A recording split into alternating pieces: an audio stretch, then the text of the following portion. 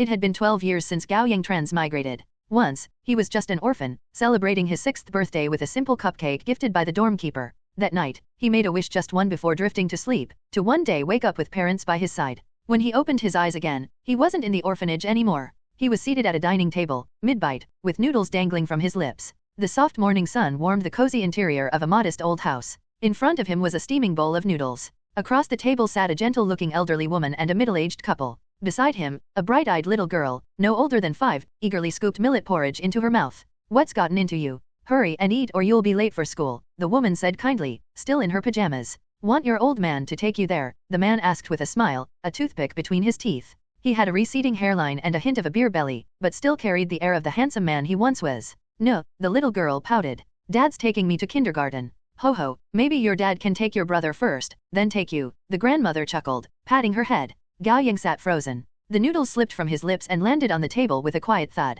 At 6 years old, he didn't know what transmigration or parallel worlds were. He simply thought he was dreaming. But the dream never ended. 12 years passed. Gao Yang was now 18, a third-year high school student preparing for college entrance exams. He had blended seamlessly into this world, becoming the Gao Yang who belonged to this family of 5: his loving parents, a sweet but mischievous younger sister, and a warm, wise grandmother. He was happy. His wish had come true. Until his 18th birthday. That evening, after self-study, Gao Yang biked home under the dim orange glow of street lamps. A shadow burst from a nearby alley and crashed into him, sending him and his bike sprawling to the ground. It wasn't a hard fall. Rubbing his shoulder, Gao Yang looked up only to see a pale, bloodied man in a torn hospital gown standing under the flickering light. His eyes were wide with panic. "Uncle, are you okay? Run," the man screamed, grabbing Gao Yang by the shoulders with startling strength. "Monsters? They're everywhere. You need to get out. Don't trust." Bang! A bullet pierced the man's temple. Blood erupted like a crimson bloom. Gao Yang froze as the man's grip loosened. His lifeless body hit the ground with a heavy thud, eyes wide, face twisted in eternal fear.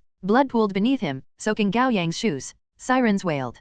Policemen arrived, surrounding Gao Yang. "Are you hurt? Don't be afraid. It's over." Someone shielded his eyes and led him away. The next day's headline read: "Psychiatric patient killed 2 nurses, shot dead after taking student hostage." Gao Yang took a sick day. He was numb, traumatized. But something didn't feel right. That night, he took a sleeping pill and drifted into a dream, a memory. He was 4. It was late, and too much watermelon had woken him up. As he passed his grandparents' room, he heard strange sounds inhuman, distorted. Whimpers and gnawing. Something between a beast and a dying whale. Curious, he pressed his ear to the door. The noises grew louder. Terrified, he cracked it open. And what he saw sent him fleeing back to bed, diving beneath the blanket. He never made it to the bathroom. The next morning, he awoke to wet sheets. His mother came in crying. "Your grandfather, he's passed away." The body was carried out on a stretcher, covered in a white cloth. Gao Yang remembered the lump beneath it. One arm appeared to be missing. "Heart attack," they said. But why would a heart attack take an arm? The funeral came and went.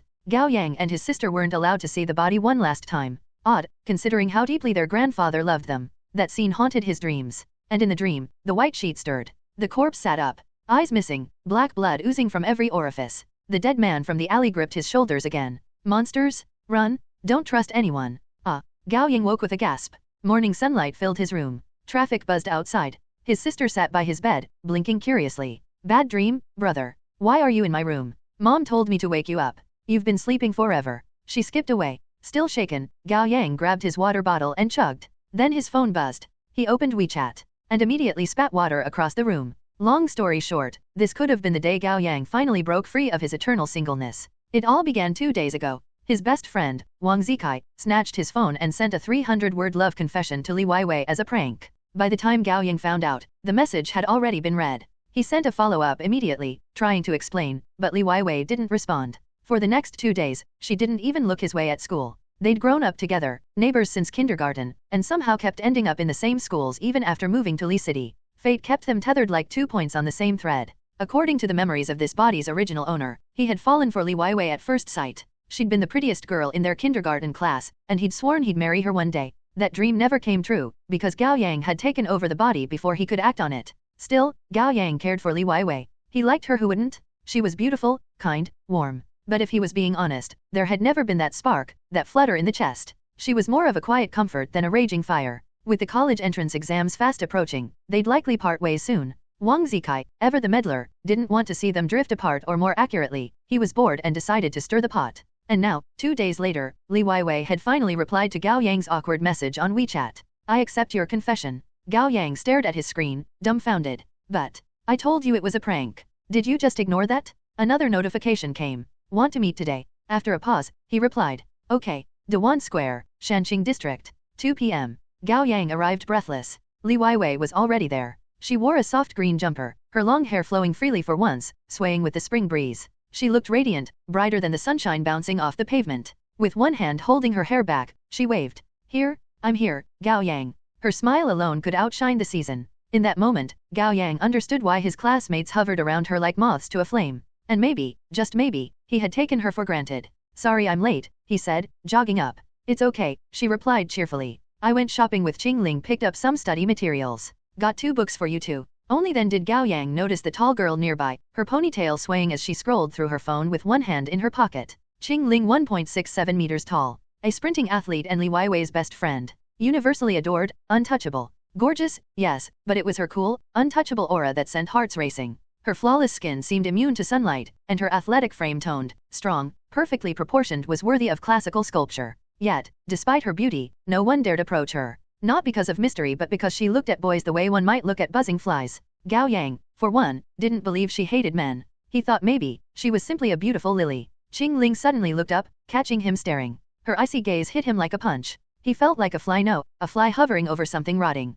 Are you coming with us, Chingling? Li Weiwei called. Chingling smiled sweetly only at her friend. Nah, you two have fun. Double standards? The hypocrisy was unreal. The afternoon passed like a montage: milk tea, a movie, grilled meat, laughter. It was the kind of carefree day ordinary students rarely had. That night, Gao Yang walked Li Weiwei home under the quiet sky. She walked ahead, then suddenly turned. Hey, do you regret it? She asked. Regret what?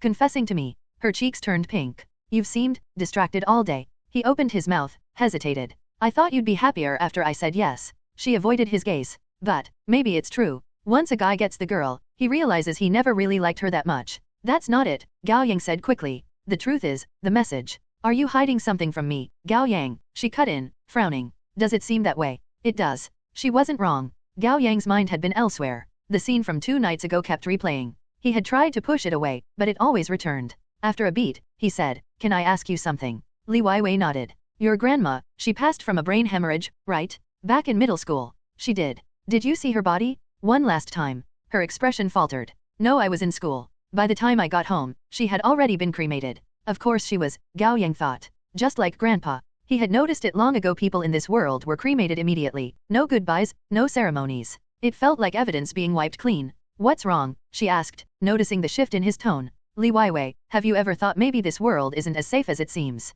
She froze. Don't say creepy things like that. You know that man the other night? The one who died. She nodded. He tried to hurt you, right? The police said. No, Gao Yang cut in. He didn't want to hurt me. He was warning me. Li Weiwei looked shaken. Gao Yang told her everything: the alley, the blood, his childhood memory of his grandfather, and the dream that followed. As he spoke, Li Weiwei unconsciously moved closer, her soft body pressing gently against his arm. Wasn't that all just a dream? She asked, uncertain. No, he said. It felt too real. Li Weiwei hesitated. You said you peeked inside the room. What did you see? He paused. He had seen something but he wasn't even sure if it was real. Still, I saw an arm, he said.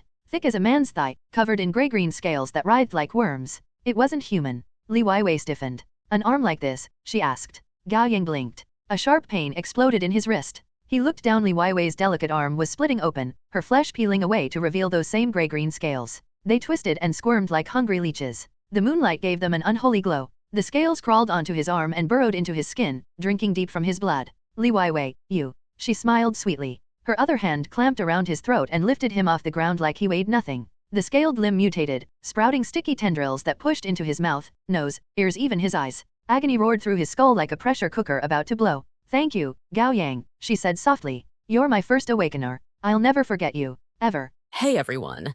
I sincerely appreciate your support. If you enjoy my audiobooks, I would be truly grateful if you could subscribe to the channel. And if you'd like to support even further, you're welcome to become a Patreon member, where you can access audiobooks of novels as long as they are freely available on the internet. Your kindness and support mean so much. Thank you. Pain. It was so very painful. All there was other than pain was a deep, bottomless fear. I'm going to die, Gao Yang thought. I'll die soon. What will it feel like? It won't be the same as transmigration. I'll be erased from all worlds. Even this thought, this fear of mine will be gone. No, he refused to die. Gao Yang opened the eye that was being squeezed by tentacles with all he had. There was something hovering over it. It was a translucent hexagram with a faint golden glow. It rotated quietly, like it was waiting for someone to touch it. Gao Yang didn't know what it was, but his instinct told him that it was the one thing he could do to cling on to his life before death claimed him. He struggled the hardest he could to lift his left hand, reaching for the hexagram in the air. Almost, he was almost there. Then overwhelming pain drained him of any strength, and his left arm dropped. Is this what a human is? Your blood, your taste, excitement colored Li Weiwei's voice with what sounded like arousal. So good. It's so good. Gao Yang's head was like an uncooked egg in her hand. If she applied even a little pressure, it would explode. She didn't want to break him just yet. With all the self-control she could muster, she kept her grip just short of breaking the head of her prey. She wanted to enjoy the fear and desperation of a human struggling to survive to the fullest. Those emotions were too precious to not savor. She may never have another feast like this in her lifetime. Finally, the climax was about to come. Li Weiwei shuddered violently with anticipation. What a good boy you are, Gao Yang. I like you. I love you. I want you. Give it to me. Give me everything. The vice-like grip of the tentacles loosened for a split second. She was getting ready to apply greater force. Seizing the fleeting opening, Gao Yang lifted his hand and finally reached the hexagram with his middle finger. Beep. System activating. Loading user information. Loading complete. Name, Gao Yang. Age, 18. Sex, male.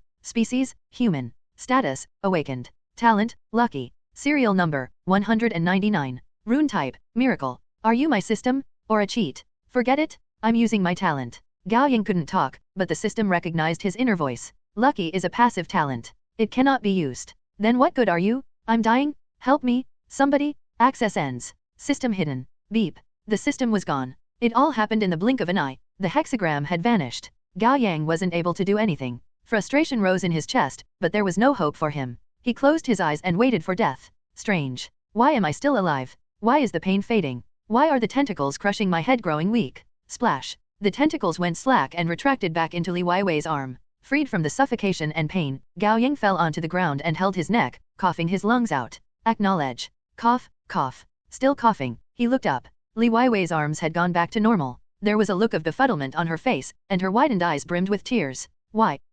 Gao Yang's gaze shifted from her face to her chest. There was a patch of crimson red. Li Weiwei's eyes lingered on Gao Yang with unfulfilled want. She even reached out to him as she said, "You are mine, mine." Swoosh. A long, thin tangdeo one penetrated through Li Weiwei's heart from her back. She curled up like a fish being harpooned. Move, a voice said from behind Li Weiwei. Still trembling, Gao Yang picked himself up. He finally got a clear look and realized that Chingling was standing behind Li Weiwei. With both her hands holding onto the hilt of her blade, Chingling maintained the posture she had made a thrust with, her body slightly lowered. Chingling? Why, are you here? Move. Chingling repeated icily. Gao Yang hurried to take a step back. Okay, stand behind me, said Chingling. Gao Yang did as she said. With a swift move, Chingling pulled out her blade. Blood gushed out from Li Weiwei's chest and splattered all over the road before her, leaving a scattering of red stains. It was all Gao Yang could do to stop himself from throwing up. Then he noticed that Chingling's weapon was still pristine silver with nary a drop of blood. Chingling held the black hilt of her weapon with one hand and rested the forefinger of her other hand on the tip of the blade. Then she glided her finger along the blade, and the 150 centimeter long tangdeo vanished into thin air as if it had been tucked into a subspace. Gao Yang gaped. A magic trick? Or actual magic? Or was it a superpower? Without sparing Gao Yang a look, Chingling said, "Don't ask any question. Go home, now. I've destroyed the surveillance cameras in this area. What happened here doesn't concern you at all. But, you know nothing. Say it." Chingling's gaze was as sharp as her blade. "I know nothing. Again. I know nothing. Again. I know nothing." Good. With an elegant jump, Chingling landed on the 2-meter-tall wall and disappeared into the night. With darkness as cover, Gao Yang hurriedly escaped from the nightmarish scene and ran home without stopping. His parents had gone to bed, leaving only his little sister using her phone on the couch. She jumped when she saw Gao Yang in the entryway with a scattering of cuts on his face. "Whoa, what happened to your ugly mug?"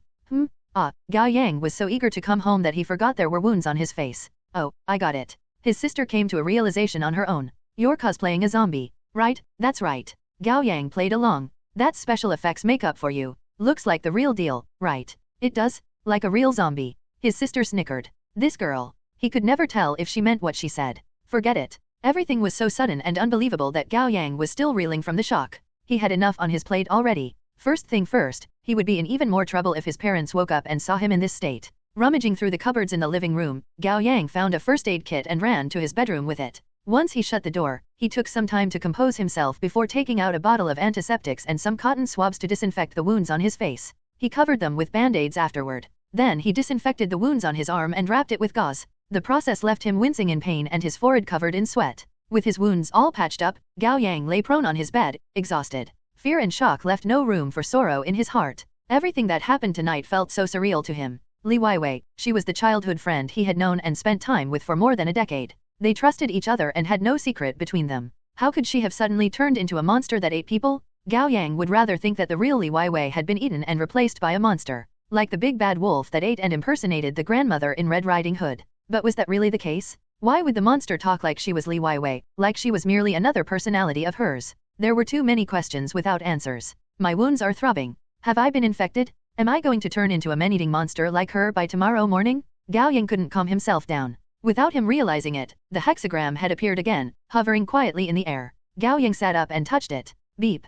Access granted? Congratulations. You have survived for 3 hours. Congratulations. I almost died. You have acquired 3 luck points. What? Talent, lucky. Serial number, 199. Rune type, miracle. Effect, those who possess the talent acquire 1 luck point for every 60 minutes they survive. Is that so? What can luck points be used for? The status screen displays your stats. You may permanently increase any of your stats with luck points. Open status screen. Constitution, 10 endurance, 10. Strength, 10 agility, 10. Willpower, 10 charisma, 10. Luck, 0. Gao Yang spent some time looking over his stats. As a gamer, he knew the 6 major stats were likely to correspond to hit points, defense, attack, speed, magic, and control. As for luck, it was probably related to his chance of evasion or acquiring equipment. He only had 3 luck points which wouldn't do much for any of his stats. Gao Yang looked back at the glaring 0 among the numbers. Luck, 0. Luck? My talent is lucky, isn't it? What's the difference? Lucky is your talent. Luck is your stat. You're not helping. Lucky doesn't seem all that useful. Can I exchange it for something else? No. Show me the list of talents. I'd like to take a look. In an instant, a dense list of text was displayed to Gao Yang. He spotted the serial number 199 at the top of the list immediately. That was his talent, lucky. However, the name and description of serial number 198 to 1 were all hidden from him. Why can't I see anything? The system cannot display information you have not acquired. You really are useless. You're nothing like the systems in those web novels. Knock, knock. Someone knocked on his window. Access ends. System hidden. Beep. Gao Yang sat up hurriedly. The system had become hidden automatically. An uninvited visitor opened the window and jumped into his room with practiced ease. It was Chingling. She was dressed in the running shorts and t-shirt she wore when training. Under the moonlight, her long limbs were as fair as the finest jade. Quickly kicking off her sneakers, she untied her ponytail with one hand. Her long black hair ran down her shoulders and covered her voluptuous breast. Gao Yang was just about to say something. Chingling gracefully jumped onto his bed and stepped on his chest with her bare feet, pinning him back onto the mattress. I'll ask the question. You'll answer. Understood. Are you into men or women? Whoa, women. Okay. Chingling lifted her t-shirt with her arms crossed and pulled it off her head. Come on. One Tang Dao is a Chinese saber with a single-edged blade and a double-edged tip. It was widely used in the military in the Tang dynasty, hence the name. Come on. Gao Yang asked nervously. What do you want me to do? Chingling bent her legs while sitting on Gao Yang. The splattering moonlight accentuated the lines of her collarbones. She was captivatingly beautiful. With a derisive scoff, she said, what else? Don't play innocent. Gao Yang was utterly lost. Not wanting to waste any more breath, Chingling brushed her hair up and leaned into Gao Yang's face. Wait. Gao Yang shouted. He was in no way a conservative man, and he had watched his fair share of videos not to be enjoyed in polite company. But things were hurtling out of control way too fast for it to not be a trick. What now? Justice will find me if I've committed a sin. Please don't torment me like this. You sure are cautious, said Chingling. Isn't this how any normal person would react? He almost lost his head to the childhood friend he trusted the most only 3 hours ago. Now a pretty girl he didn't know much about was suddenly throwing herself at him. He had all the reasons in the world to suspect that said pretty girl was planning to slaughter him. Relax. Chingling's voice softened. If you really hate me that much, Chingling pressed a hand to his chest and slowly moved down. You can picture someone else. Let's not. Why don't we start as friends? Chingling stopped suddenly. Beads of sweat covered Gao Yang's forehead. He didn't even dare to breathe. Chingling got off the bed and put her t-shirt back on. All good. Flabbergasted, Gao Yang sat up and suddenly noticed the small sharp dagger tucked under his pillow. With her shirt back on, Chingling made a small gesture with her hand, and the dagger flew back to her. Then it disappeared at a twirl of her fingers. Were you going to kill me? Fear snuck up to Gao Yang belatedly. That would depend on you. What do you mean? If I hadn't resisted the temptation and instead laid a finger on you, you'd have killed me. Gao Yang made what he thought was the reasonable conjecture. Was that a test? For me to earn your trust? Wrong. Chingling turned her back to Gao Yang and tied her hair back into a ponytail. If there had been no reaction from you, I would have killed you. Why? Monsters don't have a proper reproductive system. Realization struck Gao Yang. So you were making sure what I am. What you ran into today was a wrath monster. Wrath monster. There are many kinds of monsters, wrath monsters being one of them. Anyway, all monsters are cunning. They're good at disguising themselves and putting on a believable front. If you want to survive in this world, you must not trust anyone. How can I be certain that you're human then? Asked Gao Yang. Good. You're a quick learner, Chingling said with an expressionless face. It's much more troublesome to confirm if a woman is a monster. You have to do it for real. Chingling threw him a small bottle. This is a special remedy. Dispose of it properly after use. Don't let anyone see it. Gao Yang picked up the bottle and considered it. It was blue and looked no different from regular bottled medicine. Nothing special about it. He hid it under his blanket. There were many questions he wanted to ask Chingling. What were monsters? Why did they kill people? What had he gotten himself into? What was Chingling's talent? Hers looked much more powerful than his. How could he get stronger? Bam! The door was suddenly kicked open. His sister barged in without warning. Gao Yang jumped to his feet, topless. No, this isn't what it looks like. What? His sister was visibly confused. Gao Yang turned around. Chingling was nowhere to be seen. All there was to prove that she had been here were the shaking curtains and the pale moonlight streaming into his room, leaving a trail of silver. How did she get out so quickly? Boldly she came and boldly she left. Off her t-shirt went, but without taking my V-card with her one. Something's fishy here. His sister scanned him from head to toe before cracking into a smirk. You were doing that, weren't you, brother? I wasn't? No? Stop saying nonsense. Gao Yang was ready to cry. And would you please knock on the door first in the future? All right. Her smile suddenly turned eager as she hooked an arm around Gao Yang's. Would you do me a favor, my dear brother? Tell me what it is first. His sister immediately took out her cell phone. Look, isn't this Lolita dress pretty? Yeah, Gao Yang belatedly realized what was going on. Why, it cost only 498 yuan? Isn't that a bargain? And look, this deal will save you 198 yuan. It'll save me 498 yuan to not buy it. My birthday is only 11 months away. His sister pouted. Won't you buy it as my birthday gift? My death is only 70 years away. Won't you think of me as your dead brother already? You don't care about me? You don't love me? You're officially disqualified as a brother? I'm telling mom and dad that you stayed out late at night getting into trouble and came back with your face covered in blood. Fine. Gao Yang hurriedly picked up his phone to wire his sister a few hundred yuan out of his living allowance next month. His first priority was to placate her so that things wouldn't escalate. You're the best. Mua, love you bro. His sister skipped away happily with her phone. Watching her close the door in a good mood, Gao Yang let out a sigh of relief. The remedy Chingling gave him was proven effective. When Gao Yang woke up the next day, the wounds on his face were mostly healed with only a few faint red cuts left, which seemed more like marks left from scratching itchy bug bites. Gao Yang went to school after having breakfast. He walked into his classroom to find Li Weiwei's seat empty. His chest suddenly felt hollow, filled with only a throbbing dull pain, like something had been carved out of it. The memories he had made with Li Weiwei over the past 12 years surfaced in his mind. They went to school together, had meals together, did homework together, and even set off fireworks together during a few memorable New Year's Eves. He remembered the first time he saw her smile, saw her cry, saw her get mad. All those wonderful everyday moments they had shared were torn apart by the monster from last night. Gao Yang hoped against hope that the two were separate. One was an innocent, lovely human girl, the other a mystery of an evil, vicious monster. Yet they were one and the same. He couldn't reconcile with the fact. Li Weiwei's seat remained empty when the morning self-study came to an end. A few girls in class murmured among themselves. They must have realized that something had happened to her. Gao Yang hadn't had a wink of sleep last night. There were so many questions he had to ask Chingling. He didn't expect Chingling to come up to him as soon as the break started and ask him loudly before everyone else, "Where is Li Weiwei, Gao Yang?" Gao Yang paused. "What's this? Is she acting?" "I don't know," answered Gao Yang. "You don't know? Wasn't she with you yesterday?" "Yeah, but we parted ways in the evening. What's going on with her? She didn't pick up her phone. She didn't reply to my messages. And she didn't even show up to class." Chingling frowned, anxious. Realizing that she wouldn't get an answer here, she turned around and walked away. Then came math class. Their math teacher was their homeroom teacher. With a grave look on his face, he walked in and put the textbook on the podium. Then he adjusted the thick glasses on his flat nose. "Everyone, I have something to announce before class. Last night, Li Weiwei was murdered." The class erupted into shocked murmurs. "What?" Chingling even shot to her feet. Startled, Gao Yang couldn't help but admire her act. The world is truly a stage, he thought. And we all have to be good actors to get by. Chingling was almost always with Li Weiwei. It was only natural for her to react like this as Li Weiwei's close friend. That reminded Gao Yang that he had to play the part of the childhood friend better. He hurriedly stood up and put on an expression of shock and disbelief. "That can't be. I was with her yesterday afternoon. She died on her way back home late at night. For now, it was suspected that a mugger had stabbed her in the chest and killed her then and there, their teacher sighed. That's all I know. God, how did this happen? That's too cruel. I never imagined something like this would happen to her. The culprit needs to pay with their death. Sniffle. The boys who liked Li Weiwei shouted, enraged, while the girls who were close with her became misty-eyed and started sobbing quietly. I'm sad and angry about what happened to Li Weiwei too, class. The police are doing all they can to track down the culprit. Whoever it is will not escape punishment. If any of you want to see Li Weiwei off, come with me to the funeral home this evening. Now, let's collect ourselves and start the class.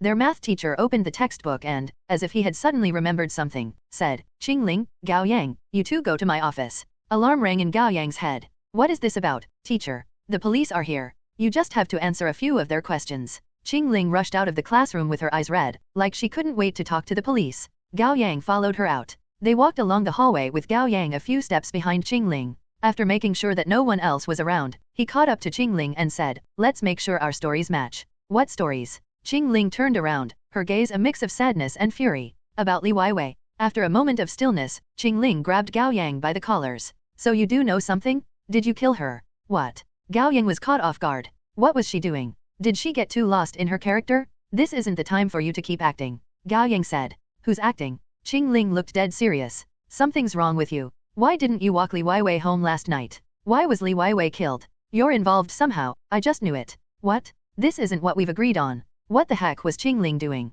Chingling pressed on. Speak. Didn't you always want to get together with Li Weiwei? Did you kill her because she didn't like you and rejected you, and you felt resentful? The gears in Gao Yang's head went on overdrive. There were two possible explanations. First, the Chingling he was talking to now wasn't the Chingling from last night. This was unlikely to be the case. Second, Chingling was still acting. She had decided to save her own hide by throwing him under the bus. She had said so herself last night that he shouldn't trust anyone. I don't know what you're talking about. Gao Yang lowered his head and walked past Chingling. Whatever he said could come back to bite him, so he decided to shut his mouth. Stop the act? I'll tell the police to look into you? If you were the one who killed her, I would never let you off the hook. Chingling barged into the office furiously. Gao Yang was about to follow her in when a tall man reached out to stop him. Gao Yang looked up. It was a man in a police uniform. He looked to be in his 30s. With his hair neatly shaved, he had a strong jaw and a face with sharp angles. His keen gaze was old and experienced beyond his years. You are Officer Huang. We meet again. Officer Huang chuckled, but his smile didn't reach his eyes.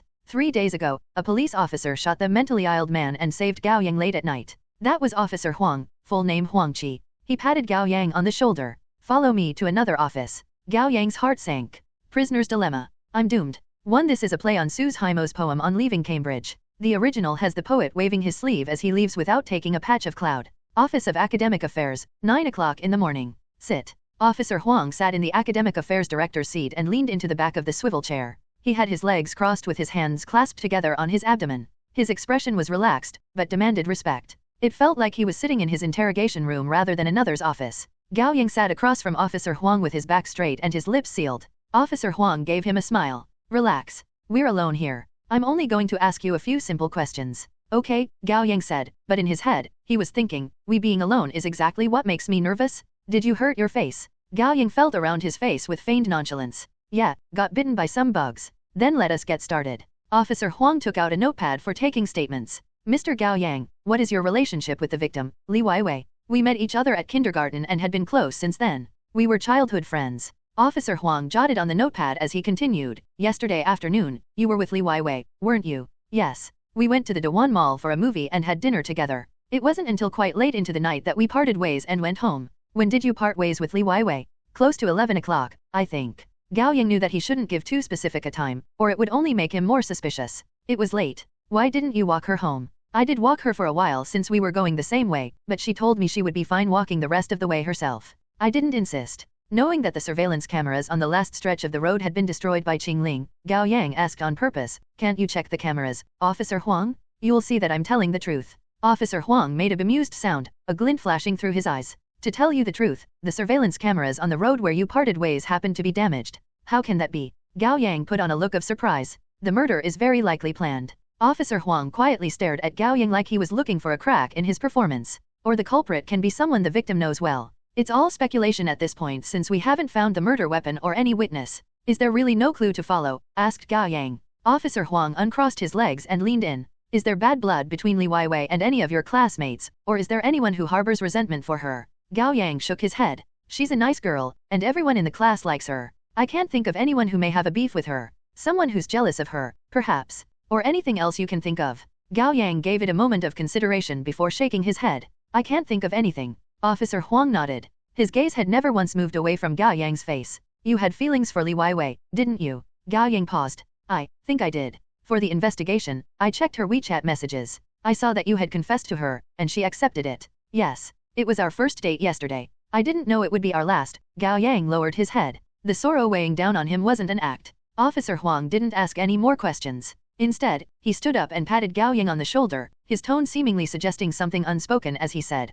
"All right, let's stop here for today. My condolences for your loss." After the interrogation, Gao Yang finally allowed himself to relax. At least it ended well. He left the office and made his way to the classroom. Then he heard a voice calling out to him. Gao Yang. Gao Yang wasn't able to turn around before a strong arm hooked around his neck. He almost couldn't breathe. Cough. Cough. Muhahaha, you wimp. The boy with his hair dyed blonde and a piercing in his lip let him go. It was Wang Zikai. Wang Zikai was a classmate of Gao Yang's, or he had been until a week ago, when he beat up a boy from the other class for the umpteenth time and finally got himself expelled. His reasoning was simple, the boy shot him a look. Wang Zikai's family had money. He always came to school driving a sports car, and he was good-looking. Tall, handsome, and rich. He had it all. Yet somehow, he wasted the good hand he was dealt and became a thug people avoided like plague at school. For some reason, this thug had been unusually friendly to Gao Yang since the first year of high school. Wang Zikai had pointed out more than once that Gao Yang was his best and only friend. Gao Yang was both pleasantly surprised and puzzled. Under the somewhat forceful friendly overtures, he tentatively became Wang Zikai's friend. Over time, he realized that Wang Zikai was actually a pretty good guy outside of his tendency to start fights and occasional lapses in judgment. Wang Zikai seemed to be in a good mood today. He was probably here to finish the termination process. What's wrong? Asked Wang Zikai. You look like you've eaten a bug. Li Weiwei's dead, said Gao Yang. What? Wang Zikai jumped. How? Mugged. She was killed. Holy what bad luck. Wang Zikai smacked his lips. I wouldn't have set you up with her if I had known this would happen. That reminds me, did she accept? She must have rejected you, ha ha ha. You're not the kind of person girls like. Gao Yang rolled his eyes. This idiot never knew the right thing to focus on. You have my condolences, brother. Wang Zikai patted Gao Yang on the shoulder. Look at the bright side, you never have to worry about her getting together with someone else. Gao Yang swallowed the curses threatening to come out. I'll drive here to pick you up once school ends. Let's join matches together today. We'll reach platinum this season with pain as our fuel. I'll pass. I'm going to Li Weiwei's funeral this evening. My.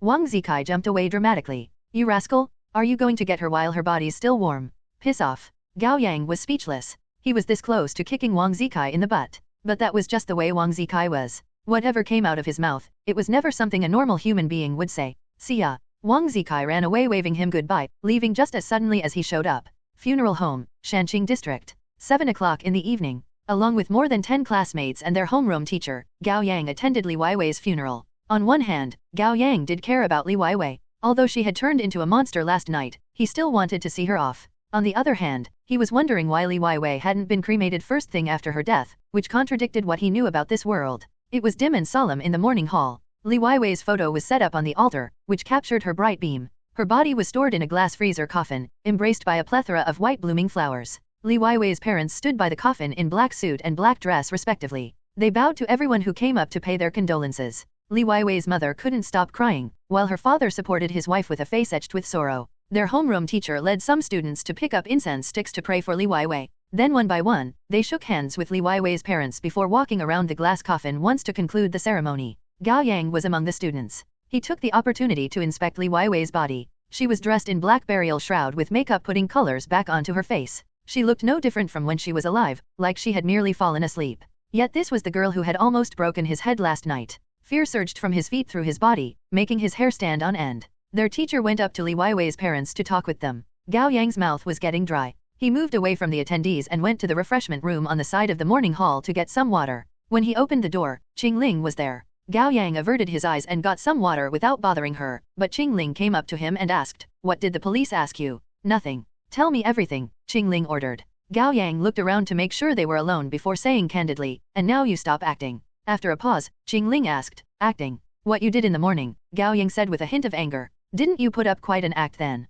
Chingling's eyes flickered. "You met her. What are you talking about?" "My other self." Gao Yang was taken aback, but it didn't take long for him to figure out what she meant. Are you saying that you have dissociative identity disorder? I do. Gao Yang didn't say anything. Chingling carefully closed the door. To survive in this world, it's necessary to fool even yourself. Over time, my second personality emerged. I consider her my sister and call her little Chingling 1. Most of the time I'm in charge, but she comes out every now and then on her own. Li Weiwei's death had a big impact on her. Gao Yang didn't lower his guard. I can no longer tell where the truth ends and the lie begins with you. Doesn't matter to me. Give me a reason to trust you. A reason. Chingling raised an eyebrow. With an almost imperceptible move of one of her fingers wrapping around the disposable cup, she sent a blade as thin as a cicada's wing flying out of her breast pocket, and the blade pressed into Gao Yang's neck. I can kill you even more easily than Li Weiwei could ever do. Is that a good enough reason for you? It is. As long as the mountain still stood, there would be no shortage of firewood. Survival was always the priority. Gao Yang briefly went over his conversation with Officer Huang.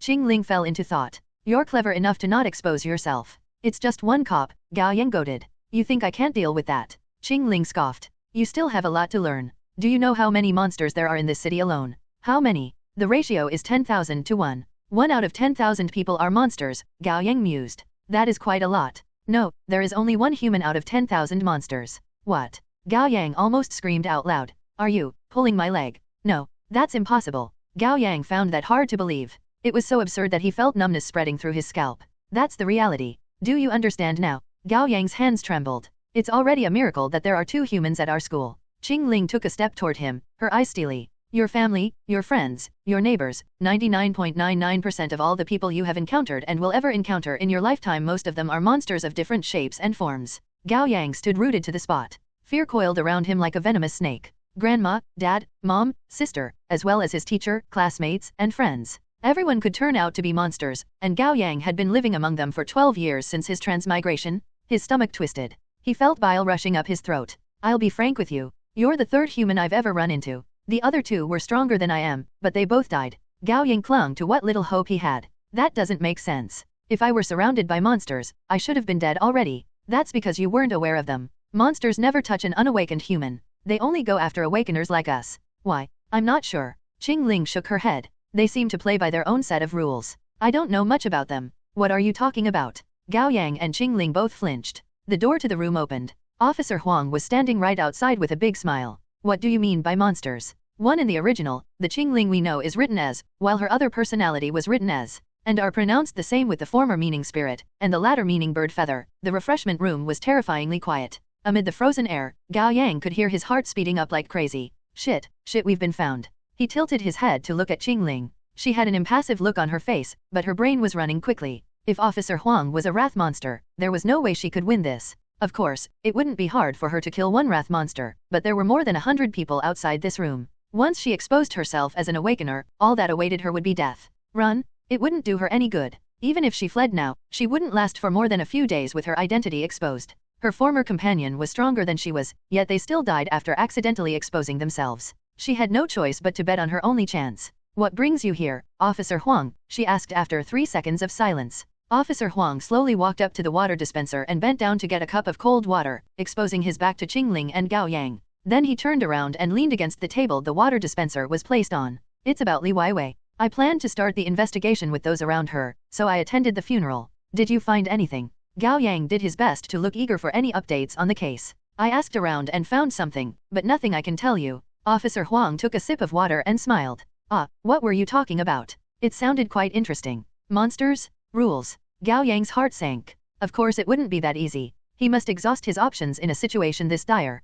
We were talking about a survival game. Really popular these days. He shot Chingling a look. Video games. Is that so? Officer Huang nodded bemusedly. What's the name of the game? It's Monsters and Men, Happily Ever After. Sounds fun. Officer Huang sighed with what sounded like envy. It's good to be young. Adults like us have no time for entertainment. He downed the rest of the water and left the paper cup on the water dispenser before strolling out of the room. The conversation lasted only a minute, but Gao Yang's back was entirely drenched with cold sweat. What now? He asked Chingling. Chingling frowned. 2 possibilities. 1, he's a wrath monster and has already gotten suspicious of us, so he was testing us on purpose. Or, he can be a delusion monster. Delusion monster. They are a special kind of monsters, also known as wanderers. They believe they are humans and fool even themselves. Doesn't matter when an awakener shows up before them. They do nothing and often ignore key information. Their brains automatically course correct and modify their memories. So we'll be safe if Officer Huang is a delusion monster, Gao Yang concluded. Yes. But I'm not going to bet on that. Chingling walked to the door and looked at the policeman in the morning hall through the crack. Wrath monsters yearn for their prey with extreme passion. If one can have an awakener to themselves, they would never let another monster get a piece. Gao Yang recalled the way Li Weiwei had acted when she was trying to kill him. I saw that myself. There are more than 100 people in the morning hall. Among them, there would be more than one wrath monster. Perhaps that's why Officer Huang didn't attack us. Gao Yang gasped. He wants us for himself. That's most likely the case. Chingling gave Gao Yang a steely look. We still have a chance. We'll silence him. Police station, Shanqing District. 10 o'clock in the evening. After the funeral, Officer Huang drove back to the station without making any stop. Chingling and Gao Yang followed him in a taxi. They found a cafe across from the station and chose a seat by the window for easier stakeout. They ordered some food and drink before taking out textbooks and assignments to put up the front of studying, when in truth they were killing time. Gao Yang had been reluctant to come with Chingling on her mission to kill Officer Huang. Upon second thought, however, he realized that their fates were tied. If Chingling failed, he would die sooner or later. If he was doomed to meet his end, he would greet it standing up rather than on his knees. That way, at least he would have his dignity. I have many questions for you. Gao Yang took a sip of orange juice. Ask. Chingling ate her mango pancake with her head lowered. The serious way she dissected the pancake into 8 pieces with a knife and a fork made her seem like she was cutting apart an enemy. Do you have any other companions beside me? I told you. I had 2, but they both died. So you've always been on your own. Gao Yang found that hard to believe. Not on my own. Chingling's eyes shifted. There's my sister too. Ah, she means her other personality, Gao Yang thought. The other Chingling. You too, must have had it hard. Worry about yourself. Chingling put away her fork. If we fail, I'll run away and hide. How about me? Asked Gao Yang. Not my business. Chingling leveled him with an icy stare. I'm not taking care of a dead weight. Gao Yang's ego was bruised. He wasn't a dead weight. He had a talent too, but better not to make a fool of himself before a beautiful girl. They waited until late into the night. Finally, Officer Huang emerged from the police station. He walked up to the patrol car parked by the road and came to a sudden halt as he took out his car key. Lowering his head, he realized that the front tire was damaged. Chingling had stabbed it with a dagger she controlled remotely. There was no trace of irritation on Officer Wang's face. With a smile, he took out his phone and made a call. Then he crossed the street and bought a pack of cigarettes. Chingling and Gao Yang carefully followed him while maintaining a distance of about 50 meters. Officer Huang spoke into his phone while smoking. When he walked past a park between the streets, he turned and walked in to take a shortcut. Our chance. Chingling picked up her pace. Gao Yang wasn't convinced. Could he be setting up a trap for us? Chingling's eyes hardened. Then we'll see who's the prey here. This late at night, the garden packed densely with trees saw no visitors. Officer Huang walked into the darkness on his own. In Gao Yang's eyes, his lone figure seemed dangerous, unpredictable. Chingling and Gao Yang put on the masks and sunglasses they had in their bags and followed Officer Huang to the heart of the garden. When opportunity presented itself, they snuck up to hide behind a neatly trimmed shrub. Chingling reached out both hands at the surveillance camera above the street lamp. She seemed to be controlling something with a look of concentration on her face. 2 seconds later, she clenched her hands into fists, and the red lights indicating the cameras were on flickered dead with a soft hiss.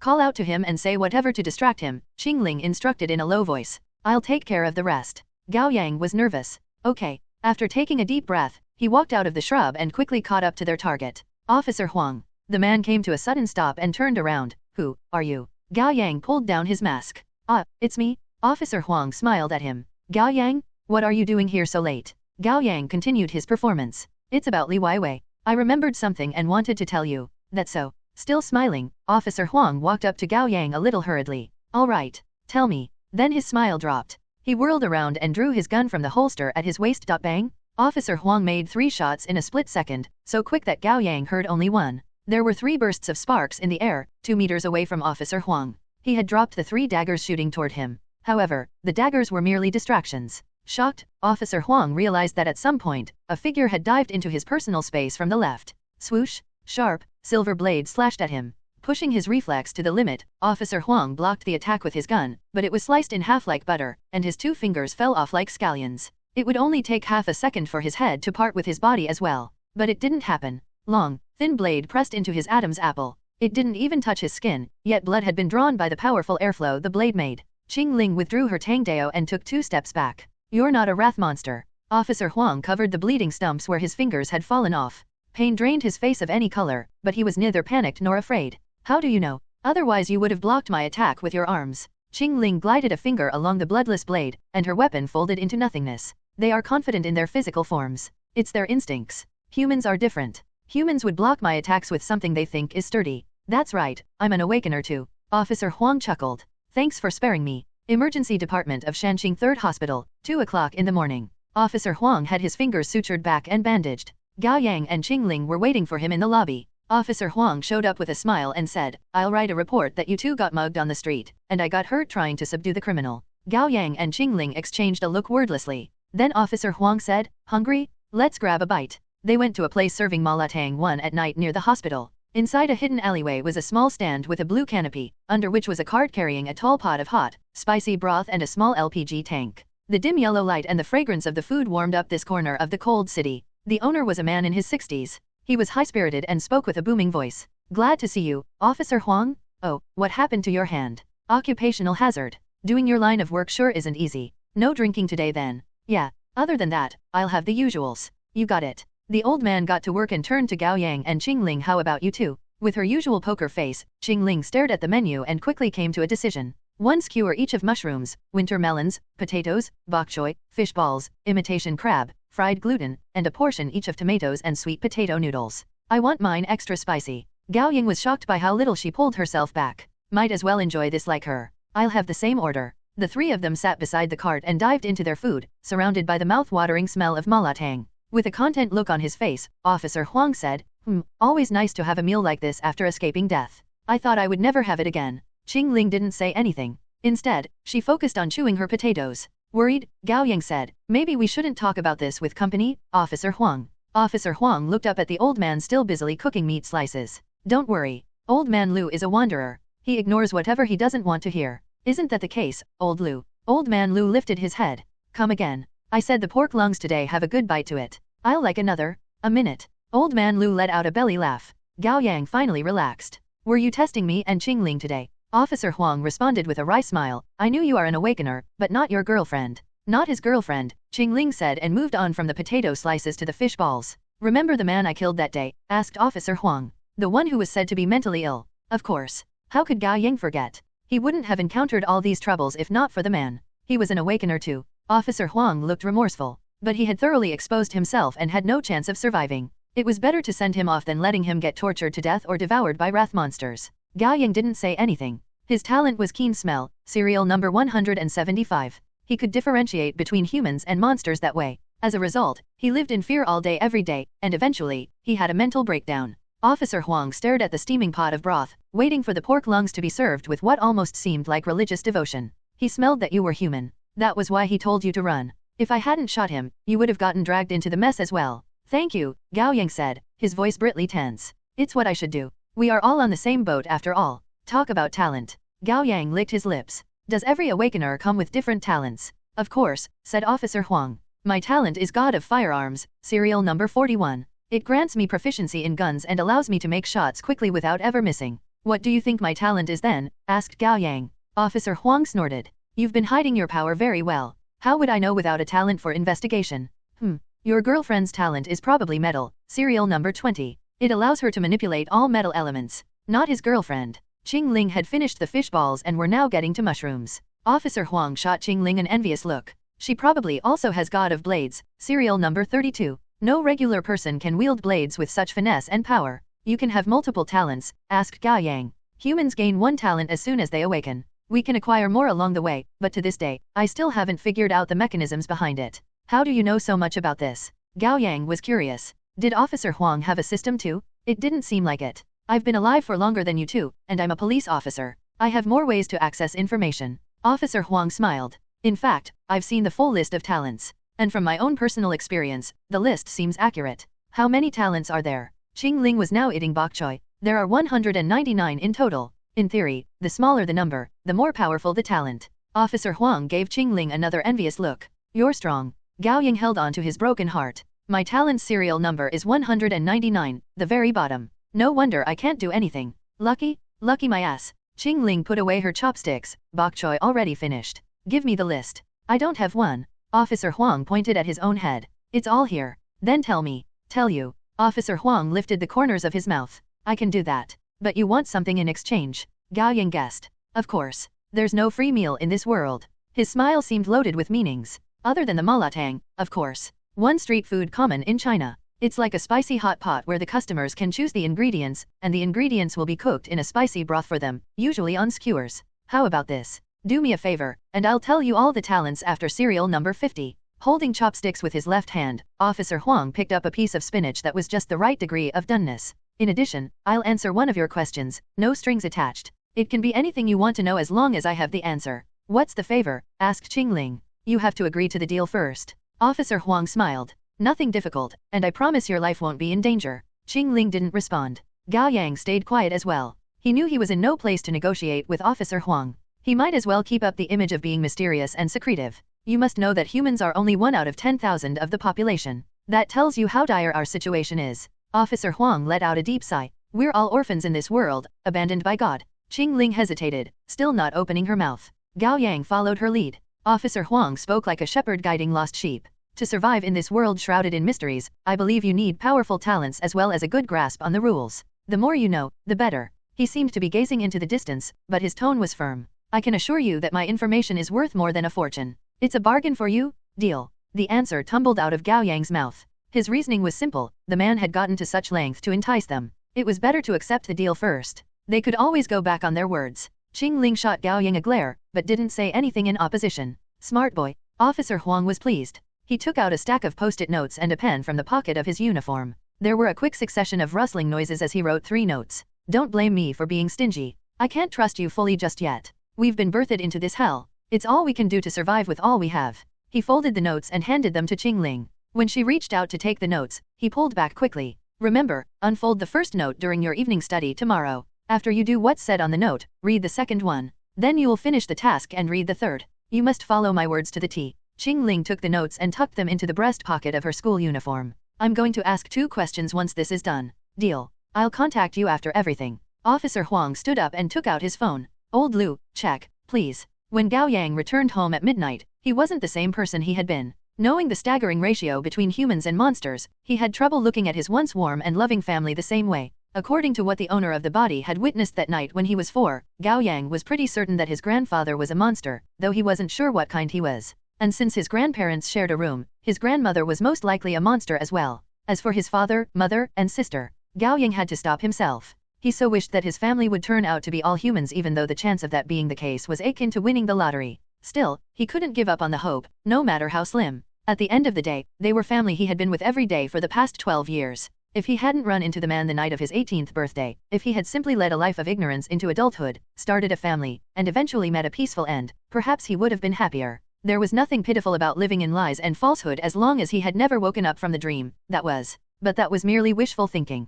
Gao Yang had awakened, and his once peaceful days were no more. Now, hell was other people. 1. He must take every step carefully like he was treading on thin ice. A misstep was all it took for him to fall into a bottomless abyss. It was 3 o'clock in the morning. His family had long retired to bed, and Gao Yang was sure that he would get a good scolding from his parents tomorrow morning. But at least tonight, he didn't have to face them. He had time to prepare himself mentally so that he could find the right way to treat his family. Exhausted both physically and mentally, Gao Yang lay down in the bathtub, looking to enjoy a hot bath. When he looked up, though, a hexagram glowed before his eyes. He didn't touch it this time, but instead closed his eyes and made a command in his mind. Access system. Beep. Access granted. You have acquired 27 luck points. You now have a total of 30 luck points. Do you want to use them? Yes. Open status screen. Constitution, 12 endurance, 12. Strength, 11 agility, 11. Willpower, 11 charisma, 10. Luck, 0. Gao Yang noticed immediately that his basic stats had risen, albeit only by a small margin. Do stats go up on their own?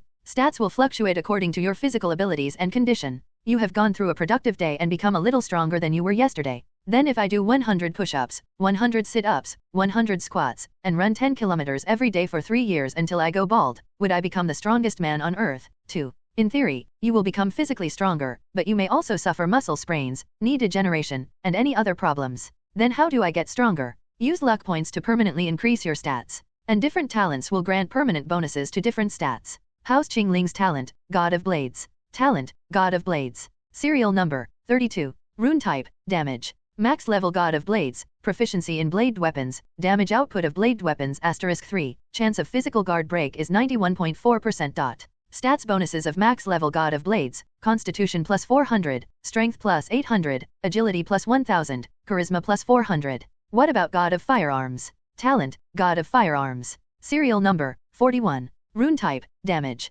Max level God of Firearms, proficiency in firearms, firearms accuracy is 97.3%, speed is 12 shots/second. Stats bonuses of max level God of Firearms, Constitution plus 300, Strength plus 700, Agility plus 800, Charisma plus 300. Freak. 3. You're a shit system? Superstition will not make you lucky, and spending money is not enough to change your fate. 4. You learned about talent, metal today. Do you want more information? Don't. My heart can't take it. Do you need suggestions for luck points allocation? It's just 30 points. What is there to allocate? Hell, put it all in luck. I'll see how lucky that'll make me. You cannot go back on your decision after luck points are allocated. Do you confirm the allocation? Yeah, just get it done already. Congratulations, your luck has exceeded 30. All stats permanently increase by 6. Constitution, 18 endurance, 18. Strength, 17 agility, 17. Willpower, 17 charisma, 16. Luck, 30. Only 6 points? How stingy are you? Wait, that's 36 points in total for all 6 stats. Pretty good deal. You have triggered a hidden section. Do you wish to unlock it? Unlock it? Now? Apologies. You don't have enough luck points. Then why did you ask? Access ends. System hidden. Beep. The next day, Gao Yang woke up early in the morning. He got scolded by his mother just as he had anticipated. The entrance exam is coming, she said. But you stayed out late for 2 days in a row and never responded to our messages or calls. You're making us worry more and more. Gao Yang lied that it was Wang Zikai's birthday, and that he was dragged to the karaoke and sang until midnight. That only made his mother angrier. Wang Zikai? Wasn't he expelled? Stop hanging out with that brat. He's a bad influence. At the table, his father chuckled as he chewed on a Yushao 5. He thought differently. Little Kai, his dad's got money. That's a friend you should have, son. His mother glared at his father. Don't listen to that nonsense. You are the company you keep. Time has changed, my dear. How so? In today's society, your connections come first, even before your competence, his father argued. Someone like Little Kai will be useful to our son in the future. Do you hear what you're saying? His mother was mad. I don't mean it that way, sweetheart. I just want our son to make more friends so that he'll have more options in the future. I'm sure Yang can make his own decision rather than letting his friend influence him. His father seemed a bit aggrieved and gave Gao Yang a pointed look. Wouldn't you say so, son? Dad, Mom, I'm done with breakfast. Gao Yang's head was a mess. He didn't know how he should treat his family or family. After getting 2 mouthfuls of food, he picked up his backpack and left for school. He knew that his family were very likely to be monsters, but for a moment, Gao Yang found his resolve wavering. His parents had raised him to adulthood. They had been with him every day and had taken care of him. They loved him so much. How could they be monsters? But Li Weiwei had been his childhood friend. The lovely girl had transformed into the devil in a second. What were monsters? What did they want? What was the deal with this parallel universe? Gao Yang didn't have an answer. He didn't have an answer for why he had transmigrated to this world and why he had acquired a useless system, either. He went to school and spent a normal day. For the whole day, he never once had a conversation with Chingling, nor had they exchanged a look. After their evening self-study, Gao Yang found his way to an alleyway without any surveillance camera near the school. Soon, Chingling showed up. She took out 2 black hoodies, 2 caps, and 2 masks from her big backpack. Put these on. Right here. Or what? Want me to build a changing room here?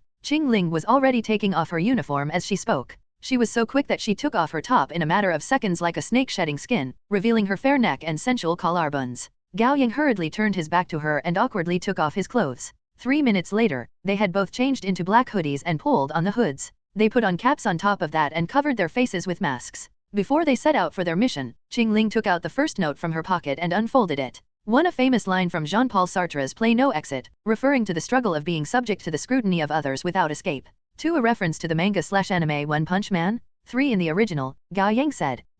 And the system replied, a kind of plant. The character is pronounced Cao, and it means grass. But it's also almost the same as, which means fuck in Mandarin, only in a different tone. 4 a reference to gamers' behavior when playing gacha games. Many have their own rituals for pulls, such as doing it in the bathroom or getting certain food and drink as tributes. 5 fried dough with a lot of layers of dough. Common breakfast food. The Li city was divided into 2 halves by the Li River, referred to as River East and River West by the residents. River East had been developed earlier and was home to shopping districts, renowned schools, sport arenas, museums, malls, and financial services. On the other hand, River West saw development at a later time and provided more tourist sites. It had been on a rapid rise in recent years, and the price of real estates had been catching up to those in River East. The city was divided into 9 districts. Gao Yang and Chingling lived in the 5th district located in River East, Shanqing District. Qingyang Bridge was the first modern bridge in the city, connecting the Shanqing District in River East and the Feiyang District in River West. It had been around for decades.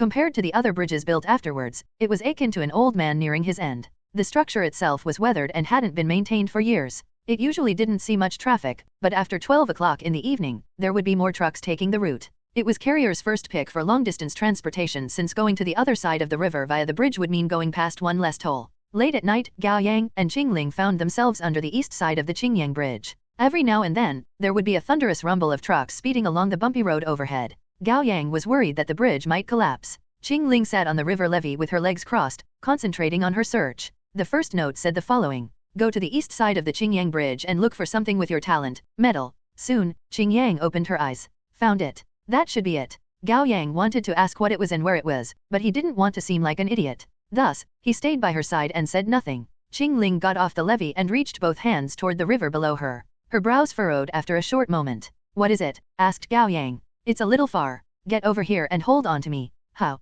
Ever watched Titanic? Like the poster. Got it. Gao Yang hurriedly held onto her slim waist from behind. Wind glided along the river and brought the fragrance of her shampoo to him. It smelled like a garden of swaying flowers. Within his arms, Chingling leaned forward, closing the distance between her hands and the river by another 1 meter. All irrelevant thoughts vanished from Gao Yang's head. He quickly tightened his arms around her. Ripples appeared on the surface of the water and grew more and more volatile. Splash! Until a rectangular metal case flew out into the air. Clenching her teeth, Chingling pulled her arms back forcefully, and the heavy metal case flew toward them. Gao Yang tensed his muscles and yanked like he was in a tug of war. When the counterforce from Chingling suddenly disappeared, he toppled backward onto the ground, unable to stop the momentum in time. Chingling didn't immediately get away from Gao Yang, but instead lay prone on his chest, panting heavily. Gao Yang didn't urge her to get up. It wasn't a bad feeling to have a pretty girl on top of him. Isn't metal a powerful talent? When you're using it, why does it seem? His survival instinct compelled him to choose his words carefully. A little mediocre. It hasn't been long since I acquired it.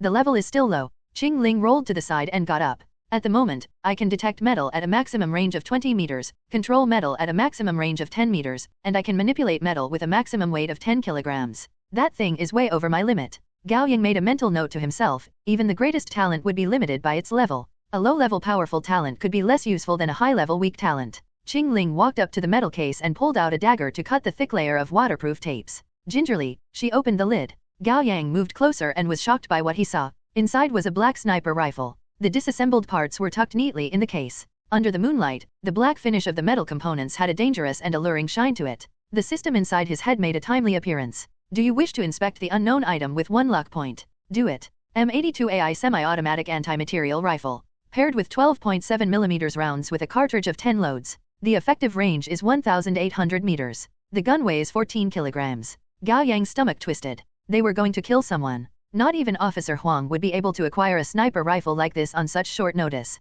He must have planned this long ago and left the weapon hidden in the river, waiting for an opportunity to come knocking. Chingling considered the rifle for a moment. Then she took out the black bag inside the metal case and put the case in it. Peering at Gao Yang, she said, "Carry this." Gao Yang took the heavy bag from her and shouldered it. Chingling unfolded the second note. For a good while, she didn't say anything. "What's wrong?" asked Gao Yang. Chingling responded with a question of her own. "Where's the pink hotel?" With the gun case, they had no choice but to get to their destination on foot. It took them an hour to reach the pink hotel. It was a love hotel. The flickering neon pink light cast shadows on their faces. The floor was covered in small cards with erotic advertisements. "You sure?" Gao Yang gulped. "This is the place. See for yourself." Chingling gave him the second note. "Go to the pink hotel and pick a room facing south on the 5th floor. Read the third note at 6 o'clock. Gao Yang and Chingling entered the hotel. Manning the front desk was an overweight man who looked to be 27 or 28. He was dressed in a t-shirt with a character from the manga JoJo on it. He was going prematurely bald, and his face was visibly oily. Staring down at his phone screen, he muttered as he played his game, "Anyone looking for a scope? Hey, revive me now?" Whew, almost didn't make it there. Gao Yang scanned around. Strange. He thought the front desk was normally manned by beautiful young women at love hotels. He let out 2 fake coughs and said, "I want a room." The overweight man looked up at him. "Just you? For 2. The man put away his phone, his eyes going wide as he looked over Gao Yang's shoulders and saw Chingling. "Holy brother, you've got an exciting night coming." Embarrassed, Gao Yang said, "A room on the 5th floor with the window facing south. Is one still available?" The man's slimy smile had a hint of envy to it. "Let me see. Ah, you're just in time to get the last room. The Mirage of Flower and Moon." "What?" Gao Yang was confused for a moment. "That's the name of the room." The overweight man cackled. "Adjustable water bed, love chair, couple bathtub, ceiling mirror. All to provide you with a steaming hot stay. Right. I'll take it." Gao Yang offered his phone to pay for the room, his face flushed. Okay, ID card please. Gao Yang paused. He forgot it at home. He turned to Chingling. She shook her head. I can't help you, brother. The overweight man shrugged. How about finding a nice place outside? I'm sure it'll be even more exciting. Her expression never changing, Chingling turned around and headed outside. Gao Yang thought she was mad and hurriedly caught up with her. As soon as he was out of the door, he saw Chingling grabbing someone. Gao Yang flinched. Wang Zikai. Wang Zikai was just about to get to his car after a losing streak at the internet cafe. Before he could take more than 2 steps, though, someone grabbed him. He turned around and was surprised to find Chingling there. Then he saw Gao Yang approach them. Gao Yang. Wang Zikai paused. Why are you here? Do you have your ID? Chingling asked unceremoniously. Let me use it. Wang Zikai looked at Chingling and Gao Yang, then at the Love Hotel behind them. You are getting a room there. Gao Yang nodded. Wang Zikai felt like the world was ending around him. With a dramatic step back, he exclaimed, what the heck? What the, I can't. Although he had quite the dirty mouth, he was in fact a virgin with 0 experience since birth. However, he had never once doubted the assumption that his best mate Gao Yang must have been single forever as well. Yes, he had been trying to set him up with Li Weiwei, but he never thought that Gao Yang would actually get a girl. Yet Gao Yang had not only gotten a girl, but was actually losing his V-card tonight. Wang Zikai couldn't take it. Gao Yang? How long has it been since your dearest childhood friend died? Not even 7 days. Do you really think this is okay? That you can do this? You're a monster. Chingling lost her patience and searched Wang Zikai's without waiting for his cooperation. Give me your ID. What? Her eagerness further compounded Wang Zikai's disbelief. Aren't you into girls, Chingling? Why are you hooking up with a man now? And what's so great about Gao Yang? Why don't you consider me? I'm rich, handsome, and romantic. Why would you choose Gao Yang over me? You don't have a brain. Chingling found his ID in his pocket and dragged Gao Yang back into the hotel. They booked a room at the front desk before disappearing into the elevator as a pair. Wang Zikai watched them go, still reeling from the shock. The more he thought about it, the more pissed he got. How is this happening? I'm fine with not having a girlfriend, but freaking Gao Yang is not getting one before I do? He rushed to the front desk. Hey, which room did they get? I'm sorry. That's the privacy of our guests. Wang Zikai grabbed the man by the hair and slammed his head to the desk. If you don't talk, I'll make your private part disappear. 501? It's 501. Give me room 601. Okay, just a minute. It was Gao Yang's first visit to a love hotel. To be honest, he wasn't liking it. Red light, red carpet, red wall, red furniture, and red canopy. He felt like he had just walked into a smaller version of Silkweb Cave, where spider demons called home one. Chingling locked the door and pulled on the curtains. Then she opened the metal case and assembled the sniper rifle after only taking a moment to study the different parts. It was still early, and they had nothing to do. Chingling sat on the oddly shaped love chair, while Gao Yang sat on the soft water bed. They looked at each other with an awkward air between them. Well, Chingling actually seemed quite at ease, while Gao Yang didn't even know where to put his hands. Then suddenly, his phone rang. It was Wang Zikai. Bro, don't give in to your urge. It's evil. Think about it carefully. It's a step you cannot untake. You'll be sullied. A man is like rotten cabbage if he doesn't treasure himself. You're quickly dropping to the bottom of my list, bro. Tui. Women are distractions? She's only gonna slow down your R-flash, too. Come on out. The light side calls upon you to join matches with me. I'm in the 601 gaming room, with a big projection screen and state-of-the-art surround sound. It's awesome. Come up to my room. True brothers earn points and climb tiers till morning comes. Gao Yang hung up on him. Are you lonely? Chingling asked. What? She looked genuinely confused. Why make friends with that idiot? Well, it's hard to explain. Gao Yang laughed awkwardly. Chingling stood up and walked into the bathroom. I'll have a shower. The bathroom did have walls, but the one separating it from the room was all glass. The matte surface didn't exactly conceal what was going on inside. Soon, Chingling had already taken off her jacket and skirt, leaving them hanging over the glass door. Then she even hung her white undergarment there. Hello, I'm still here. Gao Yang hurriedly lowered his head, but the bottom half-meter of the glass door wasn't matte, and Gao Yang could see Chingling's long, slim calves and fair ankles so very clearly. Amid the sound of showering, warm water carried white foam down the line of her calves to her ankles before hitting the floor and splattering. Gao Yang took out his phone and stared at it instead. It didn't take long for Chingling to finish. When she walked out of the bathroom, she only had a bathrobe on. You should shower too, she said. Do I have to? To others, we've come to the Love Hotel for one thing. We have to do what is expected of that and leave the appropriate traces. We can't have any monsters suspecting us. Chingling then walked up to the nightstand and took out the box of condoms in the drawer. She picked up one and tore the pack. Then she wrapped it with tissue before putting it in her bag, like she was going to take it with her. After a bemused pause, she asked, Is one enough? How many do you usually use? Speechless, Gao Yang spat out whatever came to his mind. Just one, I think. After leaving the appropriate traces, they took a short rest. Of course, Gao Yang didn't feel like sleeping at all. He had been thinking about something serious. Thank you very much. The alarm rang at 5 o'clock. Chingling opened her eyes, rolling off the bed swiftly. Gao Yang hadn't fallen asleep. He got out of bed and asked her eagerly, "You said monsters don't have a reproductive system." Chingling nodded. She strode to the small fridge in the corner of the room and opened it, taking 2 bottles of beverage out.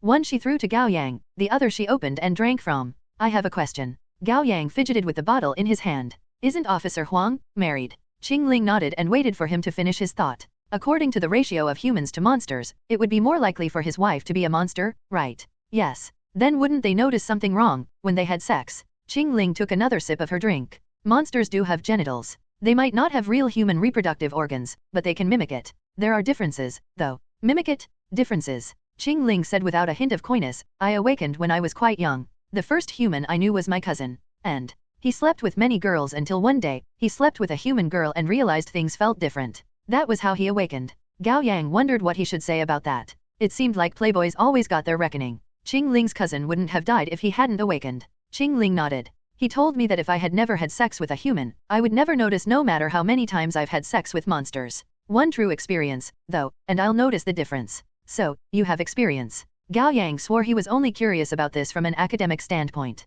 No, Chingling shook her head. "My cousin told me that it's easy to tell the difference with males. Male monsters' genitals, while based off of humans, react at once, but actual human male react gradually." Recalling the test she had done on him that night, Gao Yang couldn't help but blush. As for female monsters, he said that you would only know once you try it for real. Chingling suddenly gave Gao Yang a look. "Maybe we should do it once. Then we'll both have experience." Gao Yang spat out the drink in his mouth. "What?" Chingling said with a frown. "What's funny about it?" "No, nothing. Maybe next time, we'll talk." Gao Yang hurriedly changed the subject and glanced at his phone. "It's almost 6. Chingling took out the note in her pocket, her eyes glinting coldly. "We're killing someone, aren't we?" Gao Yang had guessed what they would be asked to do. "Who?" Chingling gave Gao Yang the note. "Read it." 6 o'clock. The second overlook along the scenically riverbank. "Kill the woman I'm with. Aim at her head or heart." Gao Yang stared at the note and fell into deep thought. "The woman I'm with. That means Officer Huang will show up with her. The target must be his colleague, friend, or family. Not only does he not take matters into his own hands, he decides to be with her when this happens, right under the watch of the surveillance cameras.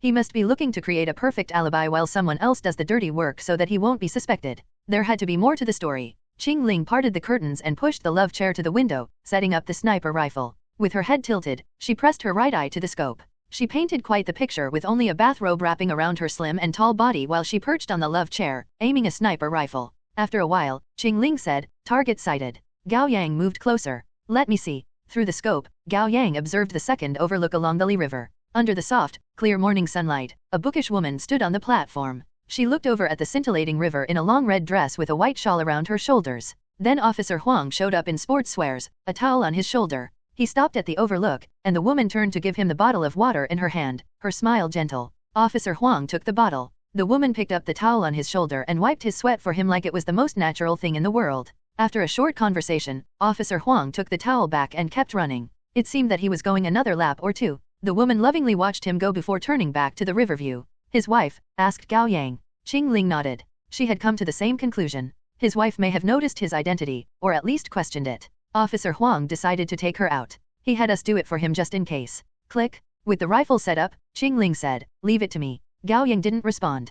His head was a mess. He was in no way a saint, and he didn't have the right to judge Officer Huang for his decision. Putting himself in the man's shoes, though, he wondered if he could pull the trigger if the one on the other end of the scope was his grandmother, father, mother, or sister. A myriad of thoughts warred in his mind. He didn't have an answer. Target isn't moving. Chingling took a deep breath. 3, 2, 1. Swoosh. Chingling pulled the trigger. Although the rifle had a silencer on, the gunshot sounded wrong. It was muffled and came way too soon. Like it was a dud. Gao Yang realized something was wrong as well. When he looked up, he was stunned. Chingling frowned. She hadn't expected this to happen. A figure had dropped from above the moment she pulled the trigger and took the hit instead of her target. Soon, Gao Yang and Chingling got a good look of who it was. Wang Zikai. One spider demons from Chinese mythological stories such as Journey to the West often appear as women and lure their prey through sexual attraction. 2. A trick used in League of Legends where you follow up your powerful R skill which requires time to cast with the movement skill flash to unleash the R skill the moment you reach your target. Wang Zikai had a rope around his waist, tying him to the window of room 601 as he dangled upside down.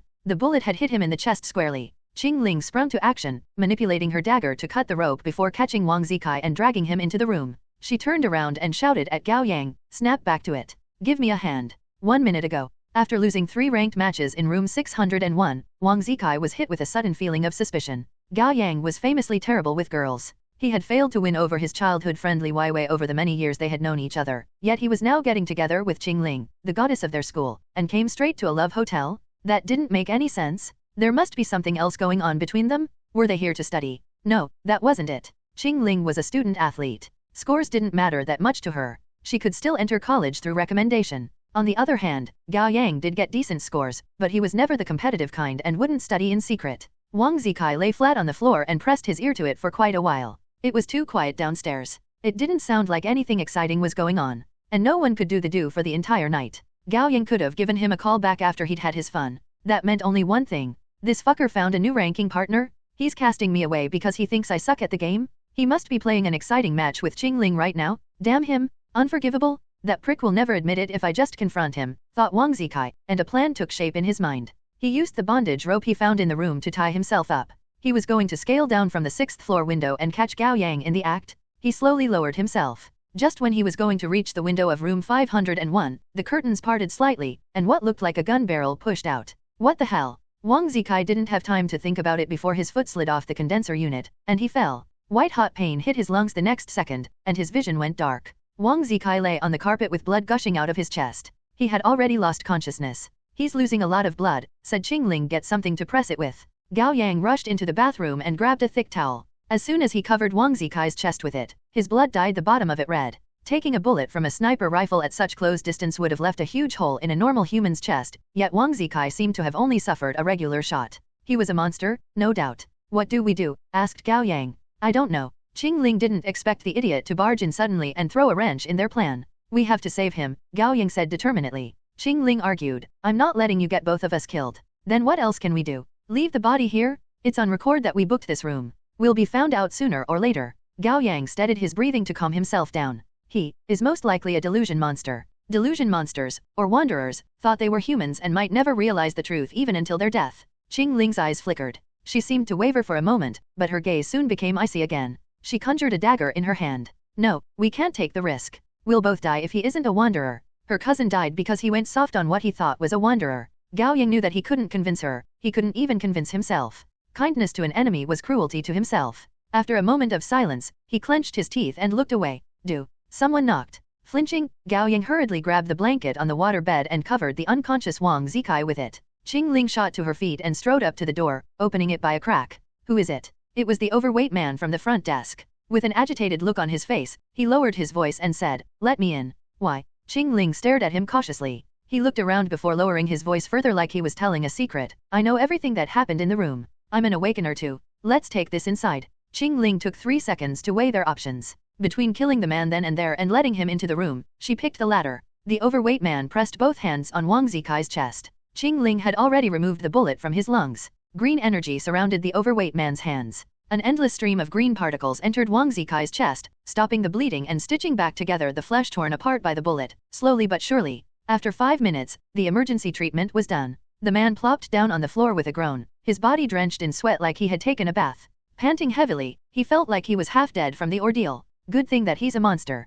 Were he a human, I wouldn't be able to save him. He had introduced himself while he healed Wang Zikai. His name was Han Yingjun, but everyone called him Fat Jun. 4 years ago, he awakened with talent, healing, serial number 45. His parents passed away when he was young, so he was raised by his aunt. After his aunt left him as well, he, a high school graduate with no skills under his belt, inherited her inn and gave it a dramatic renovation, turning it into a love hotel. Chingling crouched down to confirm Wang Zikai's heartbeat before telling Gao Yang, "Clean up the mess. I have things to ask this damn fatty." Haha, no need to be that friendly with me. Just call me Fat Jun. Chingling turned to him. How do you know what happened? Fat Jun didn't immediately answer. Then he put on a servile smile and said, Actually, I've put cameras and bugs in the room." Swoosh. A blade pressed into the 3 folds of fat under his chin, cutting him off. Fat Jun cried out, "Don't kill me, miss. Let me explain. I'll give you 10 seconds. First, I swear I don't have cameras in the bathroom. There's lines I'm not gonna cross." Fat Jun wiped the sweat off his face. "And I didn't put cameras in the rooms for my own satisfaction. I'm beyond such lowly interest. Get to the point. Aren't you curious?" He pushed the blade away from his neck a little with a trembling hand. "About how the monsters act in private." The Tangdao disappeared from Chingling's hand. "You've been observing monsters." "Yes. My awakening shattered what I thought I knew about the world. I even questioned who my mom was." Fat Jun threw the unconscious monster at his feet. Wang Zikai a look. After coming to terms with reality, I've been thinking, do monsters actually play humans 24/7? It makes sense for wanderers. Those idiots have fooled even themselves. But what about the other types of monsters? They play house every day as well? Why would they do that? Fat Jun looked at Gao Yang. Aren't you curious? I awakened only 3 days ago, Gao Yang responded as he wiped the floor clean of blood. I haven't put much thought to it. I put cameras in the rooms because I want to see how the monsters act when they are by themselves. Fat Jun's expression turned disappointed. But lo and behold, they keep up the act even in private, and they do the nasty like humans do. Gao Yang and Chingling fell into deep thought. At the same time, I've been looking for humans too. Fat Jun sighed. The friend who awakened me died. I've been alone, but finally, now I have you. I'm so excited, so happy. He opened his arms wide to give Chingling a hug, but under the dead threat of her glare, he turned and embraced Gao Yang instead. I'm Suawayapi. I thought I would be alone until I die. He was so overwhelmed with emotions that he cried actual tears. It's been so hard, brother. Every time I opened my eyes, I had to put on an act. 3 years passed, followed by another 3 years. When would the end come, if ever? Gao Yang didn't know how to comfort people. He awkwardly patted Fat Jun on his thick shoulder. All right. It's okay now. Then came another knock on the door. The room fell silent. Gao Yang and Chingling turned to Fat Jun, who shook his head in confusion. After exchanging a look with Gao Yang, Chingling quietly pulled out her tangdao. With a nod, Gao Yang walked up to the door and called out, "Who is it?" "Housekeeping," said the voice of an older woman. "Housekeeping? Haven't the guests in 501 checked out?" "No, you must be mistaken." "Mistaken? Let me check." Fat Jun approached the door and patted Gao Yang's shoulder, whispering, "It's okay. That's Auntie Ho, a cleaner I hired. She isn't the brightest tool in the shed." "Oh, I'm sorry, it should be 401. I saw it wrong. Hehe." As he said, Auntie Ho apologized from the other side of the door. "It's all right." The moment Gao Yang uttered the word, he felt a shudder run down his spine. He whirled around and tackled Fat Jun. "Watch out." Bam! A hefty arm shot through the door. It was no human arm. The thick, strong, brass-color muscles combined to form a powerful arm that looked more like steel, and the back of the giant hand was covered in grotesque scales. The nails on the 4 fingers were several centimeters long, and they were hard and sharp like blades. No sooner had Gao Yang tackled Fat Jun than the claws shot through the door, cutting Gao Yang's left arm. When the nails made contact with fresh blood, the hand shuddered in excitement and started cutting down the door with reckless abandon. In a matter of seconds, the door was torn asunder like a piece of cardboard. The monster marched in. The shards of wood squeaked and whined eerily under her feet. The main light had been turned off, leaving the room cast in a dim, oppressive red light. There are 3.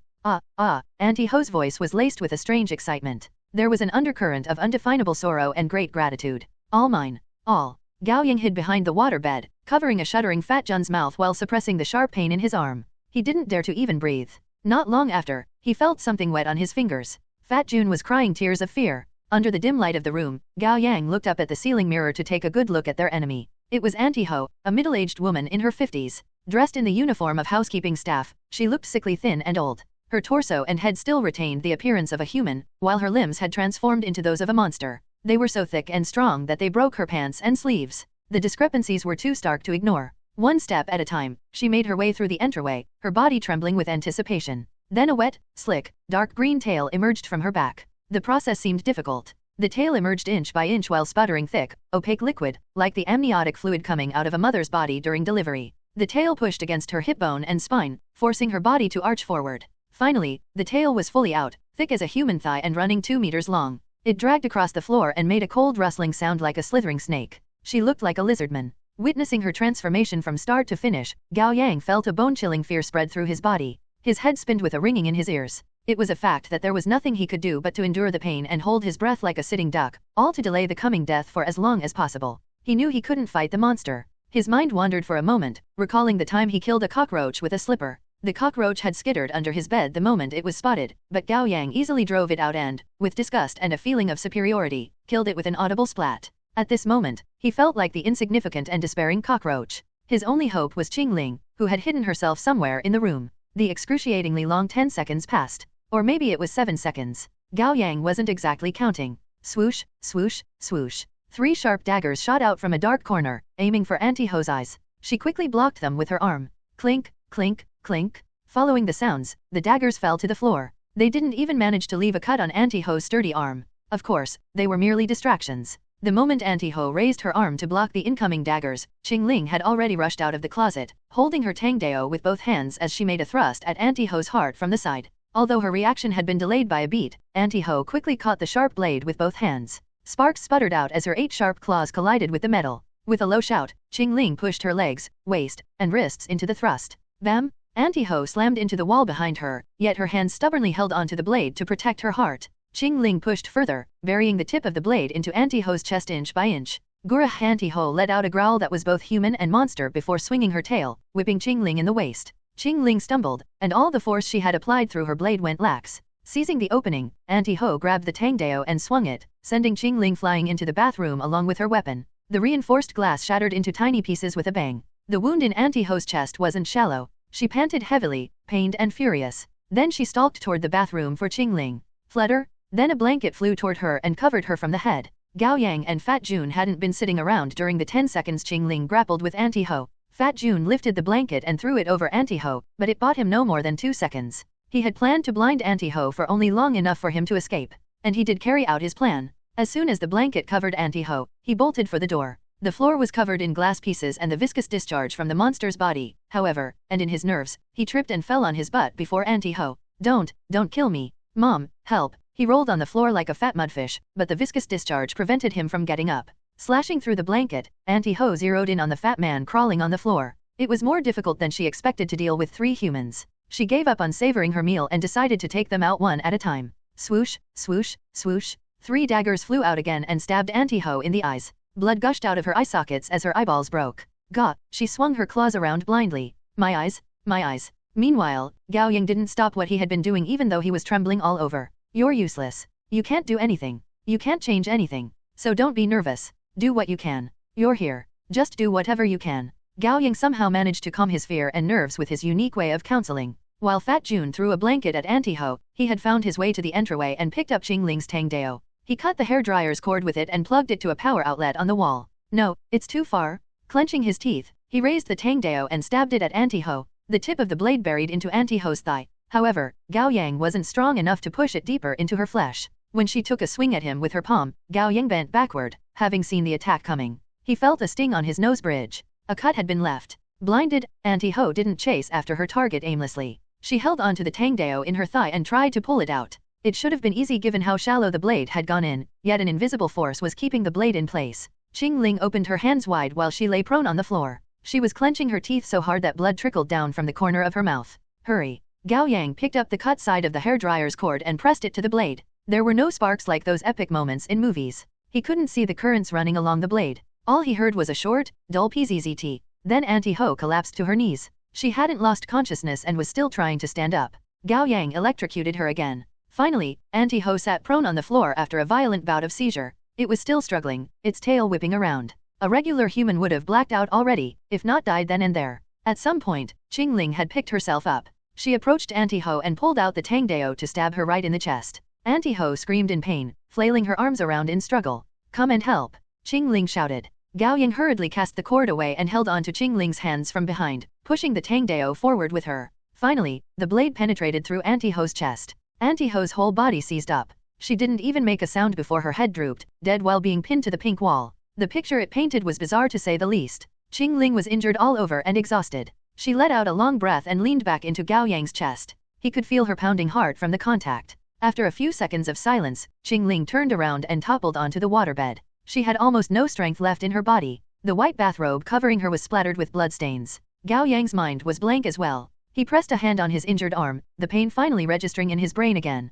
Standing in the messy room filled with gore and blood, he smelled a pungent odor he couldn't describe. To put it into words, it was like rotten eggs being burned with plastic, with essential balm and wasabi added into the mix. Bile rose to his mouth, and Gao Yang knelt before Anti-Ho's body, throwing up all over the floor. After escaping from the life and death situation, Fat Jun didn't sit around and do nothing, but instead quickly found something to block the door with. In a relieved voice, he said, "Thank God there isn't anyone else on this floor. Didn't you say this is the last available room on the floor?" Gao Yang wiped at his mouth. Hehe, that was a lie. Business hasn't been good lately. Fat Jun ran up to Gao Yang and healed his arm. Big brother, I'm younger than you. From now on, you are my older brother. Fat Jun then turned to Chingling, who was still lying on the bed. And she's my sister-in-law. Chingling didn't say anything, but her exhausted body clearly radiated her killing intent. I have a question for you, brother, said Fat Jun. How did you know there was something wrong with Anti-Ho? The sounds, Gao Yang said tiredly. If she had been here for housekeeping, she should have had a cart with her. When I told her to leave, I didn't hear the sound of wheels. That's genius. Fat Jun slapped his own thigh. You sure have a quick mind. Why didn't I think of it? Of course, my brother is a smart one. Gao Yang turned around, stunned. The one who said that was none other than Wang Zikai. Gao Yang widened his eyes at Wang Zikai as he sat cross-legged in the corner, meeting eyes with him. The air was eerily still. None of them moved. You, Gao Yang finally broke the silence. When did you wake up? Just now? Wang Zikai grinned, his eyes were filled with excitement as he gazed at Gao Yang. What do you mean by just now? Fat Jun took an instinctual step back. A few minutes ago, I think. Gao Yang had a bad feeling about this. You saw everything. I did. Wang Zikai perked up and sprang to his feet. Holy shit, when I woke up, I saw you all flying around and fighting. That's badass, man. I thought I was dreaming. He flailed his arms around as he recounted what he saw. Chingling was thrown into the air, and the glass shattered all over the floor. Whoa, dude. What else can I say but whoa? Only then did I realize that I wasn't dreaming. I was so shocked and scared, I tell you, so I lay back down and pretended to be dead. Gao Yang rubbed his forehead. He felt a headache brewing. What was that woman, bro? It was insane. I swore she turned into a lizard person. Why did she turn back into a human after dying? And who are you three? Why men? Do you have superpower? It's like a pig flying a fighter jet. Insane. Wang Zikai, Gao Yang interrupted him. Yeah, quiet. Let me think for a moment. Gao Yang was ready to have a mental breakdown. Fat Jun took a step back. Brother, sister-in-law, we can't keep him alive. Do it. Not your sister-in-law. Chingling remained unmoving on the waterbed. I'm tired. I don't care what you do with the idiot. Idiot. Wang Zikai pointed at his own nose. Are you talking about me? No. Gao Yang shouted, pointing at the older woman pinned to the wall. We were talking about the lizard monster. Wang Zikai got even more excited. Whoa, so she was a lizard monster. Gao Yang took a deep breath, his mind made up. I'm going to say something very important, Wang Zikai. Listen carefully. For sure. Wang Zikai pricked up his ears. 5 minutes later. With an awestruck look, Wang Zikai tried his best to summarize Gao Yang's explanation. So, I was modified when I was young, which made me special. And the lizard monsters want to kill me because of that. That's right. We're all new humans. In order to fight the lizard monsters, all our bodies have been modified to some degree. You, however, are the most special among us, the fated champion in this whole world, the chosen one who was the only new human capable of fighting the boss lizard monster at the very end. Wait, it's too much to digest at once. Let me sort it out first. Wang Zikai mused with a hand on the wall. Gao Yang marched up to him and pushed more emotions into his voice. Wang Zikai, Chingling, and I had been protecting you in the dark this whole time. I distanced myself from you these couple days because I was exposed, and I didn't want to drag you down with me. As you can see, the lizard monster almost killed all of us. For real. Wang Zikai turned around. I'll swear it. My best bro? I knew you wouldn't have abandoned me. Wang Zikai clutched on Gao Yang's hands, his eyes red. To tell you the truth, I took a liking to you on the first day of school. No, the moment I saw you in the crowd. Since I was young, I've always disliked everyone around me, even my parents. But for some reason, you're an exception. Who would have known, you'd been hiding yourself so well. That's the fated bond between us. Gao Yang smiled. It seems we are meant to fight alongside each other. Shit, of course we are. The talk raised Wang Zikai's spirit further. Let's kick those lizards' asses together. Beat them up and save the world. Gao Yang let out a sigh of relief. Who knew Wang Zikai's stupidity would end up saving his life? Fat Jun struggled to recover his jaw. Seriously? That works? Chingling was still lying on the bed and never said a word of opposition, or it would be more accurate to say that she was too tired to speak. Fat Jun forced himself to smile. You gotta keep a low profile, pal. Humans are at a disadvantage at the moment. We're surrounded by lizard people. You must keep up a front and cultivate power in the meantime. As long as there is life, there is hope.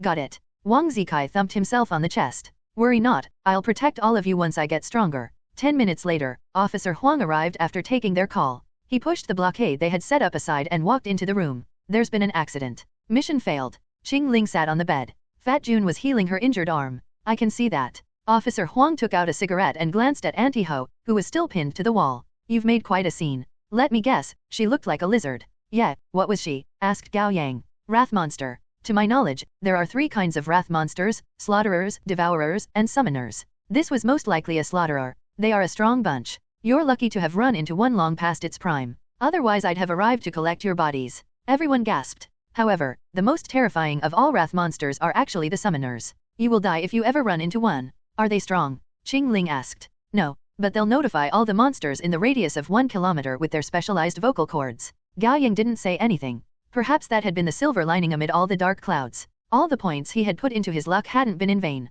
It was better to not dismiss superstitions. Nice to meet you, Officer Huang. Fat Jun walked up to him and extended a hand with a friendly smile. I'm your new companion. I can tell. Officer Huang reached out to shake his hand before turning to Wang Zikai, who still looked confident despite being wholly out of the loop. And this young man is. His eyebrows suddenly furrowed. Officer Huang stared at Wang Zikai with eyes icy with killing intent. Officer Huang. Gao Yang hurriedly stepped between him and Wang Zikai. He's on our side too. Officer Huang met Gao Yang's gaze and stayed quiet for a moment. He could roughly guess what was going on here. It wasn't necessary to kill wanderers. They were so much like humans that in theory, humans could coexist with them as long as they took care not to cross the line and provoked them. Still, they knew too little about monsters, which made their mercy misguided at best. Officer Huang was in no place to judge Gao Yang though. After all, he hadn't taken out Old Man Lu. With a nod, he asked in a lowered voice, "You sure he's safe?" "I'm sure." "All right." Officer Huang lit his cigarette and took a deep drag. "Clean up and get out of here, you three. Don't skip school." Officer Huang then turned to Fat Jun. "You're the owner of this hotel."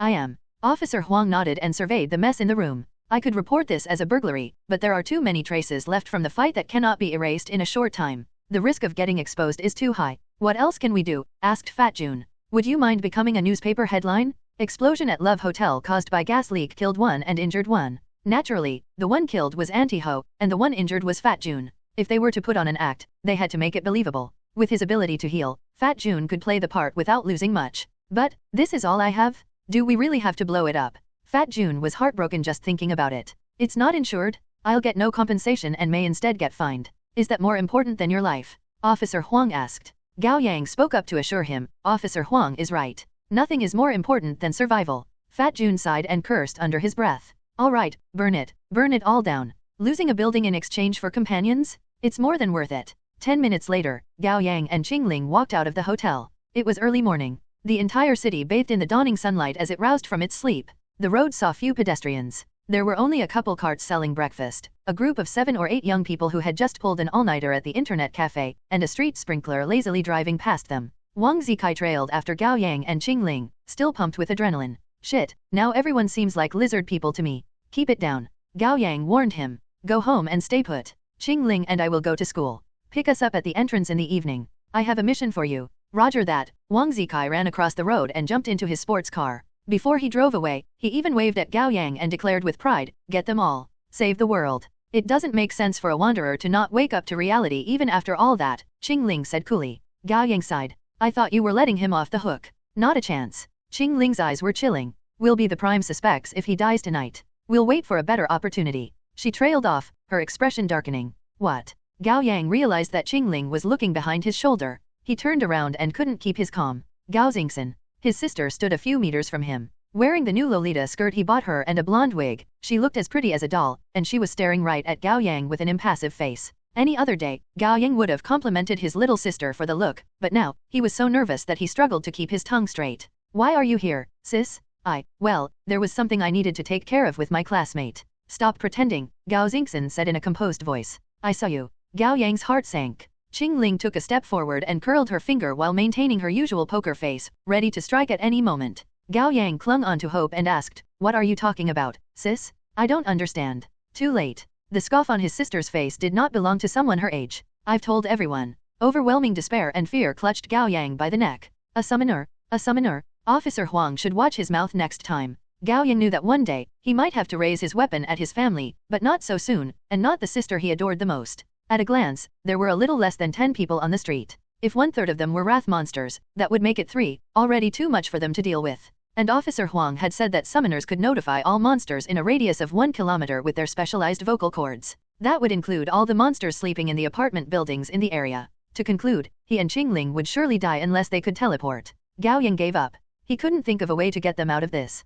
"You should run," he told Chingling. "I should be able to buy you a few seconds." Chingling didn't say anything. She hadn't run away, but neither had she initiated an attack. His sister hadn't transformed into a monster immediately. She marched up to Gao Yang, her expression, the air around her, and the way she sauntered. "Wait, can it be? You got a girlfriend without getting my permission?" His sister accused him with a finger pointing at him. "Don't you remember your promise? You said you would have me vet the girl before you get me a sister-in-law, and you came to a dodgy hotel like this. And you are even one of those kinky people." His sister was so angry that she stomped on the ground. Chingling pulled at her sleeve to cover the cuts on her wrist and looked away. "No, it's not what you think it is." "Thank God. Bodhisattva bless me." Gao Yang almost burst into tears. It was a false alert. Fuming more and more as she talked, his sister took out her phone and said, "I've taken a picture and posted it to my Moments 1. I'm gonna tell everyone about this. The school will expel you, and mom and dad will kick you out and disown you." Gao Yang snatched the phone from her hand and tossed it to Chingling. "Delete it." "Okay." Chingling didn't miss a beat. What are you doing? Give me back my phone. Don't ever think about erasing the evidence. His sister was going to grab her phone, but Gao Yang easily kept her away with a hand on her head. He rolled his eyes. You're still young. What do you have in that little head of yours? Chingling deleted the pictures from his sister's Moments feed, her album and her recycle bin before returning the phone to her. Chingling then said with a tired wave, take care of the rest. She wanted nothing more but to go home and take a shower before going to bed. Got it. 10 minutes later, Gao Yang and Gao Zikai found themselves in the McDonald's. Through the large window, the warm sun of early morning streamed down on his sister, casting her hair, skin, and skirt in a loving, misty glow. Girls her age had just grown out of their childlike looks and were turning into teenagers who were still inexperienced. The energy and brightness that they radiated were infectious, and Gao Yang found himself finally relaxing after the terrible fight. Gao Zikai fancied herself a mature girl, but in Gao Yang's eyes, her prideful look was more akin to that of a kitten, innocent and quite adorable. She pouted with the straw between her teeth and swung her legs back and forth, still visibly upset. Gao Zikai. His sister looked away and didn't give him the time of day. My dear sister, don't think you can buy my forgiveness with a happy meal. It's a misunderstanding, really. She and I are just friends. The entrance exam is coming, right? We pulled an all-nighter doing mock tests. You think I'll buy that? Who would go to a love hotel to study? Many on the internet. Gao Yang lied without batting an eye. That's what we call being unpredictable. Really? His sister wasn't wholly convinced. Really? We're those closet overachievers, you get what I'm saying. Those who claim that they haven't studied, but they study harder than anyone else and accidentally get a good score. Yep, that's us. Lame. Gao Yang chuckled. By the way, how did you know where I was? My skirt arrived. I put it on and wanted to show it to you, but you never came home. You didn't even pick up your phone. I waited for so long that I fell asleep. His sister puffed up her cheeks. Then I woke up, and the more I thought about it, the angrier I got. So I called Wang Zikai. He said you were at a love hotel with a girl in your class and told me to come catch the adulterers in the act. That's not how you use the word adulterer, sis. Gao Yang didn't know whether he should laugh or not. This is serious. His sister raised her voice, her face wrinkling with emotions and her eyes reddening. I was so happy and looking forward to showing you the skirt so much. Do you know how I felt? Gao Yang felt a pang in his heart. It's not too late now. The skirt looks good on you. It doesn't? It's all crumpled. She burst into tears. And my face is all swollen. My face looks the thinnest in the evening. That's when I look best in this skirt. Warmth blooming in his chest, Gao Yang pinched his sister's cheek. You look good whenever, sis. Even better than the girl you went to the love hotel with. Yeah. If one day I fall into the sea at the same time as her, who will you save first? Gao Yang paused. That was an interesting question. Given Chingling's personality though, she would probably say, go save your sister. I'm going to swim for a little longer. You, of course. All right. You said so yourself? Promise. She extended her pinky. Promise. Shanqing 15th High School, 8 o'clock in the morning. When Gao Yang arrived at school with his backpack, the morning study session had ended already. He was wondering what excuse he should give to the teacher when he spotted a familiar red sports car by the road. Gao Yang was already dreading what he would see. As expected, Wang Zikai was at the gate, arguing with the PE teacher in charge of noting down those who had gotten to school late. I'm not leaving school. Wang Zikai shouted. I'm gonna come back. You were expelled. Stop making a scene. The PE teacher was in a pickle. Wang Zikai's family was rich, and he didn't want to go too harsh on the boy. I've come around, teacher. I want to learn. That's a good thing. But you still have to complete the resumption process first. No? I love learning? That's the true calling of the light side. I'm not waiting a second longer. Wang Zikai was just about to say something else when he spotted Gao Yang approaching. He immediately broke into a grin and ran up to Gao Yang. Bro, didn't I tell you to stay at home? Gao Yang frowned. Wang Zikai couldn't calm himself. I can't even sit down. Whenever I think about the fact that I'm a new human, I'm so excited that I'm gonna explode. Hush. Gao Yang groaned inwardly. Chingling was right. This idiot should be dealt with swiftly, or he would get all of them in trouble sooner or later. By the way, don't you all have superpower? Why don't I have one? It doesn't make sense. Ain't I the chosen one? Wang Zikai blinked with a look of anticipation on his face. He would be wagging his tail if he had one. The power in your body has just awakened. There's a process to everything. Gao Yang made up an explanation as he went. Makes sense. Then Wang Zikai's thought process made a characteristic jump. Oh, didn't you say you were going to give me a mission tonight? Why don't you give it to me now so that I can finish it earlier? It's something you can only do in the evening. Alrighty. Wang Zikai put his arm around Gao Yang's shoulders. Come on. Let's go to school together. Gao Yang was ready to pull his hair out by the end of the day. He felt like the owner of a husky. In the end, he had no choice but to teach Wang Zikai a cultivation method so that he would shut up and not stir up trouble. Wang Zikai stayed in his seat without moving as he cultivated, all according to plan. During the evening self-study, Gao Yang went out for a toilet break. He ran into Chingling as soon as he left the restroom. Follow me to the rooftop.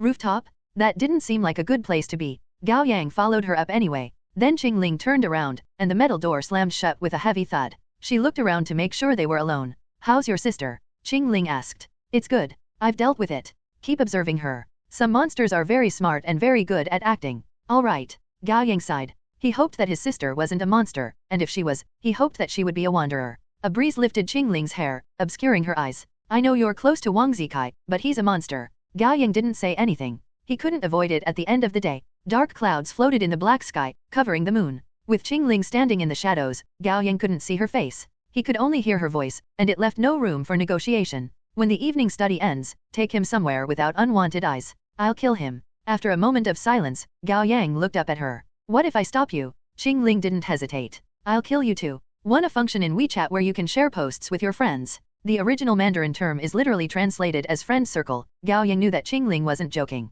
She wasn't one to joke. And he had foreseen her reaction. He hadn't saved Wang Zikai simply out of sentimental reasons. There was something else prompting him to do that. Only he hadn't been able to put his thoughts into words before. After thinking about it the whole day, he had sorted out his thoughts. Now it was time for the show. He was going to use the strongest skill in all shonen manga mouth release, great persuasion technique. 1. Chingling, I know you've only survived to this day because you're cautious and decisive. Flattery won't get you anywhere, Chingling said coldly. Then let me ask you something. What are you staying alive for? Does there have to be something? Do you want to die? Chingling didn't get it. Of course I don't. But everyone dies in the end. Even if you live to 100, you'll still die of old age. Gao Yang laughed a little self-consciously. But we can't live just to meet our most basic needs. There must be something you want to do. Chingling didn't say anything. Take your time to think about it. I'm not looking for an answer immediately. Gao Yang paused. But I will give you a reason not to kill Wang Zikai now. Talk. Although I've only awakened for a few days, I've come to realize that it is very dangerous to be an awakener. There's another reason you are able to survive to this day outside of your power and caution.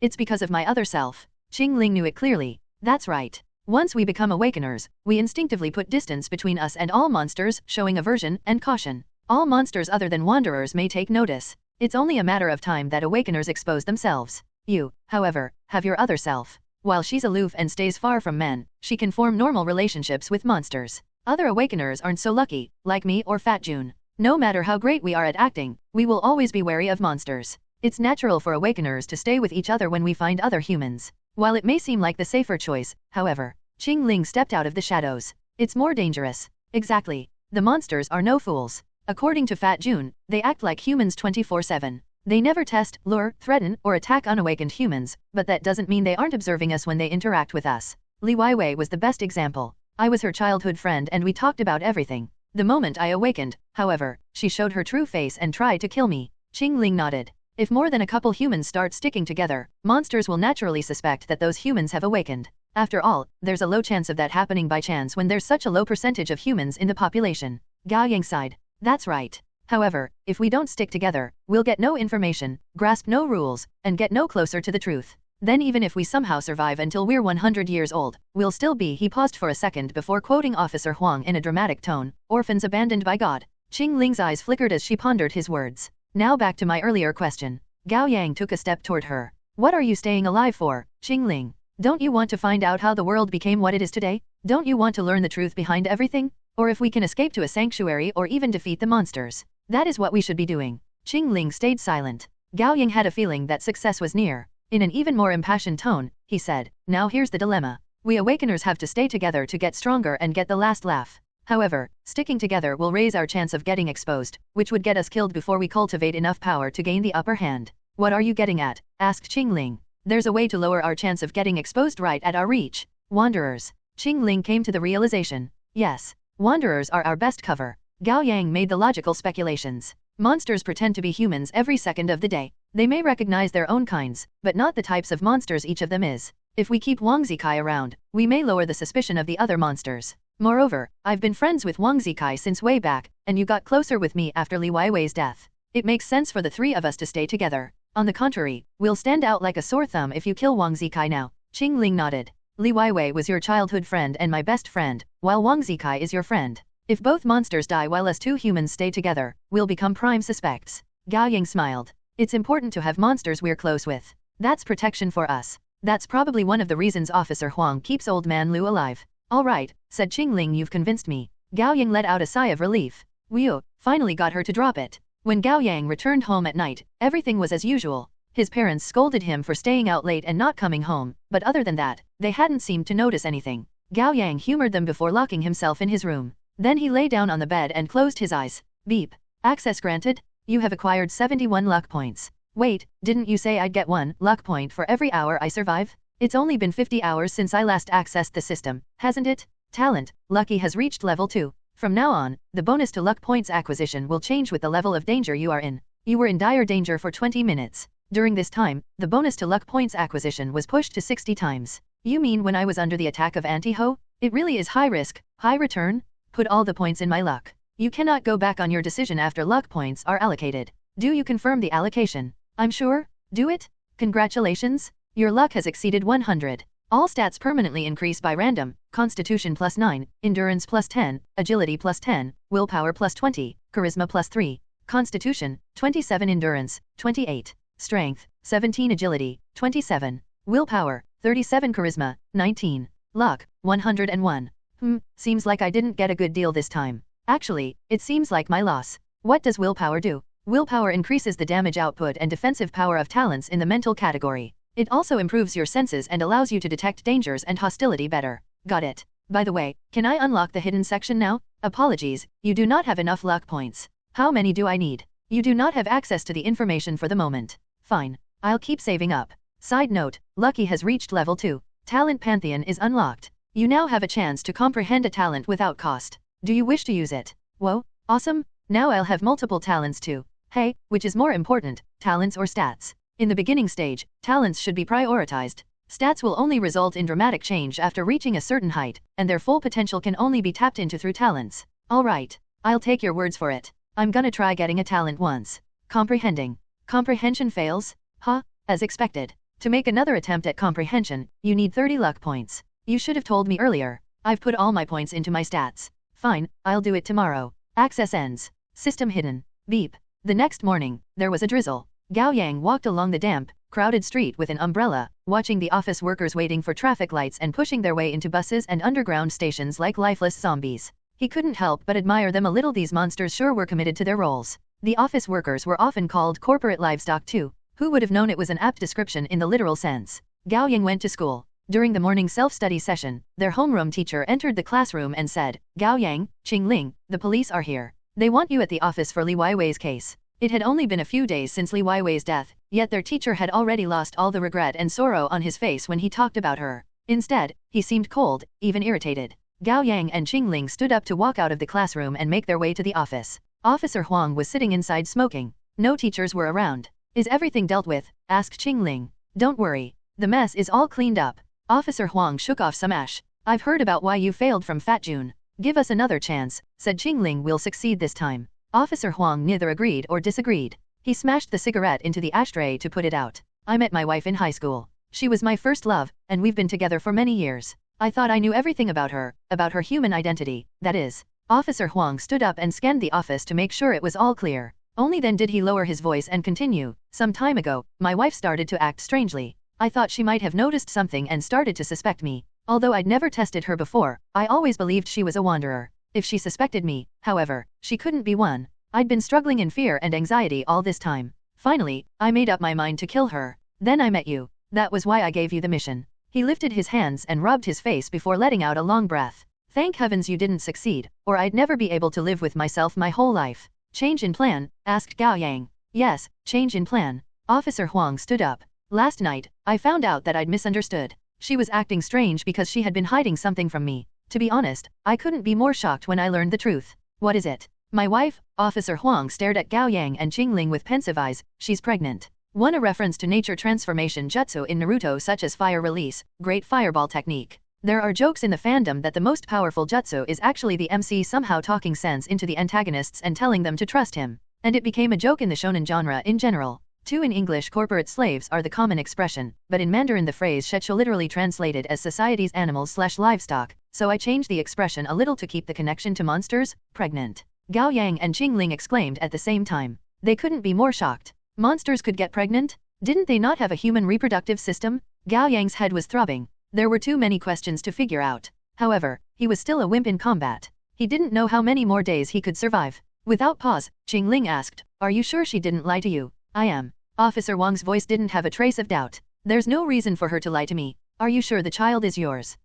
That was the crux of the matter. After making a thoughtful hum, Officer Huang said, I'm pretty sure I'm not cheated on. Chingling didn't say anything else. After some hesitation, Gao Yang asked, Officer Huang, may I ask you a personal question? Officer Huang smiled a little awkwardly. I know what you're going to ask. Although my wife is a monster, we love each other very much. After all, we got together before I awakened. Even now, we do it once every week on average. Gao Yang nodded, indicating for him to continue. My wife is shy. Every time we do it, we turn off the light. And we often have some red wine first. Officer Huang stopped himself and coughed. Right, you're still young, so I won't go into the details. Anyway, I have never had sex with human women, so I never thought there's anything odd when I'm with her. Officer Huang sighed. My wife has always wanted a child, so we never use protection. I thought monsters couldn't have children. What now? Asked Gao Yang. What do you plan to do? Officer Huang took out another cigarette and put it to his lips before putting it down. To tell you the truth, when I heard that my wife is pregnant, my first reaction wasn't shock. I was overjoyed.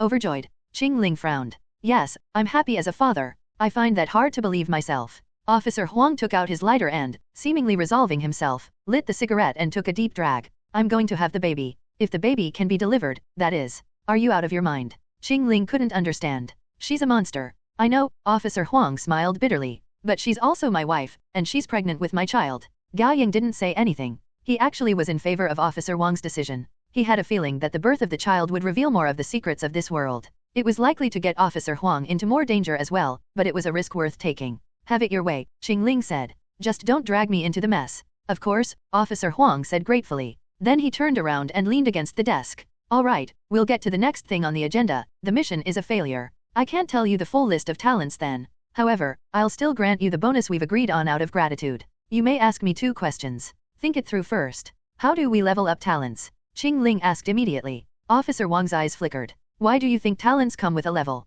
Yeah, why? Gao Yang was curious too. He seemed to be the only one with a system after all. I wasn't sure in the beginning. Chingling looked down at her palms. But I've experienced what felt like level UPS. It's a different feeling from my body gradually getting stronger through training over time. At some point, energy rushed into my body and changed me from head to toe. It's like being born anew. I've been through that with God of Blades twice. But not metal, asked Officer Huang. I had it happen with metal once, but never again. When I first acquired metal, I could only manipulate metal objects lighter than 1 kilogram. After the level up, it's increased to 10 kilograms. In theory, I should be able to level up further. Chingling tightened her fists. I don't know what's stopping me. You're keen to have gotten this far on your own. Officer Huang took off his police cap and thought for a moment. Every talent can level up. It's said that the limit is level 8. Your God of Blade is only level 3. There's a long way ahead of you. My God of Firearms is level 3 too, of course. Then how do I level it up? Chingling's eyes lit up. I'm sorry. I can't tell you that. Why? It's a rule. Whose rule? Officer Huang smiled and didn't answer. Now it's my turn.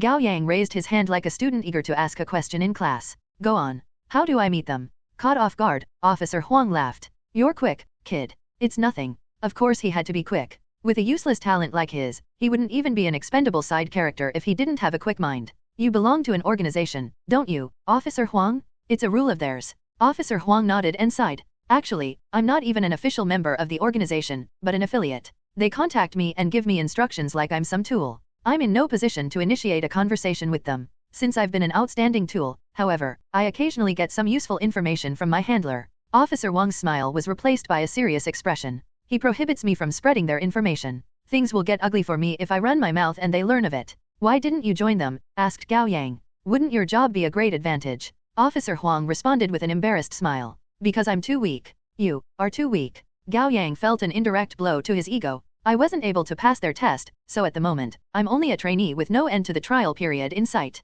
Officer Huang looked out of the window. The organization is quite mysterious. They have been very secretive about their existence and the way they run. To survive, even awakeners much stronger than us are cautious. I understand. But, Officer Huang turned around. With the 2 of you with me, I feel like I can give it another try. That is if you want to join as well. I'm in. Gao Yang agreed immediately and turned to Chingling. Chingling asked with an impassive face, will I learn how to level up my talents if I join? This girl, does she think about anything other than getting stronger? Of course. When will the test be? Asked Chingling. No rush. It'll probably be in a couple days. Wait for me to notify you. Officer Huang glanced at his phone. Let's end things here. I have to accompany my wife to an ultrasound scan. Gao Yang grumbled. Aren't you at work? Is it okay to just give yourself a leave? You don't know how good it feels to skip work. Officer Wang's smile dropped in an instant. With a dark look on his face, he drew his gun lightning fast and aimed at the door. Who's there? Chingling was closest. She whirled around and conjured her Tangdao, stabbing it through the closed door. Chingling pulled her blade back out and shook her head. There's no one outside. Gao Yang was stunned. Wait, did you just stab at it? What if there were monsters? What if it were a human outside? She really would rather kill 1,000 innocents than letting one monster go. Officer Huang slowly holstered his gun. It seems that I've overreacted. I've been tense recently. He put on his cap. All right, let's go our separate ways. Things had been quiet for Gao Yang the whole day. Every once in a while, he would access his system to check his luck points, making sure there hadn't been an unusual spike, which would mean that he was safe and hadn't been exposed as an awakener. Then he continued to keep the system running in the background. After the evening self-study, Gao Yang returned home on his own. The street was eerily quiet at night. The rain had stopped, but the street was still damp with puddles of different sizes. Under the scintillating neon light, they looked like portals to a different world. Splat! Gao Yang stepped into a puddle and stopped. Something was wrong. His muscles tensed. Someone was following him. Gao Yang slowed down and quickly came to a decision. He made a turn toward a more crowded area. In theory, he would only attract the attention of more wrath monsters if a conflict happened with more people around, and he would stand an even lower chance of surviving. However, if the one following him was a wrath monster, they must have found out about or at least suspected his awakening. Yet the monster had been following him rather than attacking him at once. That meant the monster wanted him for themselves and wouldn't go after him when there were too many other monsters around. Soon, Gao Yang walked past a 24/7 convenience store. He took a deep breath and walked in. From the street corner, a girl with shorter hair and dressed in a school uniform ran out. She chased Gao Yang to the entrance of the convenience store before coming to a stop and hesitating. Then she tidied up her bang with a hand and entered. She walked right into Gao Yang. Ah, she cried out in surprise. It had taken Gao Yang all his courage to strike back at his stalker like this. He was surprised when he saw the girl's face. Inwardly, he let out a sigh of relief. Little Si. She was a classmate of Gao Yang's, Wang Zikai. Everyone called the introverted and shy girl Little Si. Wang Zikai helplessly tightened her grip on the messenger bag on her side, stiffly and nervously putting on an act. Hi.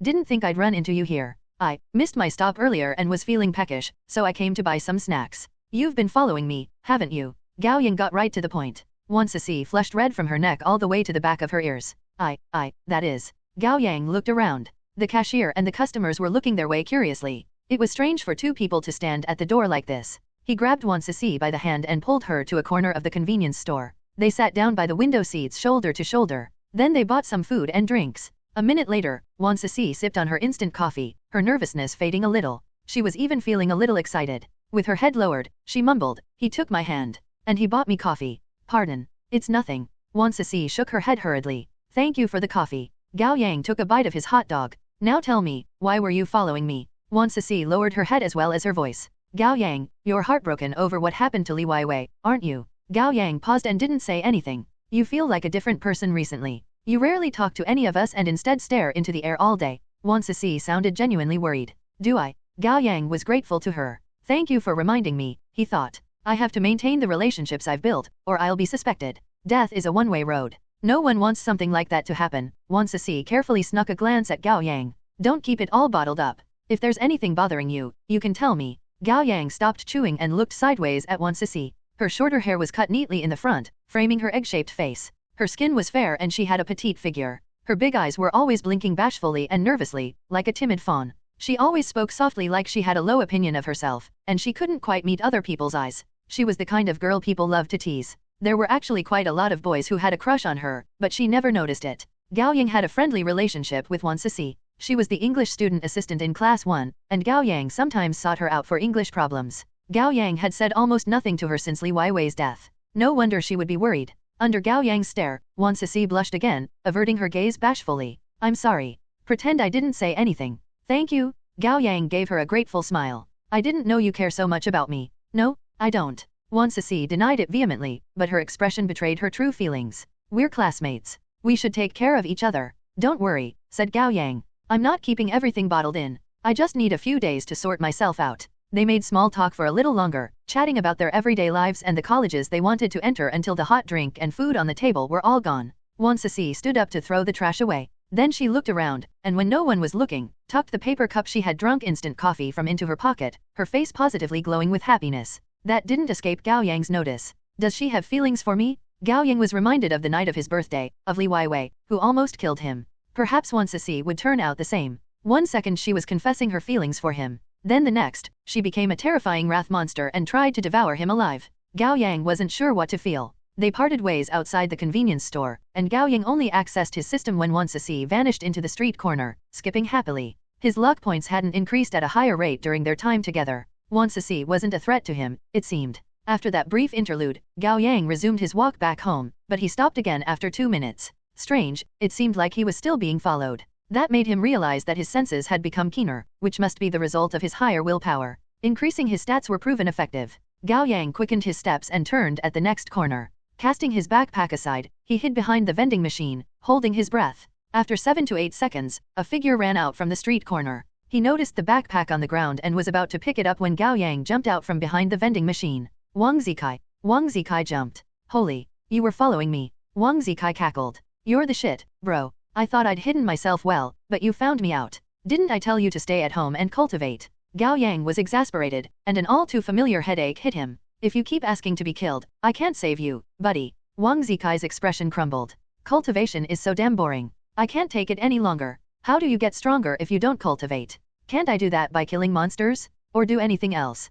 Is meditation really gonna make me stronger? I'm not feeling it. Of course it won't make you stronger. But at least you'll live longer if you do nothing. Gao Yang sighed. You're special, and your growth is slower than ours. Once you've made a breakthrough, however, you'll be more powerful than all of us. You must be patient. Before heavens entrust one with great responsibilities, there will first be trials upon trials to pain their mind, tire their muscles and bones, starve their body, and deprive them of all things material too. I get all that. Wang Zikai pouted. But I was getting bored out of my mind. Gao Yang stayed silent. Seeing Gao Yang pull a long face, Wang Zikai immediately flashed him a placating smile. Bro, don't get mad with me. I'll go home and cultivate, okay? Quiet. What? Wang Zikai lowered his voice and looked around, getting excited despite the serious atmosphere or because of it. We are being followed. Gao Yang had had enough of it. Seriously, again? One in China, one student would be selected as the assistant for each subject from primary school all the way to college. Usually they will be tasked with helping the teacher give out and collect test papers and assignments. They are often also those who get good scores in their respective subjects, so other classmates will go to them when they have questions. To a quote from Menzi, meaning the heavens will first make one suffer so that they'll get stronger before bestowing them with great responsibilities. Gao Yang could clearly sense a strange energy coming from the alleyway behind him. He didn't want to drag this out any longer. Be it fortune or catastrophe, he would have to face it sooner or later. He was going to take it head on this time? Still, he needed insurance. He cast Wang Zikai a glance. Come with me. Roger that. Wang Zikai couldn't be more eager. Gao Yang walked into the alleyway. The area was old, the buildings empty and waiting to be torn down for renewal. Only a couple street lamps still functioned, but even the functional ones were flickering, painting an eerie picture. Gao Yang and Wang Zikai walked deep into the narrow alley. Wang Zikai started out excited, but his excitement slowly gave way to apprehension as they went further and further in, and after a gulp, he picked up a brick from the ground and clutched on it. Suddenly, Gao Yang extended a hand to stop Wang Zikai. He shouted at the darkness ahead, "Who is it? Show yourself." After a few seconds, a figure staggered out. It was a man, overweight and not very tall. Slowly, he walked into the patch of light from one of the few surviving street lamps, and Gao Yang finally got a good look at him. Fat Jun. He was dressed in a grey t-shirt, and his pale face looked lost, his footsteps unsteady. When he heard Gao Yang call out to him, he said, "Yeah, why are you here?" Gao Yang asked. "Yeah, why am I here?" Fat Jun rubbed at his head and suddenly shouted like he was just remembering something. "Ah." He stumbled toward Gao Yang and clutched onto him. "Brother Yang? Save me? Help. What is it? Take your time. I don't know. Something's wrong with me. I was bitten." Fat Jun struggled to sort out the tangled mess in his head. "What bit you and where?" Gao Yang asked hurriedly. "Give me the details." "Hand. My hand." Fat Jun extended his right hand. "Something's really wrong." Gao Yang took a look. The hand was intact and perfectly normal. "There's nothing wrong with it." Wang Zikai leaned closer to take a look himself, not wanting to be left out of the loop. He scoffed and said, "You must have jerked off one too many times and gave yourself a hallucination." Before he could finish, Fat Jun's chubby hand gurgled, and a crimson red eye appeared on his palm. What the Wang Zikai jumped back in shock. "What is that?" Fat Jun trembled, on the verge of breaking down. "I don't know. Save me, help me." Hit with an ominous feeling, Gao Yang hurried to back off, but Fat Jun's right hand was quicker and grabbed his neck with unusual power. Then Fat Jun's arm swole like rapidly fermenting dough, turning into a giant lump of melty flesh in a matter of seconds. It seemed to have a life of its own, and it gurgled as it rolled and squirmed, slowly devouring Gao Yang's head. Gao Yang didn't feel any pain, but his breath was slowly getting taken away like he was stuck in a lump of rotten, slimy aspic. Gao Yang took out the dagger he had hidden in his pocket and stabbed the lump of flesh. Nothing. The lump swallowed the dagger as well before vomiting it out with a sputter. Terrified, Wang Zikai bolted. "Help, help." Gao Yang was lifted off the ground, and the fear of almost getting his head crushed by Li Weiwei returned in full force. He swung his arms around, struggling to break free, but it was all in vain. Fat Jun was still rooted to the spot. His giant, twisted, swollen hand refused to listen to him. He cried out, "Help! Someone, anyone! What's happening to me?" When Gao Yang was going to black out from the lack of air, a familiar voice spoke up again, "Stop." It was Wang Zikai. He had run away for a brief moment, but gradually, he overcame his fear and turned around. He charged at Fat Jun and drop-kicked him. "Let him go." The moment his feet collided with Fat Jun's face, Fat Jun flew backward into the air, dragging the lumpy giant hand with him and causing it to let go of Gao Yang. Just when Fat Jun was going to hit the ground, the giant hand made a landing first and propped him up. Fat Jun got back to his feet. Immediately, the giant hand lunged at Gao Yang again. Gao Yang was still coughing on his knees. There was not enough time for him to run. "You son of a," Wang Zikai stood before Gao Yang. "You're not touching my brother again." As he spoke, the muscles of his right arm swelled and burst through his sleeve, and his skin turned grayish-green with a tough, sturdy texture. Under the warm yellow street light, it looked like bronze. Slap! Wang Zikai's bronze hand caught Fat Jun's lumpy one easily. The two giant monstrous hands battled for dominance, pushing against each other.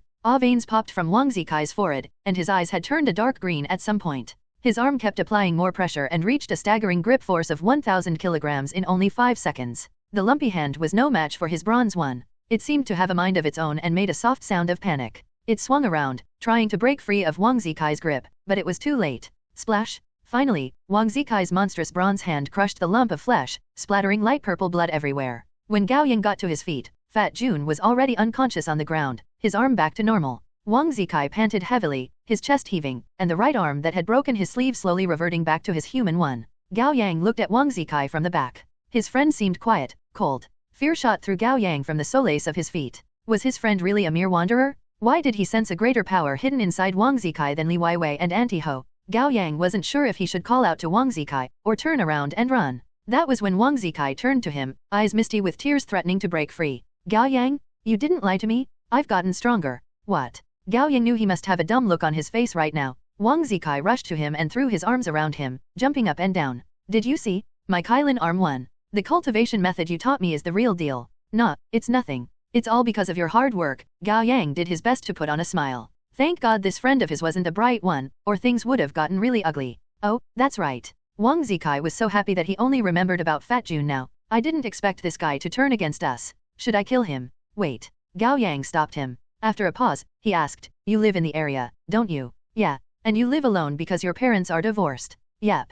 So, come on. Let's go to your place." Gao Yang pointed at Fat Jun, who was still lying on the ground. "Take him with us." Fat Jun weighed about 90 kilograms, yet Wang Zikai was able to carry him home as swiftly as a swallow without even breathing a little heavily. Gao Yang noted that with surprise. Monsters were truly terrifying once awakened. He was like a lamb living among the wolves. Wang Zikai's family was ridiculously rich. His father did business in real estate, while his mother was a politician and often showed up in the news. Wang Zikai lived in a neighborhood of villas by the river where every square meter cost a fortune. His 3-story mansion came with a parking lot, a swimming pool, a front yard garden, and a big garden area. The price was in a different league of its own compared to regular villas. In the basement garage, Wang Zikai had tied Fat Jun to a chair. Gao Yang was going to call Chingling, but that would leave behind digital traces, and frequent contacts with her would only attract more attention. Besides, Wang Zikai was now powerful enough to protect him and more. He told Wang Zikai to fetch him water. Wang Zikai happily obliged. Seizing the moment, Gao Yang accessed his system and took a look. As expected, his luck points had increased at greater rate again during the time Fat Jun attacked him. He hid the system. Not long after, Wang Zikai returned with a bucket of water. Without waiting for Gao Yang's instruction, he poured it all over Fat Jun's head. Fat Jun woke up with a yelp. Where am I?" Fat Jun's head was still muddled. "Brother Yang, why did you tie me up? What happened? Are you a human or a monster?" asked Gao Yang. "I'm human, an awakener." Fat Jun cried out. "Didn't you know that already?" Gao Yang didn't respond. Fat Jun had a talent and had used it to heal him. That would support him being human. However, the giant lumpy hand didn't look like the result of a human talent at all, but a monster's form. "No, I have to check to be on the safe side. Do you have that kind of film at home?" Gao Yang asked Wang Zikai. Wang Zikai paused. "What film?" "You know, that one internet slang to refer to a really strong arm, but it's often used when you can't suppress the urge to do something, like throwing a punch at someone, or, well, jerking off." Wang Zikai still didn't understand. Blinking, he asked, "What do you mean by that?" "I mean, when you're training your Kylin arm, the kind of film you usually watch then," Gao Yang said awkwardly. "Oh." Wang Zikai slapped himself on the thigh with an indignant look on his face. "Why would I have those? Wang Zikai, have women lining up for me." Gao Yang didn't have the time to play along with his antics. He rolled his eyes and said, "Stop playing around. This is serious business." Wang Zikai threw Fat Jun a glance and dragged Gao Yang out of the garage to the living room. "Don't say that when there are other people around. I have a reputation to uphold." Wang Zikai was a little embarrassed. "Alright, whose are you asking for?" "Doesn't matter," Gao Yang said. "Just pick whatever." "Alright, just a sec." Wang Zikai ran off. Gao Yang sat down on the couch and closed his eyes to clear his mind. After some deliberation, he decided to give Officer Huang a call. This was his jurisdiction. He could come with an excuse of there being a burglary. Wang Zikai had returned with his notebook. He sat down next to Gao Yang and shot him a glance before saying awkwardly, "Let's get started." Gao Yang paused. "With what?" "The private screening." Gao Yang facepalmed. "You misunderstand. I wasn't talking about myself." 3 minutes later, Gao Yang and Wang Zikai returned to the garage in the basement. Fat Jun cried out, "Brother Yang? Brother Kai? That wasn't me. I didn't want to hurt you. My hand just wouldn't listen to me. Don't kill me. I swear I'm not a monster. I don't want to die." "Don't be scared, Fat Jun," said Gao Yang. "We aren't going to kill you." Wang Zikai huffed with his nose up. "Otherwise you'd be dead already." "True." Fat Jun settled down a little. "Are you into men or women, Fat Jun?" asked Gao Yang. "What?" Fat Jun thought he had heard wrong. Gao Yang repeated himself. "Are you into men or women?" "Women." "What? Why?" Fat Jun was confused. He didn't know why Gao Yang was asking him that. "Alright." Gao Yang opened the notebook and clicked on a random clip before throwing Wang Zikai a glance. "Go take off his pants." Wang Zikai paused. "What?" "Just do it." Gao Yang didn't want to waste his breath coming up with an excuse. Wang Zikai took off Fat Jun's jeans, revealing his yellow Pikachu underwear and his hairy, fat thighs. Gao Yang flipped the screen to Fat Jun and said, "Relax and pay attention." "Oh, right." Fat Jun started out nervous, but he got more and more into it after a few minutes. All throughout the process, Wang Zikai's expressionless face slowly morphed into a derisive smirk. Sensing Wang Zikai's wordless judgment, Fat Jun felt a blow to his ego and forgot to be scared, exclaiming, "I'm not in the right condition now? This isn't what usually happens." "Oh, is that so?" Wang Zikai dragged out the last syllable in an obnoxious way. Bam! It was then the door to the garage opened. Officer Huang entered and came to a halt immediately. Boy oh boy. Fat Jun was all tied up with his pants down. Gao Yang had a notebook in his hands, which was playing a video not for the underaged out loud. The room was filled with noises not to be put into words. Wang Zikai stood on the side with his arms crossed like a spectator to a fight. "Ahem, I'll come back later." Officer Huang adjusted his police cap and gently closed the door. 10 minutes later, Gao Yang and Officer Huang were left in the garage with Fat Jun. Wang Zikai had been sent on an errand. "So that was what you were doing?" Officer Huang had an indescribable expression on his face. "Did Chingling teach you the way to differentiate between monsters and humans?" "Yes." Gao Yang lowered his voice. "Don't let Wang Zikai find out." "Of course. And don't take it personally with that idiot, Fat Jun." Gao Yang turned to Fat Jun, who was still tied up. "Don't worry, I'm not gonna take the words of a monster to heart." Fat Jun was still a little angry. His pride had taken quite a beating earlier. "There's only cola and beer." Their conversation was interrupted when Wang Zikai returned to the garage with an armful of refrigerated drinks and canned beer. Officer Huang took a can of cola and opened it, offering it to Fat Jun. Fat Jun had been thirsty for a while. He craned his neck forward and took 2 quick gulps. He was visibly rejuvenated. Even his eyes were brighter. Officer Huang pulled a chair over and sat down like he was interrogating a suspect. "Alright, give us the story. Take your time and don't leave out anything." "Okay." Fat Jun licked his lips and went over what he remembered. "Didn't my hotel get burned down? The official story was that Auntie Ho was burned dead, and I was injured. Following our plan, I closed down the hotel and stayed at home to recover. I didn't dare go out and had been waiting for you guys to contact me. Then yesterday at midnight, I was woken up by a strange noise." "What noise?" Officer Huang lit a cigarette. "It sounded like a cat. It kept meowing while I was trying to sleep. I had enough of it and got out of bed to check the balcony. Lo and behold, there was a white cat there. It looked like a rag doll, but a little smaller. Its ears were pricked up, and its eyes were green." Officer Huang nodded for Fat Jun to continue. "The white cat seemed smart. It stopped meowing when it saw me. That got me, you know. I thought someone must have lost their pet cat, so I was going to pet it on the head. But whoa." Fat Jun raised his voice. "Not only did it not let me touch it, but it bit me on the finger. It was so painful that I blacked out." "What then?" Officer Huang asked. "Then I felt like I was in a dream. It was crowded, like a metro train filled with people. Many hands were on me, touching me all over. Why would anyone grope you?" Wang Zikai looked disgusted. "I was dreaming." Fat Jun protested. "When I woke up, I saw Brother Yang and Brother Kai. Then my right hand went against my will and attacked Brother Yang. You know the rest." Officer Wang's expression darkened. He walked up to give Fat Jun a few more gulps of cola until the can was empty. Then Officer Huang threw away the can and took 2 steps back, pulling out his gun to aim at Fat Jun with a perfect poker face. "I'm sorry, Fat Jun. Don't kill me." Fat Jun yelled in desperation. "I'm human, I swear. Save me, Brother Yang. Save me." "Officer Huang." Gao Yang couldn't bear to see him killed. Why don't we observe him for a little? Bang! Officer Huang pulled the trigger. Fat Jun hysterically yelled and squirmed with his fat body for about 8 seconds until he settled down. I'm not dead. Panting, Fat Jun looked down. The bullet had hit his right arm, but strangely, it wasn't bleeding. There was only a black hole in it. Then his right arm began to melt and ferment until finally, it gurgled and turned into a big lump of flesh, vomiting the bullet out with a sputter. A few seconds later, it turned back to normal. The other three saw all that happen. Officer Huang put away his gun. Your arm is a monster's, Fat Jun. According to what I know about talents, not one grants such strange transformation power. He rubbed at his temple with his thumb and said with a frown, but you are still human at the moment. At the moment. Fat Jun slumped. Officer Huang sighed and turned to Gao Yang. What do you think? Brother Yang? Save me, Brother Yang. Fat Jun was on the verge of bursting into tears. I know you won't give up on me. You saved Brother Kai too, right? You won't let me be killed, will you? We'll spare him for now, said Gao Yang. Why? Wang Zikai was a little disappointed. There's no use keeping him alive. Might as well kill him. I'm not useless. Fat Jun yelled. I'm more useful than you? You.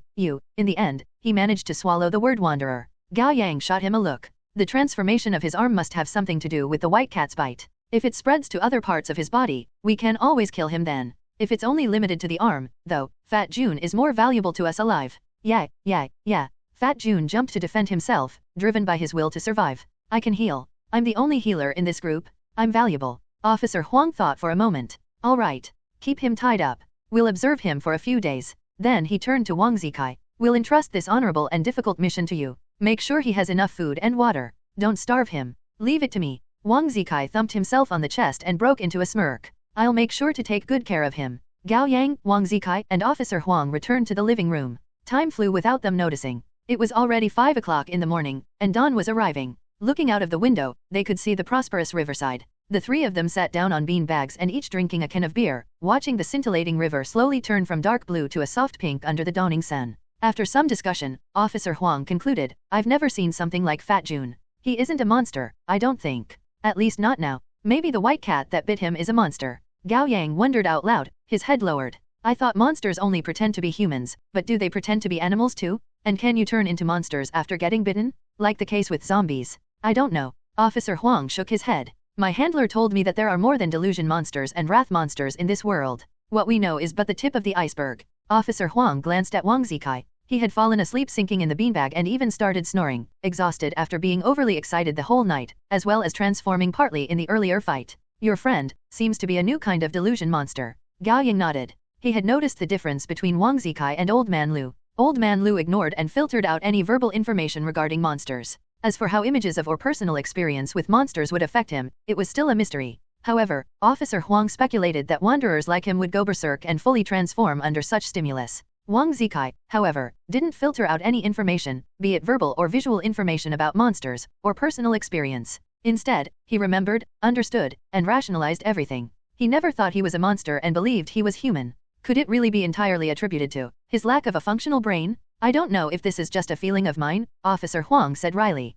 Since meeting you, I feel like the world has been getting more and more dangerous. It's like a precarious balance is being broken, and things are going off rail. It's the first time I've ever felt like this since my awakening, and it's been years. Gao Yang wasn't sure what to say. I've run into my fair share of awakeners. Officer Huang took out a pack of cigarettes. Some are strong, some are weak, some are reckless, some are cautious, some are crazy, some are cold-blooded. He narrowed his eyes. They all died, one way or another. Gao Yang quietly waited for him to continue. There's something different about you. Officer Huang glanced at him. Something that sets you apart. Is that so? Yes, I think you'll live for a long time. Really? Gao Yang perked up. Honestly, he was afraid of death. Death meant losing everything. There would always be hope as long as he was alive. So, Officer Huang lowered his voice. I think I'm in great danger. Why? I read a lot of manga when I was young. Usually, the one who lives a long time is the protagonist, while everyone around the protagonists dies early. Gao Yang sweated. You're right, and I can't argue with you. I am different from others. First, I transmigrated into this world.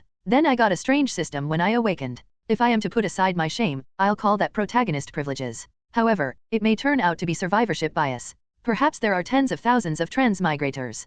Perhaps I'm not the first, nor would I be the last. Gao Yang's mind wandered a little. Officer Huang got to his feet. I've decided. I'm going to keep my distance from you. What? Gao Yang was taken by surprise. Don't abandon me, Officer Huang. I don't mean it like that. Officer Huang took a drag of his cigarette and smiled cryptically. I mean we should join the organization as soon as possible. Then you'll have more companions by your side, and statistically, the risk of me meeting an untimely demise will be lower. Gao Yang was speechless. You act more like the transmigrator, sir. Officer Huang took out a post-it note and a pen, jotting down a time and an address quickly. 12 o'clock tonight. Come with Chingling. I'll take you to the interview. Okay. Gao Yang took the note. After a short rest at Wang Zikai's place, Gao Yang went to school. Wang Zikai stayed behind to keep an eye on Fat Jun and cultivated in the meantime. Due to him entering seed mode last night, Wang Zikai believed he was finally seeing the result of his cultivation and became highly motivated to keep cultivating. It seemed Gao Yang could keep him out of trouble a few more days with that. After the morning self-study, Gao Yang called Chingling to the rooftop and gave her a summarized version of what happened last night. Of course, he did his best to downplay Wang Zikai's contribution. Chingling didn't comment on that. Then later that morning, Gao Yang went to Wan Sisi, the English student assistant, to ask about a few English problems. Wan Sisi was pleasantly surprised and answered his questions enthusiastically. Afterwards, she invited Gao Yang to have lunch together, along with other classmates, of course. Gao Yang accepted and spent an enjoyable lunchtime with his classmates. It was enjoyable on the surface, at least. They bought the story that he had been keeping distance with them because he was too heartbroken about Li Weiwei's death. Nothing unusual happened in the afternoon. The same was true of the evening self-study. After that, Gao Yang and Chingling met up in an alleyway near the school. It had become a meeting spot for them. The moment he saw Chingling, Gao Yang made to take off his clothes. No need for that, said Chingling. We aren't disguising ourselves today. Gao Yang was a little surprised. Yeah. Chingling took a look at the note. The address is Huangsong Street 121, Feiyang District. It's too far away and on the other side of the bridge. We can't walk there. What then? Chingling gave it some thought. Then we'll just take the last metro with a good cover story. All right. They walked out of the alley. Chingling put her arms around Gao Yang's and rested her head on his shoulder, like a girl snuggling her boyfriend. We'll pretend to be dating and stealing time to stay together too. That'll rationalize our behavior. Okay. Gao Yang wasn't going to oppose that. Surrounded by monsters, he couldn't feel safer with a pretty and powerful bodyguard holding him. They took the metro and emerged in Feiyang District in River West after half an hour. Then they walked for another 20 minutes or so. Chingling stopped at a street selling late-night snacks and bought malatang. She really had a thing for malatang. Huangsong Street sat in an old neighborhood waiting for renewal. The street was lined with 2-story and 3-story cement buildings. The storefronts had long closed. The road hadn't been maintained for a long time and was covered in bumps and holes. Many of the street lamps weren't working either, and Gao Yang was sure the cameras must have all been conveniently damaged. They walked along the street checking the door plates. Soon, they found number 121. It was an unassuming place. The rusty roller door was half open. Inside was a piece of blue fabric common for old storefronts. The light was flickering, and the sound of fighting and explosions could be heard. Gao Yang vaguely made out the old arcade machines. I didn't know arcades like this still exist. Gao Yang loved arcades when he was young. 5 cents would last him the whole morning. Of course, he was terrible at the games. Usually, he would stand behind the older boys and watch how they won the game with only 1 token. Thinking back, that could be considered the start of game streamers. Come, let's go. Chingling put on a mask. Wait, Gao Yang said. What? Give me the time of a song 3. 1. A reference to Gundam. Seed mode is when a person, usually a mecha pilot, exceeds their physical and mental limits. The term is then used generally to refer to someone demonstrating power beyond their limits. 2. It's generally frowned upon in China for students to date before college. There's the term Zhaolian that was coined because of that, meaning dating young when students should be focusing on studying. 3. A reference to singer/songwriter J. Choose Give Me the Time of a Song. Gao Yang closed his eyes. Access granted. You have acquired 61 luck points. It was about what Gao Yang expected. 2 days were 48 hours, so normally he would have gotten 48 luck points. Since he got a bonus when he was attacked by Fat Jun, however, he gained a little more than 10 points on top of that. I'm going to pull for a talent. It takes 30 luck points to comprehend a new talent. Do you confirm? Yes? Comprehending. Comprehending. Comprehension fails? Dang it. This is too much. Is it really that difficult? To make another attempt at comprehension, you need 30 luck points. What kind of business do you run here? Forget it. Put all the 31 points left in luck. I'm going to an interview. Whatever I can do to make myself stronger, I'll do it. Allocation completed. Luck is now 132. Congratulations. You have acquired 20 permanent unassigned points. You may allocate them as you wish. Put them all in luck. You are prohibited from exploiting the loophole. Fine. Let me think. Then I'll put it all in charisma. You are adding 20 points to charisma. Do you confirm? Yes. It's just 20 points. I don't think it'll help much if I put them in other stats. Might as well leave a better first impression. Constitution, 27. Endurance, 28. Strength, 17. Agility, 27. Willpower, 37. Charisma, 39. Luck, 132. Access ends. System hidden. Beep. Gao Yang opened his eyes and turned to Chingling. Do I look different? Chingling looked over at him. No. Gao Yang insisted, take a closer look. There should be a difference. Do my eyes look sharper? Or maybe my facial features are more sculpted, or my skin fairer. Your skin has gotten thicker, said Chingling. She has no taste. Fine. Let her be. Gao Yang took a deep breath and straightened his collars before striding into the arcade. It was about 20 square meters big with 2 lines of old arcade machines by the walls. On the screens, colorful commercials were playing, casting the dim room in old-fashioned technicolors. The fan above their head spun slowly, squeaking every so often. A young man sat in a corner of the room, focusing solely on his game. Gao Yang and Chingling exchanged a look. Then he walked up to the man and said, "Hello, we're here for the interview." The man didn't spare them any attention, nor did he become hostile. Gao Yang walked closer. The man was playing Knights of Valor 1. He picked Zhuge Liang as his character and was exploiting a bug with an ice sword, freezing the boss Cao again and again without pause. Youth these days don't know to respect the code of honor. The man was built a little short and thin. He was dressed in leather from top to bottom, and the clothes were covered in rivets. His hair was shaved on the sides with the middle part sticking up, dyed into a bright yellow. It was the classic broom head. His chest, nape, and arms were all covered in tattoos of a myriad of strange shapes. One of them was a pig head in the shape of a hairdryer too. That one Gao Yang did recognize. Ga. From the arcade machine came Cao's scream. His hit points had been drained completely. The man beat the game. He remained seated as he glanced up at Gao Yang and said, "Here for the interview? You." Gao Yang felt a little dejected. "I just added 20 points to my charisma," he thought. "Shouldn't I get some respect?" "And me?" Chingling said. The young man leaned over and looked behind Gao Yang's shoulders. When he saw Chingling, he immediately perked up. "Whoa, a pretty lady." He shot to his feet and wiped a hand through his broom head with dramatic aplomb. "So it's you too. And me?" Officer Huang lifted the blue cloth and walked in. "Sorry for being late. You haven't gotten started, have you?" "We just got here," said Gao Yang. Officer Huang was respectful to the broomhead man. "Let me introduce you. This is our interviewer tonight, Mr. Wu Dehai." The man put his hands in his pockets and put on airs. "Just call me Brother Hai. They are companions I've met recently, Gao Yang and Chingling." Officer Huang smiled. "I failed the challenge last time. It's okay if I try it again with my 2 companions, isn't it?" Yeah, but you're not bothering me for a month if you fail again tonight." Wu Dehai sounded arrogant. "Deal. Let's get started." Chingling raised her hand, and a Tangdao appeared in her grip. "Whoa, that's something? And it can be hidden." Wu Dehai's eyes glinted. "This didn't belong to you, did it? Where did you get it?" "None of your business." Chingling got into a fighting position. Pretty girls have the right to be dismissive. Unfazed, Wu Dehai lazily picked at his ear. "Who among you are taking me on first?" "I'll do it first," said Officer Huang. "All right, we'll do 3 challenges as per usual." Wu Dehai opened his arms. "Pick what you want. You pass as long as you can win all 3 times." "Pick what?" asked Chingling. Officer Huang smiled. "I didn't tell you, did I? The test is the arcade games. Pick 3 machines and win, and we'll pass. I've tried many times, but I always lost to him in the end. You young people should be better at games. We have a good chance of winning." Gao Yang was speechless. "When you said you were too weak, Officer Huang, you meant playing games." "Yeah." Chingling frowned, confused. "Why didn't you just cut this idiot down?" "Ha ha ha ha, cut me down." Wu Dehai laughed until he was breathless. "You don't know what power is, lady. I'm giving you a chance here. Don't slap the hand that offers you a great deal, if we're gonna fight for real." He raised his voice and continued, "I can't even defeat any of you one-on-one, let alone all 3 of you together." Gao Yang felt the urge to facepalm. He sure was speaking the lines of the wimpiest lackey in the haughtiest tone. Wu Dehai seemed proud of himself. "Humph, my talent doesn't lie in combat. Of course I can't defeat you. If you dare lay a finger on me, however, there is no shortage of big fish in the organization who will take care of you." All right.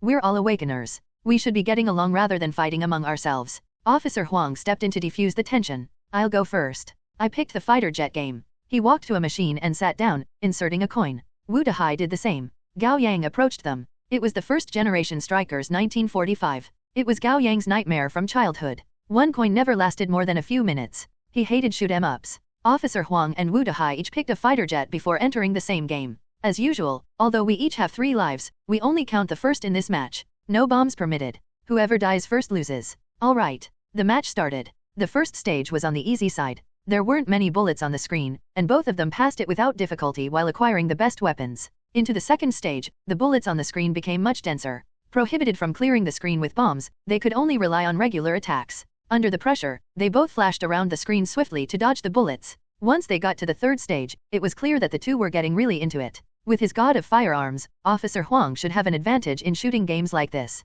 His fingers moved quickly, but he was composed and calm. When they encountered the boss, Officer Huang gave up on attacking altogether. His plan was obvious. He was waiting for the stage boss to kill Wu Dehai for him with all the bullets on the screen. Wu Dehai was agile as well, but he was getting agitated. He kept shooting at the stage boss while flying around. Officer Huang focused on dodging alone with a hand on the joystick and a hand holding a cigarette. Perfect flex. Gao Yang would give that a full score. Amid the countless flying bullets, Wu Dahai's jet got shot down in the end. Officer Huang let go of the joystick. His jet was shot down in an instant. He survived for a second longer than Wu Dahai. Good game, he said as he stood up.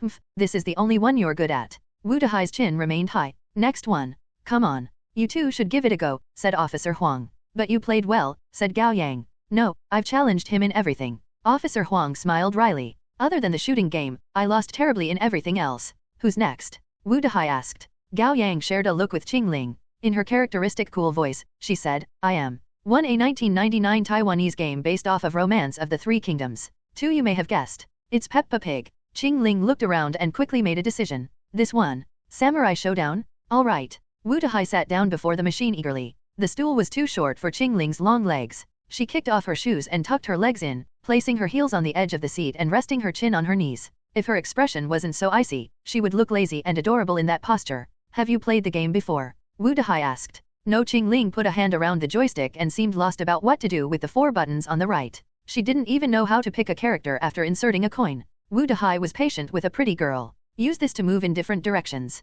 Choose your character this way. Yeah, just pick the one you like and press A. Chingling picked the first character uncaringly. Homeru? Good choice. Wu Dahai smiled with his whole face. Then I'll pick Tachibana Yukio. Once they had selected their characters, the match started. Under Wu Dahai's control, Tachibana made a slash at Homeru. With a melee combo, he knocked Homeru down on his back, and when Homeru stood up, Tachibana was already in his space. Fatal reprobation. Secret sword? Light snowfall. On the screen, Tachibana made a flurry of combos until Homeru collapsed to the ground with a cry, his hit points exhausted. Chingling hadn't even managed to get an attack in. Although Wu Dahai had killed Chingling without losing any blood, he didn't feel much sense of satisfaction. Best 2 out of 3 won. Then the second match commenced. Wu Dahai didn't rush in for an attack, but instead started to teach Chingling patiently. A is light slash, try it. Chingling pressed the button. Homeru made a quick slash and hit Tachibana. B is medium slash, try it. Chingling did as he said. Homeru made a slash at medium speed, pushing Tachibana 2 steps back. A and B together is heavy slash.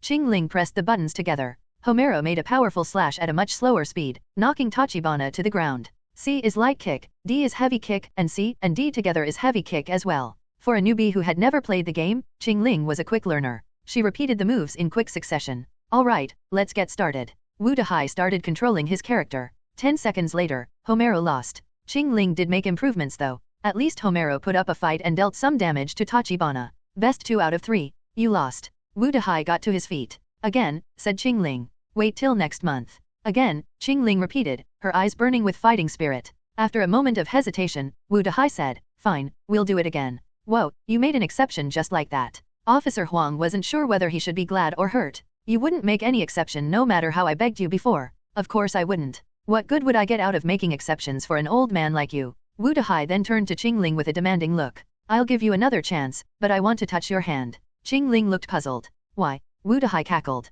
To be honest with you, I have never touched a girl's hand my whole life. I mean human girls. Monsters don't count. Is there a difference? Asked Chingling. Of course there is. I'm not interested in monsters. The women in the organization are stingy. They refuse to let me touch them. I don't get it. They aren't losing anything. Gao Yang had never met someone who was so open about their depravity. He wasn't sure where to even begin if he was to roast the man. After some consideration, Chingling offered, we'll start over. If I lose again, I'll let you touch my hand. Okay, deal. Wu Dahai didn't expect Chingling to agree to the condition so easily. He was confident he was going to win. Let's go. Wu Dahai sat back down and inserted a coin. The two chose the same characters as the last round, Homeru and Tachibana. Wu Dahai felt like a pro abusing a newbie. The victory didn't seem fair. Thus he offered to teach Chingling again. I'll show you the movesets. No, it's enough. Chingling turned him down. Alright, I'm gonna go all in. This time, Wu Dahai didn't pull his punches and played even more ferociously than in the previous match. Chingling didn't sit around and do nothing, but instead kept guarding against his attacks.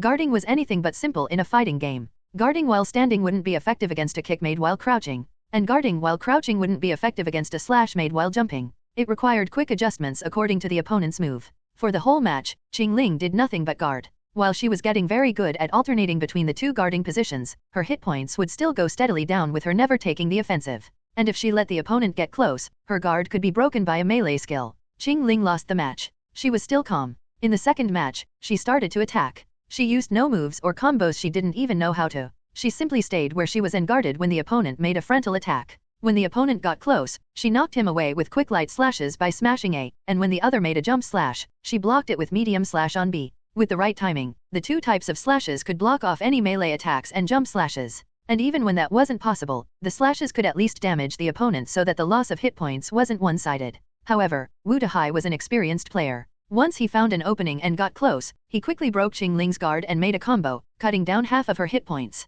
To no one's surprise, Chingling lost again. You lost. Wu Dahai jumped to his feet, his eyes fixed on Chingling. I want to touch your hand. Chingling stood up and offered her hand. Wu Dahai was surprised by her lack of hesitation. Midair, his hand stopped before pulling back. Suddenly, his lips twisted into a leering smile dripping with desires. How about this? I'm not touching your hand, and I'll give you another chance, but I want to touch your boobs. Let me do that, and we'll have our rematch. Chingling seemed to be thinking, her expression impassive. Enough. We'll try next time. Gao Yang couldn't help but step in. If his sister had been the one getting harassed like this, he would have thrown a punch at the man already. However, he had no right to interfere with Chingling's decision. The most he could do was put in a word or two. That's right. There's always a winner and a loser. Officer Huang chimed in as well. I've been a cop for more than a decade, and I've seen my share of girls going down the wrong path. Chingling, this isn't worth it. It's really not. Fueled with her desire to win, Chingling ignored both of them and said to Wu Dahai, deal. Wu Dahai stared at Chingling. The colorful light of the arcade machines cast on her beautiful and aloof face. She didn't seem to be playing coy, nor did she seem humiliated. She simply didn't care. This woman sure was something else. His gaze dragged slowly down from her face to her fair neck, finally stopping at the curves covered by her white uniform. She was voluptuous under the fabric, her body filling her shirt and straining against the second button. Looking closely, he could even see the impression of the undergarment. A human girl's boobs. The boobs of a pretty 18-year-old girl with a nice body? Wu Dahai couldn't help but gulp. He wasn't dreaming. The two men by the girl's side glared at him with hostility. He knew they were looking down on him with disgust, perhaps even envy, and he knew he was acting like a horny old man, but at this moment, he was proud of being one. With nervousness and awe, Wu Dahai slowly reached out. Soon, he would be in heaven and savor the greatest happiness in the world. Then a fist slammed into his nose and sent him staggering back with a cry. The punch was quickly followed by a kick to his lower abdomen from Chingling's long leg. Wu Dahai felt his stomach twisted in pain. His legs went weak, and he dropped to his knees. Chingling glared at Wu Dahai as he knelt at her feet, still fuming with anger. What do you think you're doing, bastard? She grabbed him by the hair. You got a death wish. Wu Dahai was flabbergasted. Wait, you gave me permission to touch. Touch what? Demanded Chingling. Gao Yang realized then that Chingling's other personality had come out. Little Chingling hated men. Of course she wouldn't let Wu Dahai lay a hand on her. Wu Dahai felt wronged. Touch, your breast. A worm like you? Eat shit. Chingling slammed her knee into his head with a loud thud, sending him flying into a few chairs and knocking them down. Gao Yang was enjoying the show, but seeing that things were getting out of control, he quickly grabbed her to prevent a homicide from happening. Let's drop it, Chingling. Don't touch me. Chingling made to slap him, but having foreseen that coming, Gao Yang leaned back to dodge her hand. You maggots? Why did you bring me here? Chingling had been yelling when her body suddenly froze, and her eyes reverted back to her usually icy calmness. She turned to the nervous-looking Gao Yang before looking down at Wu Dahai as he groaned in pain on the floor. What happened? Your sister showed up, said Gao Yang. Chingling furrowed her brows slightly. Doesn't matter. Let's continue. Continue my ass. Wu Dahai got up with Officer Wang's help. Holding his bleeding nose, he raged, you women change moods as quickly as flipping a book. There was an accident, explained Chingling. You could have just told me if you didn't want me to touch you. I didn't force you or anything. Wu Dahai was still angry. Don't think you get a free pass just because you're a pretty girl. Hit me again, and I'll fight back. Chingling considered it for a moment. We'll have another go. If you win again this time, I'll have these two tie me up. Then there will be no accident. Gao Yang was stunned. Aren't you a little too harsh on yourself? That's called a gambling addiction? Still, Gao Yang believed that little Chingling would come out to break the deal once more even if Chingling lost. Over the years, Chingling had been protecting her weak sister in matters of life and death, but in situations like this, little Chingling must have been protecting her extreme sister as well. They were two sides of the same coin after all. Gao Yang and Officer Huang exchanged a look. They decided to step back for the moment and see how things went. Wu Dahai's anger deflated at once. He decided to believe her story. At the end of the day, he had taken a beating already. Worst case scenario, he would get another, but what if he succeeded? Dying for a pretty girl would be a worthy death? He stared at Chingling. You meant it. Chingling nodded. Let's go then. Wu Dahai roughly wiped away the blood coming from his nose and sat back down at the machine. Chingling had much more experience now. Without even a pause, she sat down, inserted a coin, and picked her character. Again, it was a duel between Homero and Tachibana. Wu Dahai's Tachibana dove into attacking immediately, while Chingling limited herself to 4 moves, stand guarding, crouch guarding, light slashes with A, and medium slashes with B. But this time, she made no mistake, and her reaction was so quick it could only be measured in milliseconds. Wu Dehai pulled every trick up his sleeves, but it felt like he was fighting against an emotionless machine. No matter what move he made, his opponent always countered it with the best response: guard, parry, or mutual damage. Wu Dehai couldn't gain the upper hand, and his hit points were always a little short of Chingling's. The match ended with neither fighter dead, but Chingling won with a little more hit points. Wu Dehai realized what Chingling's strategy was. The second match, he didn't initiate an attack and waited for her to attack first. However, Chingling remained unmoving too. Wu Dehai had already lost the first game. Getting a deuce would mean his loss. Wu Dehai grew impatient. At the halfway point of the match, he sprang into action and attacked. However, that got him swept into Chingling's momentum again, and the match ended the same way. No death, with Chingling having more hit points left. The best 2 out of 3 won. It was Chingling's victory.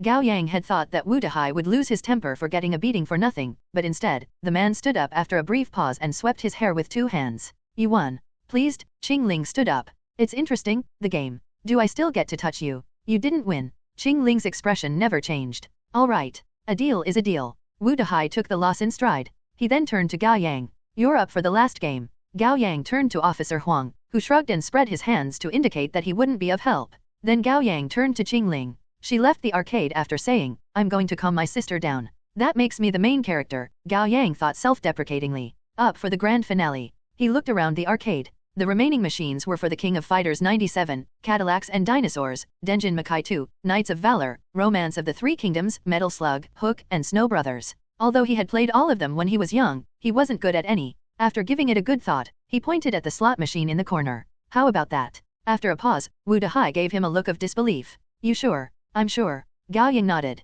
He couldn't win with skill. Then he would count on his luck. Oh. Officer Huang seemed to be recalling an unpleasant memory and pressed a hand to his forehead. Smirking, Wu Dehai patted Gao Yang on the shoulder with pity. Wrong move, buddy. Wu Dehai confidently ran his hand through his broom head and sauntered toward the slot machine, like he was making a grand entrance into the ring. We'll have 10 coins each, so that's 10 points in total. The match ends after 5 minutes. You'll be keeping time, old Huang. Don't call the end even a second later. All right. Officer Huang took out his phone and opened the timer. The rule is simple. Whoever gets the higher score after 5 minutes wins. Wu Dehai turned to Gao Yang. Any question? No. All right. I'll do it first. Wu Dehai sat down before the slot machine and inserted 10 coins quickly before starting the game. Gao Yang stood behind Wu Dehai and watched over his shoulder, recalling his memory of watching other people play when he was a child and brushing up on his knowledge of the game. The slot machine was the most commonplace type. There were 8 bonuses in total: apple, times 5, orange, times 10, papaya, times 15, bell, times 20, watermelon, times 20, double stars, times 30, double sevens, times 40, and bar, times 100.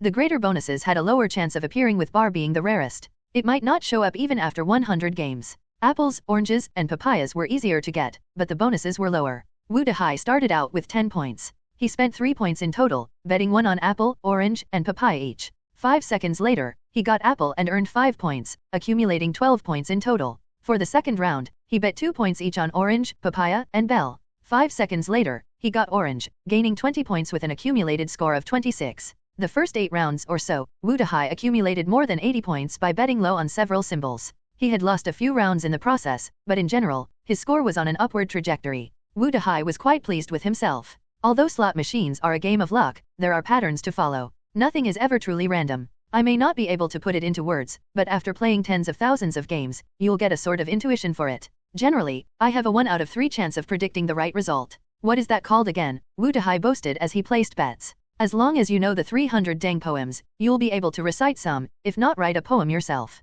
It's tang, not dang. Gao Yang couldn't help but correct him. Exposed, Wu Dehai turned around to shoot him a glare. 1 minute left, Officer Huang reminded him. That's more than enough. Wu Dehai closed his eyes and muttered, I can feel double sevens calling out to me. He bet 20 points on double 7 the moment he opened his eyes. But he ended up getting papayas. Surprisingly, Wu Dehai wasn't fazed by the unexpected result at all and bet 20 points on double 7s again. He got watermelons. Now he only had a little more than 40 points left, yet he made the same bet without hesitation. The result came. He got double 7s. The slot machine flickered red light in celebration, and an electrifying jingle echoed in the room, along with a monotone robotic voice going, Congrats? Congrats? Congrats. 40 times 20 is 800? His total coin out counts skyrocketed to 820. Wu Dehai stood up and stretched. He still had another 30 seconds, but he decided to stop it here. Time's up, Officer Huang announced. In the end, Wu Dehai's score was 820. After a minute, the slot machine reset. It was now Gao Yang's turn. Having thought about it for a moment, he took a deep breath and started betting.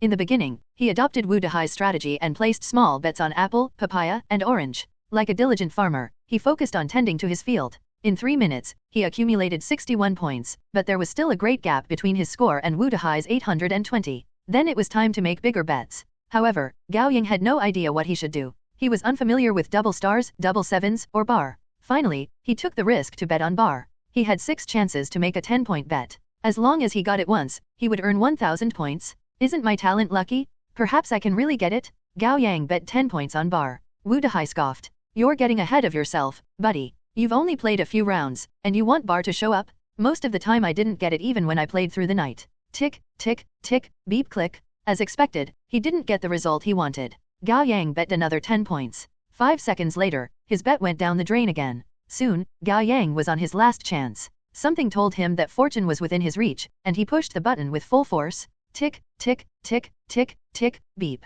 Hope rose in Gao Yang's heart. The result came 2 seconds later than in the previous round. Tick. But yet again, he was far from getting bar. Ha ha ha ha, you missed it. You lost. Wu Dehai laughed at his failure. You'll need 10,000 years to get good enough to beat me at slots, buddy. You have a chance at other games if you put your mind into practicing. Come again next month. Gao Yang stared at his current score, 1. It wasn't time to give up. How long do I have?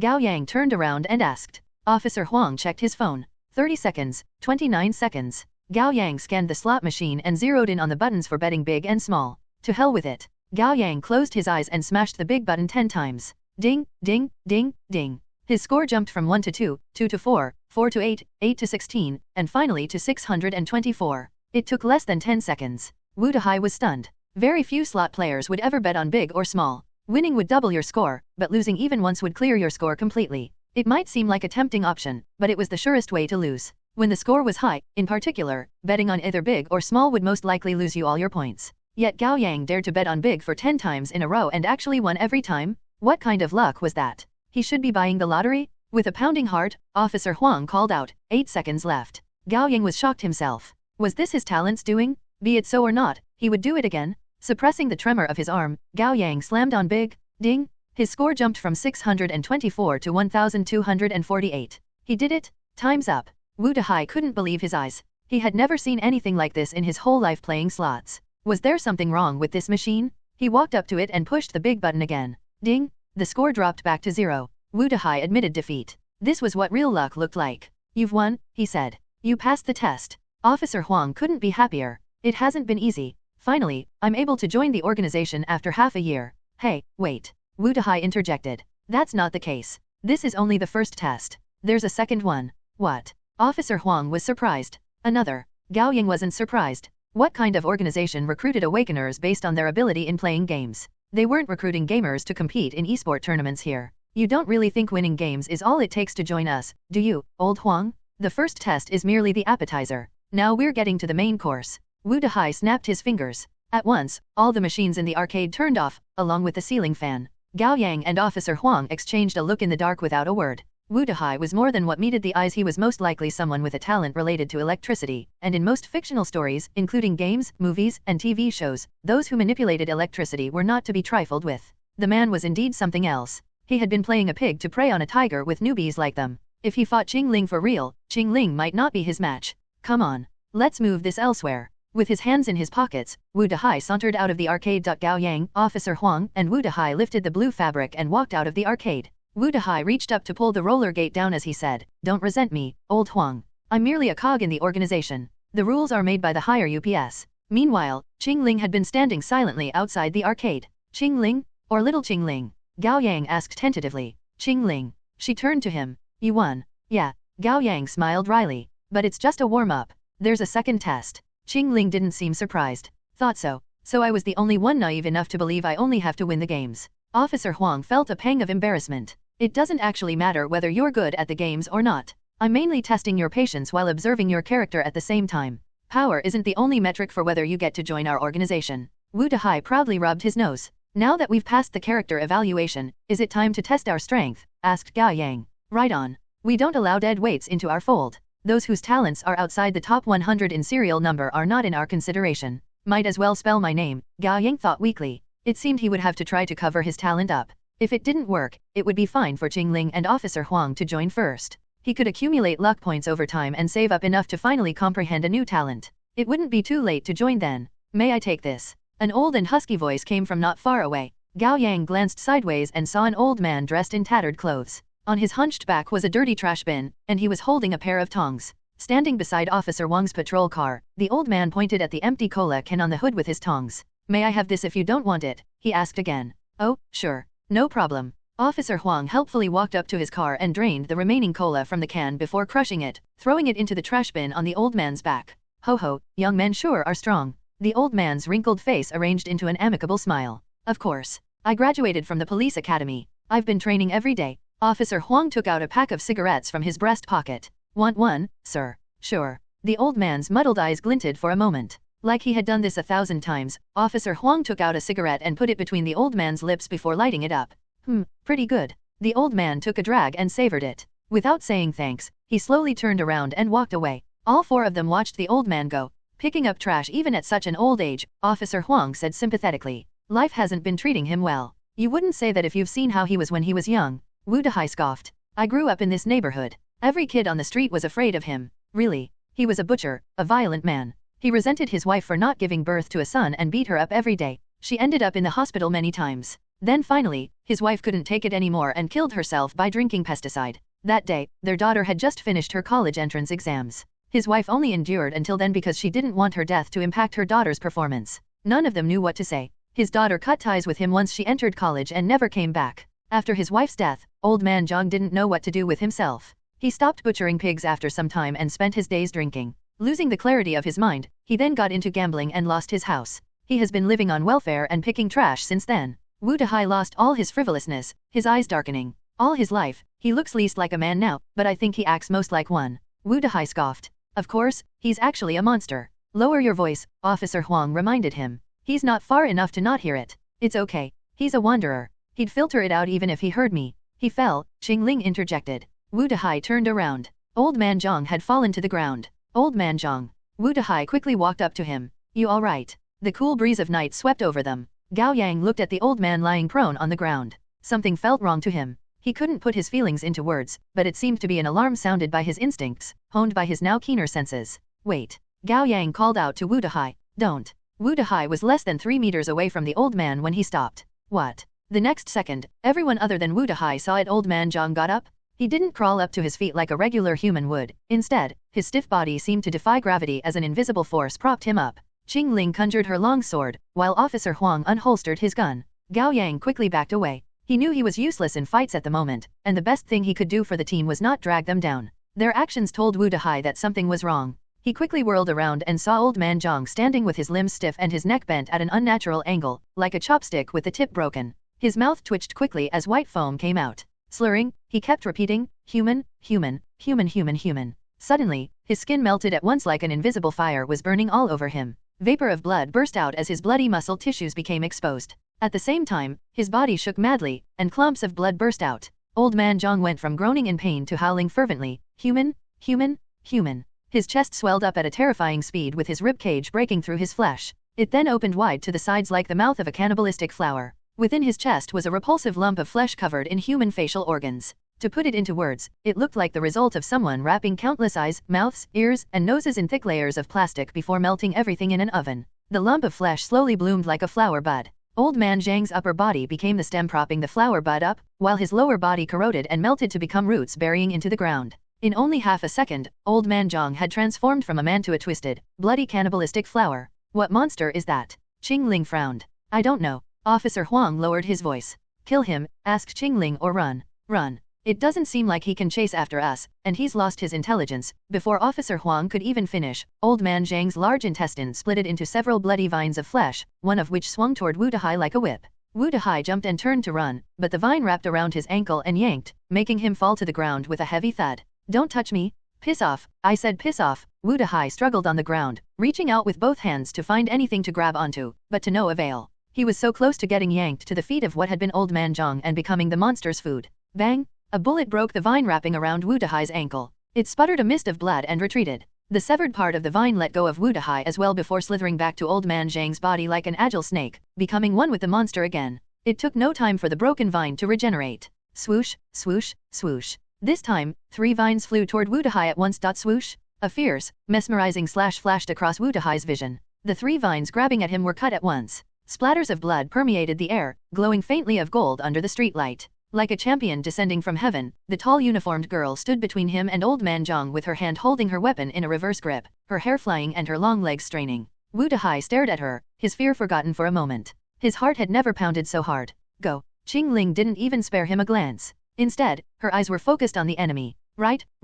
Wu Dahai came back to his senses and stumbled away, but not without warning Chingling. Pretty girl, be careful. Old Man Zhang had turned into a hybrid monster of plants and animals. The facial organs on the flower bud gurgled with dripping pus and blood foams while it screamed with hunger and rage. Human. Instead of rushing to attack, the vines at its feet wrapped around its body and tightened inch by inch like a meat grinder. Gao Yang couldn't put the disgusting picture it painted into words. In less than 10 seconds, the air was filled with a pungent, repulsive smell. He fought the urge to throw up and ran up to support Wu Dahai, who had just run back to them. Why didn't you fight? I'm not built for that. Wu Dahai said without shame. Didn't you do something impressive? Gao Yang was confused. You turned off all the machines with a snap. That's a sound switch. You can do it too with a snap. Gao Yang was speechless. You're more useless than I am, bro. How did you get into the organization then? Through a back door? Nepotism? Is the organization actually worth joining? Forget it. It was better to do things himself than rely on others. Is there any weapon? Gao Yang called out to Officer Huang. There's a golf club in the trunk of my car. With one hand still holding his gun, Officer Huang fished the car key out of his pocket and threw it to Gao Yang. Catching it, Gao Yang quickly opened the trunk and pulled out a silver golf club. Not far from them, Old Man Zhang had ground his entire body into pieces. Except for the ball of flesh with countless facial organs, the brain, one could call it, the rest of his body had all turned into vines, or tentacles, to be more precise. The tentacles were a patchwork of intestines, organs, muscle tissues, and cartilages, and there were more than 20 of them at a first glance. He was like a malformed octopus with tentacles on the ground. Swish, swish, swish. 3 tentacles flew toward Chingling. She cut them down at once with a slash. Swoosh. Then another 4 tentacles swung down at her. She rolled to the side and dodged the whip-like tentacles, but without her noticing, a few others had already crept up to her feet in the dark. Surprised, Chingling quickly jumped back. The tentacles leapt up with a swooshing sound like rattlesnakes. One of them grabbed onto Chingling's fair ankle and yanked her back to the ground. Bam! A bullet broke it off. Ignoring her pain, Chingling flipped sideways to get to her feet and cut the other 3 incoming tentacles. She didn't dare stop moving. With her Tangdao raised, she quickly ran. During the handful of times she dodged the tentacles, she noticed that they were fastest when they were shooting out in a straight line from the main body of Old Man Zhang. In comparison, the tentacles were much slower when whipping sideways to grab onto their target. Chingling decided to run around Old Man Zhang to lower her chance of getting caught. Bang! Officer Huang seized an opening and took 3 shots in quick succession at the brain. Human.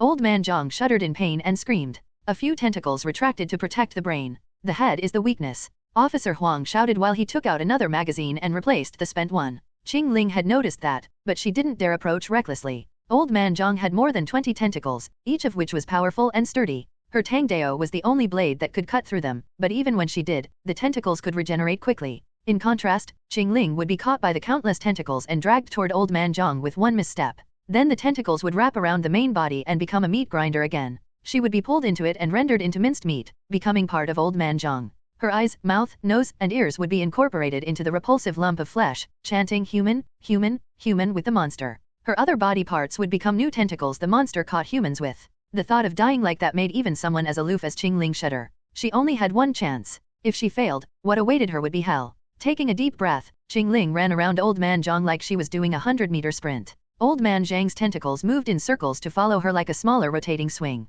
After 2 minutes, Chingling slowed down gradually. Both her usual training and her God of Blades were about explosive power. That meant she wouldn't last long and had to finish things off quickly. She still hadn't spotted the perfect opening, but she had to move before her stamina ran out. Cover me. Seizing a chance, Chingling ran to the side where there were the least number of tentacles and rushed up to Old Man Zhang with her weapon. 7 or 8 tentacles immediately retracted, while the other dozen and more tentacles closed in on Chingling from all sides. Chingling sprinted while sidestepping to dodge the attacks and cut down tentacles. Vapor of blood permeated the air. Amid the flashes of the blade, Chingling moved like a bloodied white butterfly fluttering across the countless tentacles. Officer Huang hadn't been standing around. With his god of firearms, he made a shot every second to cover Chingling. The tentacles that had escaped Chingling's blade ended up broken by the bullet that followed. Everything happened in mere seconds. Officer Huang had emptied the magazine, and Chingling was now close enough to Old Man Zhang. With an agile flip to the side, she dodged the last 2 tentacles and raised her blade to bring it down on Old Man Zhang's brain. At that moment, everyone believed that the monster's brain would be cut in half like a watermelon.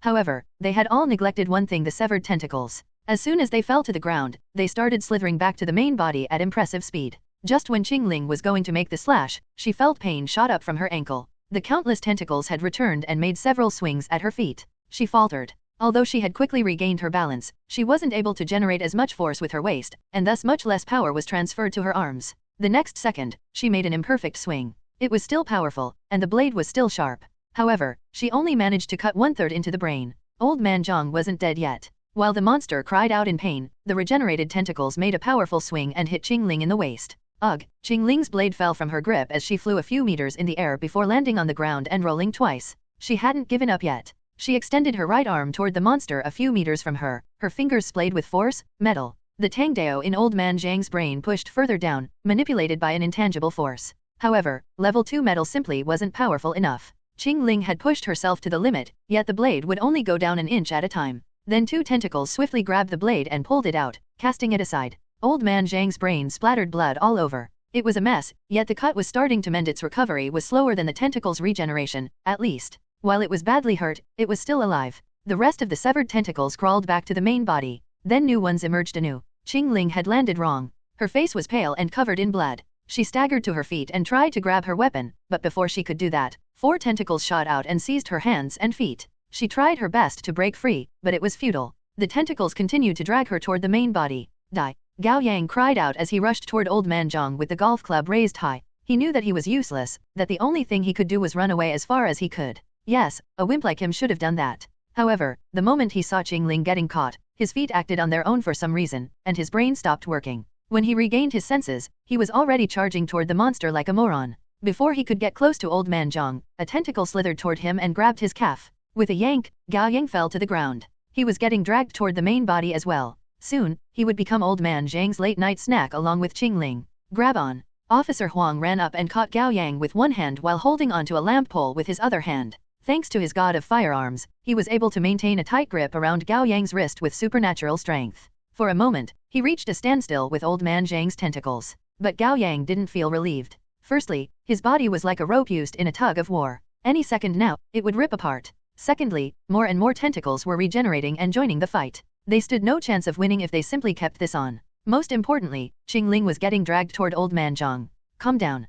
Calm down. This was exactly the moment he had to be calm. Gao Yang took a deep breath and closed his eyes. Access granted. You have acquired 30 luck points. 30 luck points? You have been through 6 minutes of great danger. Luck acquisition rate increased by 300 times. Comprehend new talent? Now, it takes 30 luck points to comprehend a new talent. Do you confirm? Yes? Comprehending. Comprehending. Comprehending. Comprehension succeeds. Talent, replicate. Serial number, 18. Rune type, knowledge. Level 1 replicate. Allow one to replicate any talent with a serial number greater than 30. Method, touch the target's body for 1 second. Number of talent replicated, 1 storage duration, 1 hour. Use duration, 3 seconds. Cooldown, 12 hours. Stats bonuses of level 1 replicate, willpower plus 30, charisma, 10. Good. Finally, congratulations, you have comprehended a talent for the first time. It now takes 60 luck points to comprehend a new talent. Access ends. System hidden. Beep. Gao Yang opened his eyes. 1 meter from him, Chingling was getting dragged toward Old Man Zhang with the side of her body on the ground. She did her best to find purchase and resisted the tentacles, but it was all in vain. Gao Yang scanned the situation and came to a quick decision. Let go of me, Officer Huang. Are you out of your mind? Let go? I have a way out? Trust me. Every second was precious. Officer Huang had no time to hesitate. He let go of Gao Yang. The tentacles pulled Gao Yang in with a powerful yank, faster than Chingling was getting dragged. When he moved past Chingling, Gao Yang extended his right arm to the fullest. He was going to touch Chingling's head, but with their bodies being parallel to each other, he was always 2 centimeters short. Gao Yang straightened his arm and splayed his fingers to the fullest, yet he still wasn't able to reach Chingling, missing her forehead, nose, mouth, and chin by a hair. Are we done? Gao Yang's heart sank. No? His eyes glinted. There's still hope? Half a second later, Gao Yang's right middle finger glided across Chingling's chest. Still struggling, Chingling noticed his strange action. She wasn't angry, but simply confused. What was he trying to achieve? Was he just struggling? Or was it his strange way of saying goodbye? Detected 1 replaceable talent, level 3 God of Blade. Do you wish to replicate it? Replicate? At that moment, Gao Yang felt a wave of energy rush into his body from his middle finger. It was strangely vivid like a living thing, and it still retained the imprint and energy of its original owner. Gao Yang shouted, "Get me the blade." Chingling didn't know what Gao Yang was trying to do, but instinctively, she made the right decision. She stopped struggling to grab onto the ground and instead focused on controlling her weapon. Her Tang Dao lifted off the ground and flew toward Gao Yang. Gao Yang caught it quickly. The moment his hand wrapped around the hilt, a sense of familiarity rose in his body, as if he had wielded this weapon tens of thousands of times. Memory, posture, experience, instinct. Immeasurable information combined to form an energy that couldn't be described. It enveloped him like a sacred life or a mysterious spirit, guiding him, dominating him, empowering him. With a graceful flip of his right wrist, Gao Yang cut down the tentacles grabbing his calf. He was only 2 meters away from Old Man Zhang's main body. This was the most dangerous place to be, but also the most advantageous. His eyes had already identified the right opening and the best angle to swing the blade. He made a sidestep and crouched down, lowering the Tang Dao. With his legs, waist, and right arm lining up he made a swing. Shing. The blade cut through the disgusting lump of flesh diagonally from bottom to top. That wasn't the end. He quickly pulled back the blade and made another swing, cutting the remaining 2/3 of the flesh before it could even drop. All that happened in a fraction of a second. Blood gushed out first, and the scream followed half a second after the slash was made. It was soon stopped short, scattering in the rain of blood before the sound could even take shape. 3 seconds passed. God of Blade was lost to him. At the same time, the tentacles dragging Chingling loosened. For a moment, Chingling didn't move. But then she leapt to her feet and charged up to Gao Yang to grab the Tang Dao, making more than a dozen slashes at the dead monster and rendering it into pieces until there was no chance of it regenerating. Under the moonlight, Chingling's black hair was stained with crimson red. The blood streaked down her aloof face and white uniform. She lifted her head slightly, her chest heaving. Under her feet was a mess of broken limbs and organs. She looked like a murderous angel falling to hell. After a few seconds, she slowly turned around, her eyes cold and sharp as they found Gao Yang. Sling. The bloodless Tang Dao kissed Gao Yang's neck in the blink of an eye. "You better explain yourself," Chingling said with brewing anger. "I'm sorry." Gao Yang raised both hands in the air and hurriedly apologized. "I shouldn't have touched you." "Who cares about that?" Chingling flipped her blade. "Talk? Why do you have God of Blades? Why have you been hiding your true power?" "I don't have God of Blade, and neither have I been hiding my power." Picturing his neck getting sliced open, Gao Yang hurriedly spat out everything about his new talent. "I acquired a talent at the last moment, replicate. It lets me copy others' talents, but I have to touch them for 1 second. I was going to replicate God of Blade, but I was just a little too far from you. You know what happened then?" Chingling wasn't entirely convinced. She turned to Officer Huang. "There's a talent like that?" "Yes." Officer Huang nodded. "I believe it's serial number 18. He gave Gao Yang an envious look. "You learned quite a powerful talent. Congratulations." Chingling stared at Gao Yang. After 2 seconds, she put away her Tang Dao. "Bullshit all you want. You were just using your talent as an excuse to take advantage of her." Wu Dehai walked up to them and grumbled, his expression equal parts sullen and jealous. Gao Yang felt the urge to introduce the man's face to his fist. Wu Dehai fled quicker than anyone else in the fight, but the moment the threat was eliminated, he jumped in to share his unwanted opinions. Officer Huang found a couple towels he used for his early morning run in his patrol car and threw Gao Yang and Chingling each a towel. "Wipe the blood first." He then turned to Wu Dehai. "Have we passed the test now?" "What test?" Wu Dehai gaped at him. "Stop playing dumb. That must have been a test for us." Officer Huang grunted. "That was too dangerous a test." "What? I would have to be a psycho to test you that way." Wu Dehai flailed his arms around vehemently. "I don't know why old man Zhang transformed into a monster, and such a strange and disgusting one at that. I almost peed my pants." Gao Yang questioned how dependable the organization would be if this was how Wu Dehai acted. Officer Huang pressed a hand to his forehead. He was having a bit of a breakdown as well. It was so very hard to be an adult. Wu Dehai rubbed his nose. "You should go home already. The organization will send someone for you in a few days. You'll know what the test entails then." Wu Dehai came to a sudden halt after taking a few steps. He turned around to stare over Gao Yang's shoulders with lustful eyes. Gao Yang turned to see Chingling undressing. Her uniform was drenched in so much blood that wiping it off wouldn't do much. Officer Huang immediately took off his jacket and threw it to Gao Yang, and Gao Yang turned to put it around Chingling's shoulders. Disappointed, Wu Dehai let out an awkward cough. "Go back home and wait for our contact? Keep that in mind." After he was gone, Gao Yang looked at the macabre mess of body parts and blood a short distance away from them. He asked Officer Huang, "How do we deal with that?" Officer Huang sighed. "I have a bottle of motor oil in my trunk. We'll burn all this up." 5 minutes later, the three of them gazed at the blazing fire wordlessly. Chingling was dressed in Officer Wang's jacket with her fair legs uncovered. Under the warm light cast by the fire, her skin looked like the color of butter. She threw her uniform into the fire.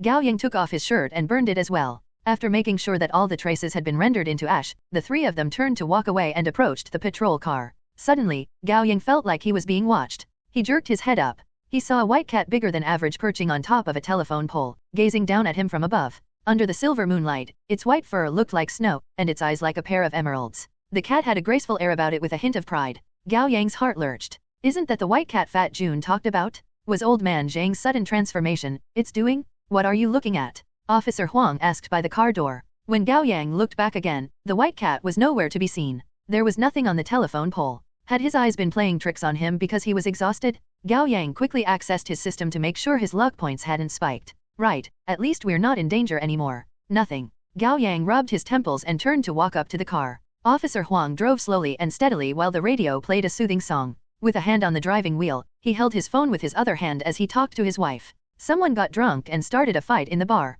I just finished dealing with it. Right, I'll be home soon. Don't wait for me, honey. Go to bed. You can't fall asleep. Ah, you're hungry? All right, I'll get takeout for you. It won't be a problem. What do you want? I'll get it for you. Officer Huang ended the call and hummed along with the radio. He seemed to be in a good mood. Gao Yang and Chingling sat in the back seat. After the difficult fight, Chingling was completely exhausted. She fell asleep with her head resting against the window, but then a sharp turn hurled her toward Gao Yang, and her head ended up resting on his shoulder, her hair running down his chest. Gao Yang could smell a faint fragrance from her. Don't thank me. Officer Huang grinned at Gao Yang through the rearview mirror. Gao Yang responded wryly, we're not together. Is that so? Officer Huang suddenly spoke like an older man talking to children. She's had it hard. I'm talking about Chingling, said Officer Huang. I heard that she awakened when she was 10. Yeah, her cousin told her. 10 years old. She knew nothing at that point, yet she was forced to face such a dangerous world. She must have been through a lot. That's why she's so extreme at times. At least she still has her other self as a younger sister. Gao Yang tilted his head. Chingling looked a lot more at ease now that she was asleep. Her usually knitted brows were relaxed, under which were long eyelashes and a delicate mouth. He had only ever thought of her as beautiful, cold, and strong. Only now did he sense a vulnerable and soft side to her as a young girl. Officer Huang said in reminiscence, compared to her, we are quite lucky. We were both old and mature enough when we awakened, and we've experienced love in this world. But the love is fake, Gao Yang said. No, the world is fake, but the love is real. Gao Yang fell into deep thought. Officer Huang gave him an example. If you fell for someone and later broke up, you may think that the relationship was fake, meaningless. However, your love for the person is real. It belongs to you and only you. No one can take that away from you. You can carry that love with you until the day you die. But Chingling doesn't have that. When she dies, she will be dying alone. Officer Huang made a bemused sound. Maybe that's why she's more obsessed with power than us. She fears a lonely death more than anyone. It would feel as if she had never been alive. Officer Huang smiled with melancholy. I love my wife, and I always will. Even if one day she transforms and kills me, or if I am forced to kill her, it doesn't matter. The woman I love hasn't changed or disappeared. She's simply passed away. Death comes to everyone sooner or later, doesn't it? Gao Yang didn't grasp the man's words completely, and he didn't respond. All awakeners who were able to survive in this world probably held their own belief. Chingling's life centered around getting stronger, while Officer Wang's life centered around love. How about me then? He asked himself. He didn't have an answer yet. Not long after, Officer Huang parked at the entrance of a bustling night market. He got out of the car and said, I'm going to get hot and sour noodles for my wife. It won't take long. Would you and Chingling want some? Their potato noodles have a good bite. I've been a loyal customer for more than a decade. Gao Yang nodded. Okay, I'll have one. His sister should still be awake when he got home. As if in response to his thoughts, his phone rang. Gao Yang looked down to check the caller ID. It was his sister, Gao Zingxin. Hello, Gao Yang said when he picked up the call. Brother, where are you? Come quickly. His sister broke down and wailed. Shanqing 3rd Hospital, 1 o'clock in the morning. Gao Yang rushed into the lobby of the emergency department to see his sister sitting on a blue chair in the public area. She was still dressed in pajamas with a pair of slippers on her feet. Her hair ran messily down her shoulders. Her face was covered in tear streaks. As soon as she saw Gao Yang, she rushed up to throw her arms around him and burst into tears again. Gao Yang petted her on the head. Where's Dad? 2nd floor. I'll take you. She grabbed his hand and dragged him along. Gao Yang had heard about what happened on his way here. His father was talking business with a client until late at night. Since he had had a few drinks, he called a chauffeur to drive for him. However, the chauffeur turned out to be working overtime and collided with a small truck. The chauffeur was killed then and there. Gao Yang's father managed to escape death in the back seat with seatbelt on, but he suffered serious injury too. He was rescued from the car and sent to the hospital for emergency treatment. The nurse found his wallet and ID when sorting out his clothes and called Gao Yang's mother. His mother almost fainted. Without changing her clothes, she rushed to the hospital with his sister in tow.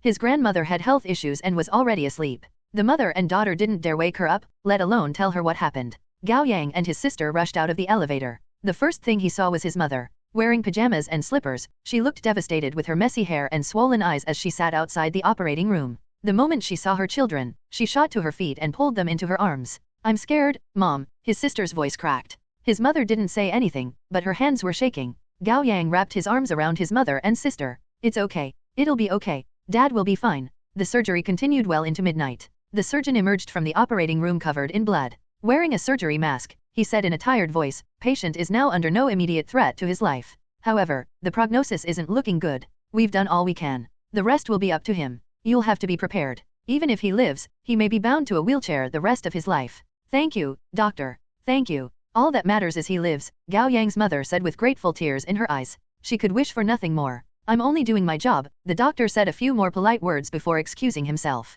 Then Gao Yang and his family waited outside until 5 o'clock in the morning. Only when the doctor told them that his father had stabilized did his mother allow herself to relax. Seeing the tired look on their faces, Gao Yang told his mother and sister to go home and rest, but they refused to. "All three of us have stayed up overnight," Gao Yang said patiently. "We'll have to take shifts taking care of Dad. You two should rest at home so that you can take over in the afternoon. Besides, both of you are still dressed in pajamas. That's not how you should look in public. Please go home now." That finally got his mother to agree to go home. She looked up at him and said contently, "Our Yin Yang has grown up." Gao Yang paused. "Really? Yeah, especially recently. Although you've been coming home late these days, it feels like you've become much more mature." Conflicting feelings warred in his head. Gao Yang wouldn't say he had matured after awakening. He had simply become more cautious. Soon, his mother returned home with his sister, and Gao Yang stayed outside the ICU. He was exhausted, but he couldn't sleep with all the thoughts in his head. A childhood memory came to him, unbidden. He and his family used to live in the rural area surrounding the city. His grandfather was still alive then, and all 6 of them lived together in a 2-story cement building they built themselves.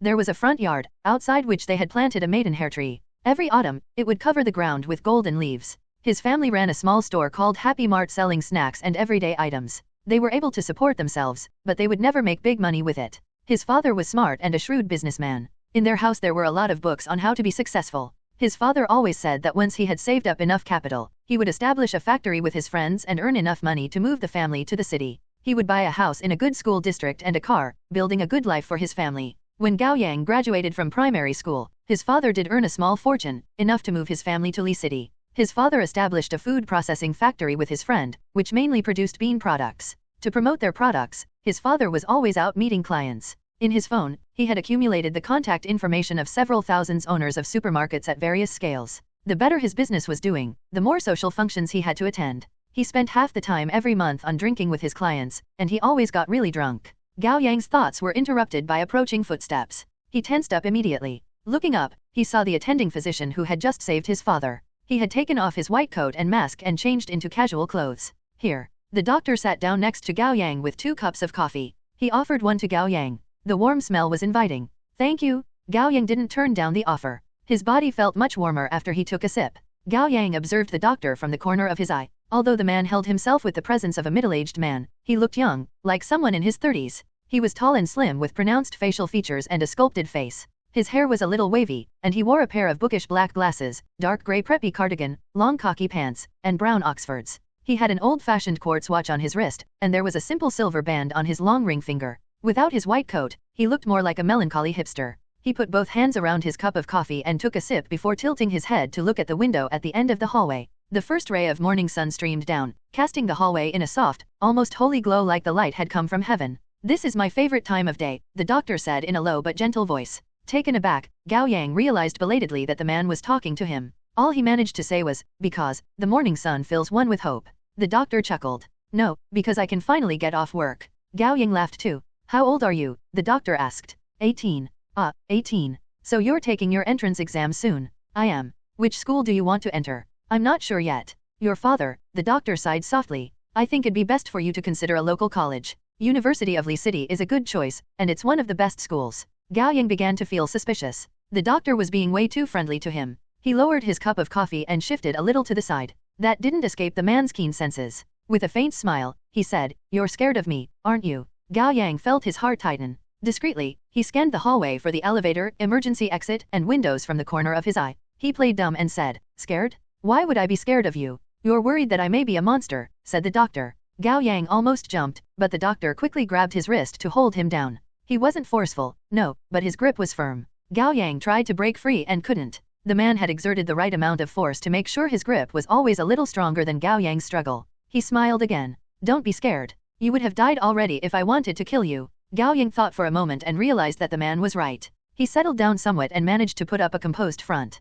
He asked without beating around the bush, are you an awakener, or a monster? What do you think? The doctor asked, still smiling. I don't know, Gao Yang admitted. The more he knew about monsters, the less he was able to tell them apart from humans. Talent, red eyes, serial number 131. I differentiate between humans and monsters based on their body temperature. In general, monsters run a little hotter than humans, and the distribution of body heat differs in a subtle but consistent way. He turned to Gao Yang, his brown eyes suddenly glowing faintly of red. That was how I was able to tell that you're human. Gao Yang sighed in relief. Good thing it was only a false scare. The doctor offered a handshake. I'm Bailey Yi. Hello, Mr. Bailey. I'm Gao Yang. Gao Yang took the man's hand and relaxed noticeably. You haven't awakened for long, have you? Asked Bailey Yi. How do you know? You seem more scared of monsters than awakeners. Gao Yang paused. Shouldn't I? Bailey Yi gave him a loaded smile. What is there to be scared of monsters? As long as you play by the rules and keep up the pretense of an innocent lamb, they pose no danger to you. They aren't so much pretending to be human but having the bodies and souls of both humans and monsters. As long as you avoid the trigger to awaken the personality and physical form of the monster, they are no different from us, and we can coexist. Gao Yang thought about it for a moment. That was similar to Officer Wang's way of seeing things. Bailey Yi adjusted his posture and leaned forward. Morning light fanned out on his back, adding a rim of golden light along the frame of his glasses. In comparison, humans are much scarier than monsters. Gao Yang ruminated on the statement. He wasn't sure how to respond to that. He decided to change the subject. You're a surgeon and operate on patients every day. Most of them are monsters, aren't they? Won't they be exposing themselves that way? Bailey Yi shook his head. Without transforming, monsters' physiology is no different from that of humans, only their metabolism, ability to recover, and immune system are a little stronger, and their reproductive organs seem a little fake. However, I've seen some with almost perfect imitation of human physiology. I would have been fooled without my red eyes. Gao Yang immediately thought of Officer Wang's pregnant wife. Perhaps she was a monster who perfectly mimicked humans. Bailey Yi continued to nurse his coffee and said in a tone one would talk about the weather with, monsters have a life cycle like humans too. They are weak when they are young, strong when they are at their prime, and decline steadily as they enter the last stretch of their lives. Since they behave like humans 24/7, their abilities are always deteriorating. The older the monster, the weaker they are. Some elderly monsters may be no stronger than an adult human even when they transform. Gao Yang was reminded of Anti-Ho, the monster who attacked him and Chingling in the Love Hotel. Officer Huang had said back then that Anti-Ho had weakened quite a lot, or she would have been a greater threat. Then are my family humans, or monsters? Gao Yang both wanted and dreaded the answer. The moment the question left his mouth, his throat constricted, and his heart pounded faster. I can't tell you. It's against the rules. Bailey Yi gave him an apologetic smile. In fact, I've already broken some rules by talking to you today. Please keep this a secret between us. Ironically, Gao Yang actually let out a sigh of relief. Then something else came to mind, and he asked, are you a member of the organization as well? Organization. Bailey Yi mused. I would say I belong to an organization. Mr. Bailey, I've only awakened recently, and there are many things I'd like to ask you. Gao Yang couldn't let this chance slip. All the questions he had been agonizing over poured out from him. I heard that monsters don't have a real reproductive system. Then how did they come about? How did humans come about? Why let humans into their mix, and why play house with us humans? Why do we only acquire talents when we discover the truth of the world? And why do monsters come after humans the moment we awaken like a switch has been flipped? How many kinds of monsters are there? Are they all bad? Can humans and monsters have babies? Are things only like this in this area, or is the entire world in the same state? Bailey Yi smiled with amusement.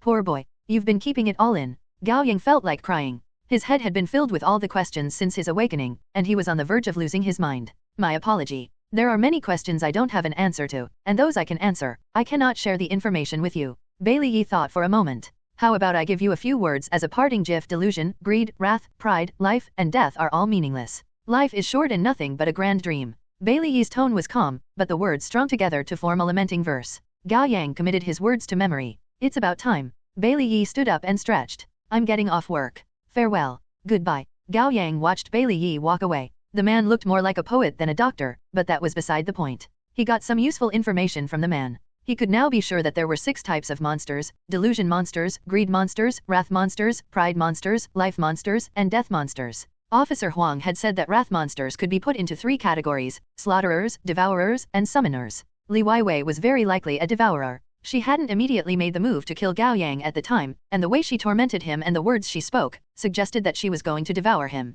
Auntie Ho was obviously a slaughterer. She spared no breath for conversation and attacked them immediately with great bloodthirst. As for summoners, Gao Yang had never run into one, and he would like to keep it that way. Delusion monsters were also known as wanderers. There seemed to be 3 kinds of them as well. Old Man Lu, who had a malatang stand, was the most harmless and mild-tempered kind, and they were likely to be the biggest part of the monster population in the world. They seemed easier to identify. The second type was the wanderers, who were difficult to be differentiated from humans. Awakeners couldn't tell they were monsters with experience and observation alone. They needed special talents for that, such as Bailey Yi's red eyes and the mentally ill man's keen smell. Officer Wang's wife and Gao Yang's family were probably in this category. Of course, there was a chance that they were unawakened humans. As long as they weren't tested to find out the truth, they were forever this world's version of SCHR, Dinger's cat, both human and monster at the same time. The third type of wanderers was Wang Zikai. He was too strange to analyze and categorize. Old Man Zhang, the wanderer they had run into only a few hours ago, should be the first type, yet he had gone berserk without warning, and his monster form was bizarre to say the least.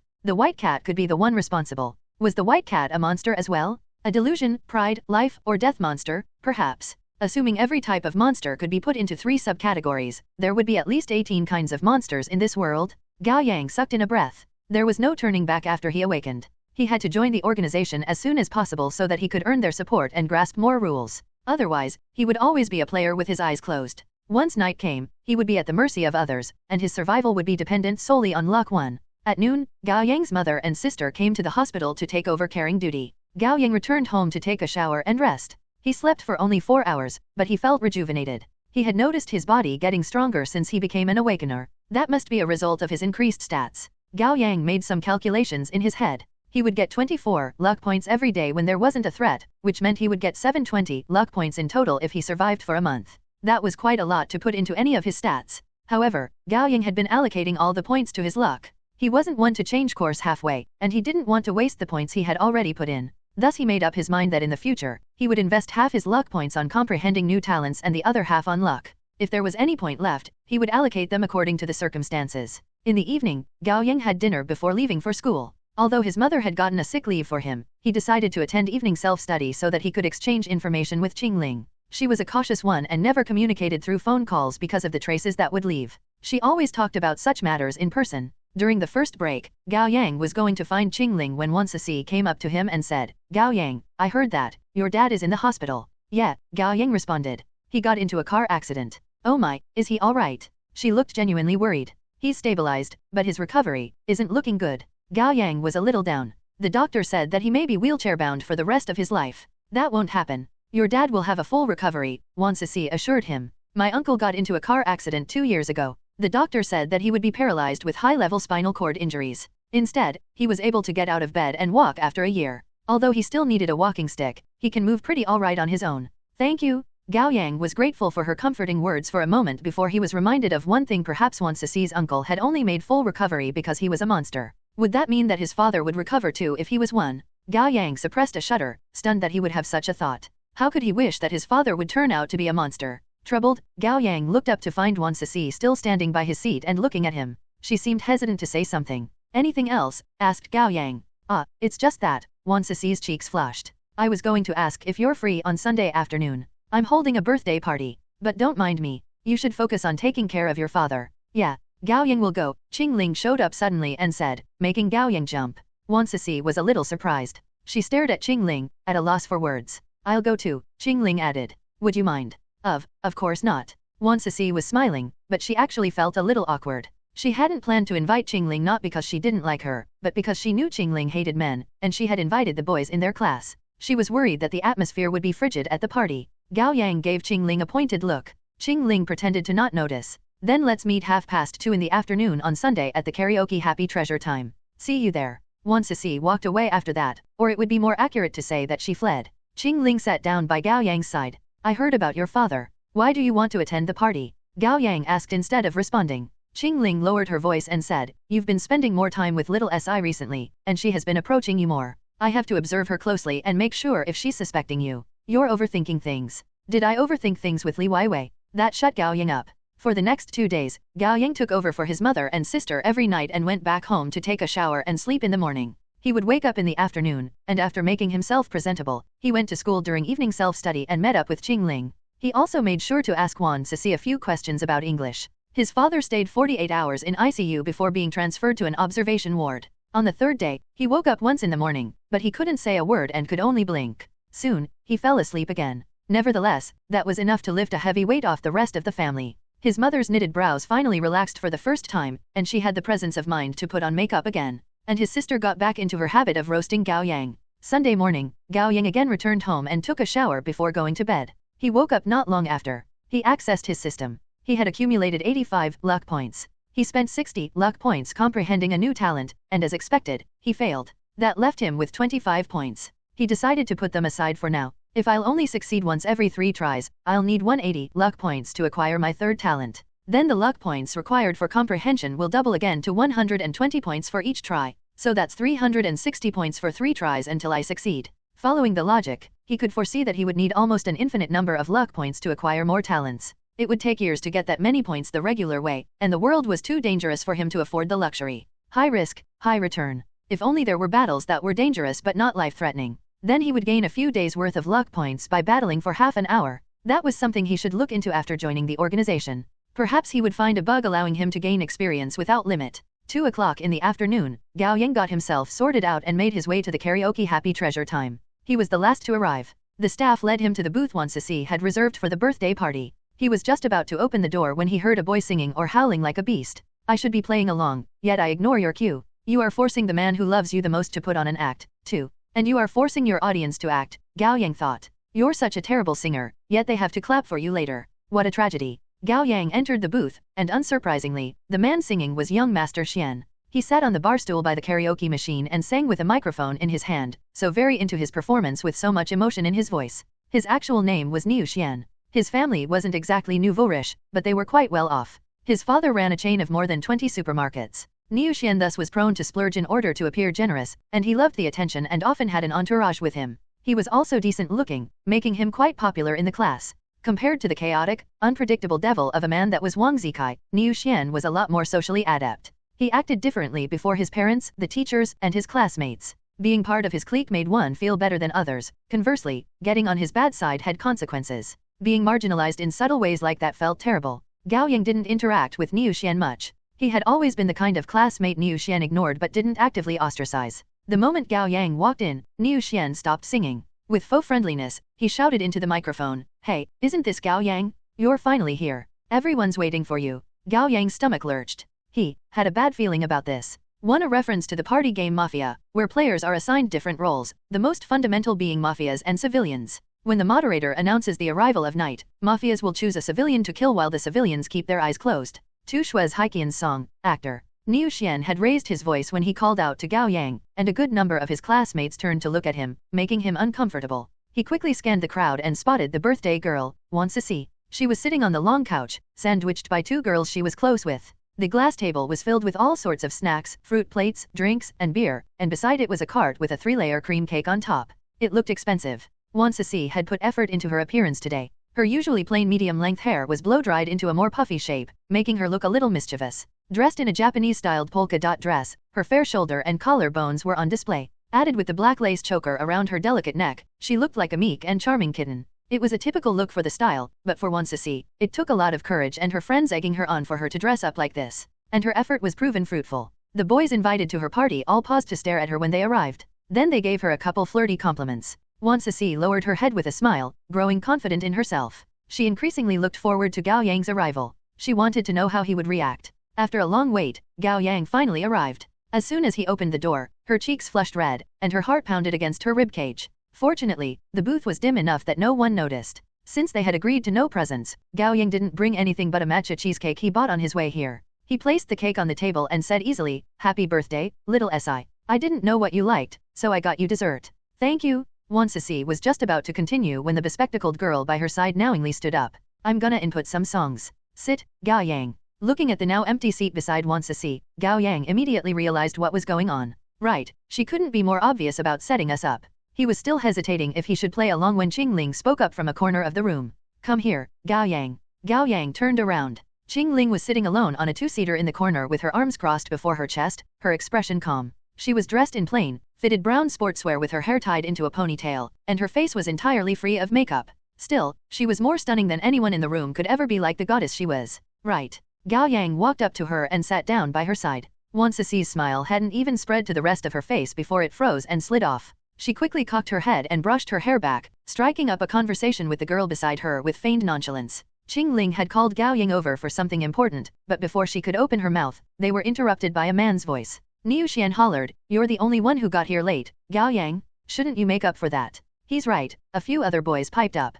"Come on, sing us a song." Niu Xian pushed the microphone toward Gao Yang. His lips were curved into a smile, but his gaze was derisive. He knew he was a terrible singer, but Gao Yang was even worse. He simply wanted to humiliate Gao Yang because he didn't like him. Niu Xian hadn't had anything against Gao Yang before, but over the past month, Gao Yang had been sticking out to him like a sore thumb. Li Weiwei's death suddenly won him the attention of many classmates. Almost everyone knew he was childhood friends with her. At the time, Niu Xian actually pitied him like everyone else, yet somehow, Gao Yang gradually turned into the kind of person who got everything in life after Li Weiwei's death. First, the goddess no one dared pursue, Chingling, grew closer to Gao Yang. Niu Xian had eyed her back when they were in their first year, but he got the cold shoulder the few times he showed her that he was interested. Then there were rumors that Chingling was into girls, and Niu Xian sensibly gave up on her. There were many girls who would want to be with him. He had no reason to make a fool of himself for one girl. Yet the goddess who would never accept any man ended up hooking up with Gao Yang. A few days ago, some of their classmates saw Gao Yang and Chingling walking into a train station holding hands.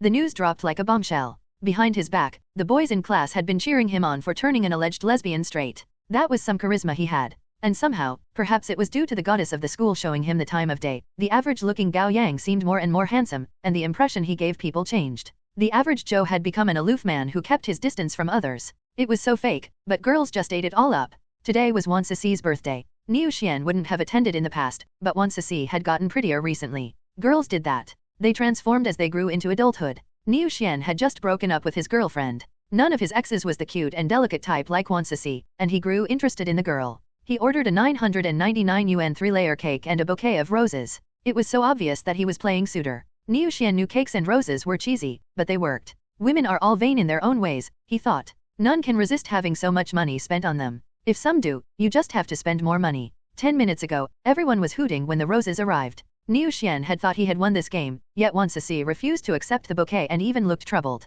Niu Xian wasn't one to run headlong into a wall, so he glossed over his gift with a few jokes. While he sang, he had been observing Wang Zikai's every move. She seemed distracted today even though she had been chatting and laughing with their classmates. It appeared she was waiting for someone. And then Gao Yang walked into the booth. Wang Zikai lit up immediately, her eyes brilliant. She was so beautiful at that moment that she almost gave Chingling a run for her money. Realization dawned on Niu Xian, and his chest filled with fury. Gao Yang, goddamn Gao Yang again. I'll see what you're made of. Hey, Niu Xian insisted in a steely voice. Sing for us? Don't bring down the mood. The more sensitive ones had already noticed the tension in the room, but they didn't step in. Instead, they started munching on snacks while they watched everything play out. Meanwhile, Wang Zikai was simply looking forward to hearing Gao Yang sing. She had heard that he couldn't carry a tune if his life depended on it and might as well be torturing people with his singing. She never believed them. Someone as gentle as Gao Yang should be a good singer. Even if he wasn't, he would be bad at it in an adorable way. Gao Yang gave Chingling a look. Later, Chingling met his eyes. Later, sure, Gao Yang rose to his feet and said. The booth wasn't that big. He moved across it in a few steps and looked for a song by the karaoke machine with all eyes on him. It didn't take him long to pick Choose I find it hard to say. Ha, a classic, Niu Xian said mockingly. Seems like you sing a lot. Listen carefully, boys. Haha, of course. We look forward to it, singing God. Come on, singing God. The boys chortled among themselves. Gao Yang knew he was a terrible singer, and he was going to let things slide after humiliating himself with a bad performance. It was more important to talk to Chingling. However, Niu Xian had gone too far. The song started with a gentle intro. The singing part would come in 10 seconds. Gao Yang grew increasingly angry as he thought about it, and on impulse, he closed his eyes and accessed the system. Beep. Access granted. You have acquired 1 luck point. You now have a total of 26 luck points. What will help me sing better? Charisma amplifies all talents related to voice. You do not have any talent of this kind. You are advised not to put your points in charisma. Put all 26 points into it? Confirm. Luck points allocated. Constitution, 27 endurance, 28. Strength, 17 agility, 27. Willpower, 67 charisma, 55. Luck, 132. System hidden? Gao Yang opened his eyes, feeling a slight itch in his throat and a ball of energy expanding his chest. He knew the points he put into charisma were working the magic. It took about 30 seconds. Why aren't you getting started? Niu Xian urged. Everyone's waiting. Gao Yang took a deep breath and flawlessly got into the song. Through the clouds, I tried hard to run to you, only to find you already in another's arms. After a pause, Gao Yang stood up with his hands around the microphone, his face creased with yearning. Couldn't open my mouth and tell you. The simple words are beyond me. I can only look at you from afar. I can do all that, yet the one who gets to do all that is no longer me. The song ended. A strange silence permeated the room. Those who had been waiting for Gao Yang to make a fool of himself realized belatedly that they had listened to him sing with rapt attention. Gao Yang wasn't as good as a professional singer, but he was quite good for an amateur. More importantly, he had sung with emotions. And his choice of song couldn't be more fitting. Li Weiwei passed away not too long ago. Through the lens of the story of Gao Yang not being able to reveal his feelings until it was too late, many of his classmates couldn't help but be touched by his singing, and their eyes turned red. Wang Zikai was one of them. She was at first happy that Gao Yang sang well. Then she was reminded of Li Weiwei's death and felt sorrow and pity for her. In the end, she was filled with a sense of loss. Gao Yang must be in love with Li Weiwei. They had grown up together with more than 10 years of history between them. But I won't give up even if Li Weiwei would forever be the white moonlight in your heart one. I will stay with you, and you'll one day realize that the years I give you are the most long-lasting confession. Wang Zikai sat with her head lowered, playing an epic, heartbreaking one-woman act in her mind. Niu Xian remained unmoving on his couch, visibly deflated. Inwardly, he was cursing up a storm. Gao Yang handed the microphone to the classmate who was singing next, sighing to himself and blaming his impulsive action. He had just wasted 26 precious luck points to one-up someone, and for what? He had seemed so emotional and invested while he sang, but after the performance, he immediately returned to Chingling's corner of the booth and sat down next to her, avoiding his peers' attention. You're pretty good, Chingling said. Gao Yang paused. He hadn't expected Chingling to care about anything other than getting stronger. You flatter me. What were you going to talk to me about? Chingling leaned toward his ear and lowered her voice. Today, Gao Yang. Niu Xian shouted again. Get over here. This was the second time she got interrupted. Chingling's expression darkened instantly like she was 1 second away from decapitating Niu Xian. Miss Ching, calm down. Gao Yang immediately stopped her from getting up. It's fine. Really. I'll take care of it. Do it quickly, Chingling said, irritated. Yes, ma'am. One in Eileen Chang's red rose, white rose, she supposes that every man will meet these two kinds of women. If he marries the red rose, the white rose he doesn't get together with will become the silver moonlight before his bed, and the red rose nothing but a smear of mosquito blood on the wall. White moonlight is thus used a lot in the modern language to refer to an old love one has lost, often because of premature death. Gao Yang walked up to Niu Xian and asked, what do you want? Let's play some dice. You in? Niu Xian sat on the couch by the table with swagger, vowing to one-up Gao Yang this time. As soon as he said that, his sidekicks had already pressed the service button for him. Soon enough, the door opened, and a young waitress walked into the booth. What can I help you with? She was dressed in a servant uniform of black and red. Someone else would look old-fashioned in uniform like this, but on her, the suit looked sophisticated and tailor-made. She was like a personal servant to a noble in their manner, professional, graceful, and humble. The mask of white rabbit on her face was in stark contrast with the air of professionalism about her, adding mystery to her charm. Seeing the confused look on the customers' faces, the waitress politely explained, our greatest VIP Mr. Chin is celebrating his birthday today. His zodiac sign is rabbit, so all the staff members. Enough already. Niu Xian cut her off. Why should he care about someone else's birthday? Get me your special cocktail, whatever it's called.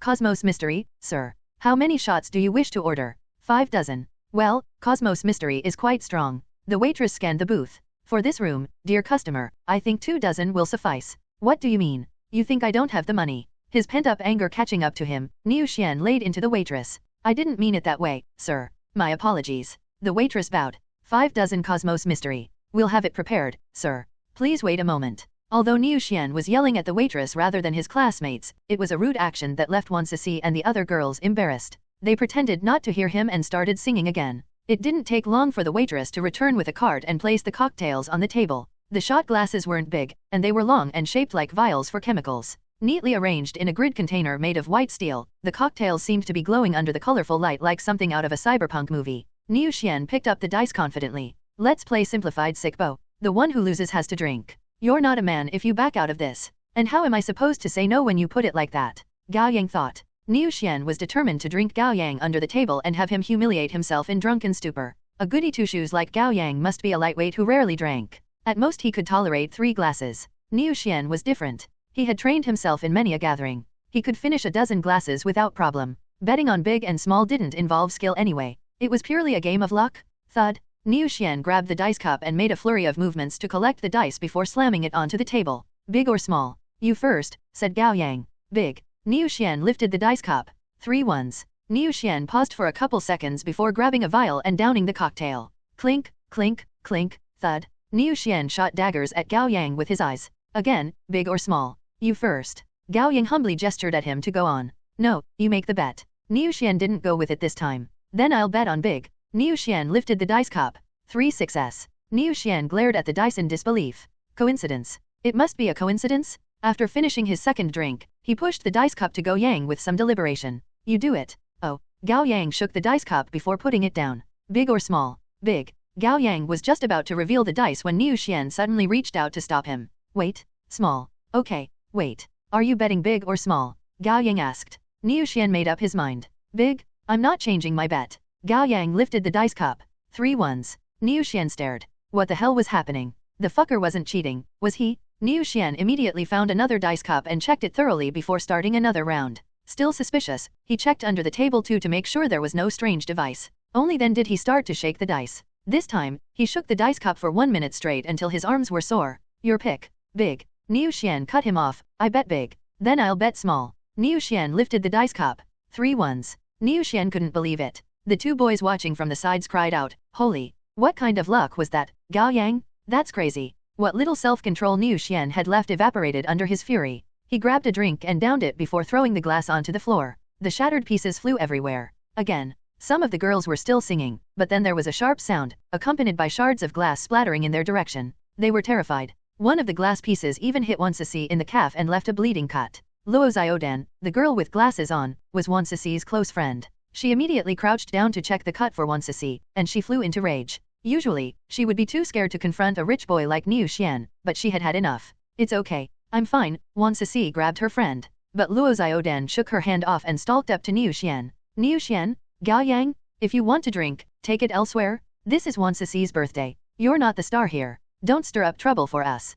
Alright. Gao Yang was going to use this chance to end things here, but Niu Xian stopped him when he was going to stand up. You're not leaving? Another round. Luo Xiaodan shuddered in rage. Niu Xian, will you stop being weird? Shut up, bitch. I'm drinking here today, and I will? What are you gonna do about it? With alcohol muddling his mind, Niu Xian lost all pretense and showed his true self. You. Gao Yang shot to his feet with a cold look on his face. I'm not playing. Find someone who's interested. How dare you? Niu Xian stood up too and flipped the table with a kick. Clink. Everything on the table was shattered and splattered all over the floor. Everyone in the room froze. All they could hear was the echoing instrumental accompaniment of the song. The air was thick with tension. Luo Xiaodan had never been shouted at like this, and she burst into tears and rushed out while covering her face, feeling wronged. The other girls had been wanting to escape this mess as well, and they rushed after her. Wang Zikai glanced at Gao Yang like she wanted to say something, but in the end, she ran after the other girls as well. The boys hadn't expected things to escalate like this, but they only made lip service to placate Niu Xian. They knew the kind of person Niu Xian was. Once he reached a state, no one could stop him. As expected, Niu Xian didn't back down. The boys exchanged a look before leaving with the excuse of going to the toilet. The room was left empty save for 3 people. Gao Yang and Niu Xian stared at each other with shattered glass and spilled alcohol between them, while Chingling remained seated in the corner with her legs crossed and her arms folded. Niu Xian clenched his teeth.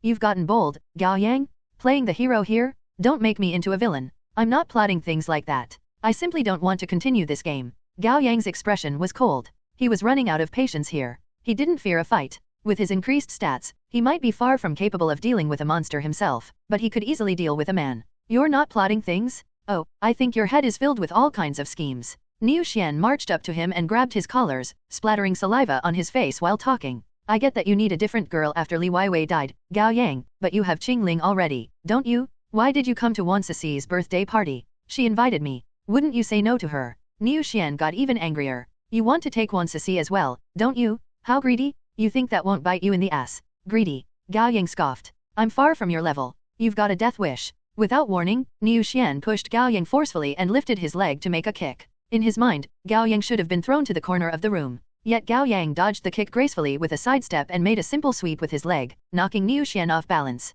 Niu Xian slipped and made an involuntary split before Gao Yang.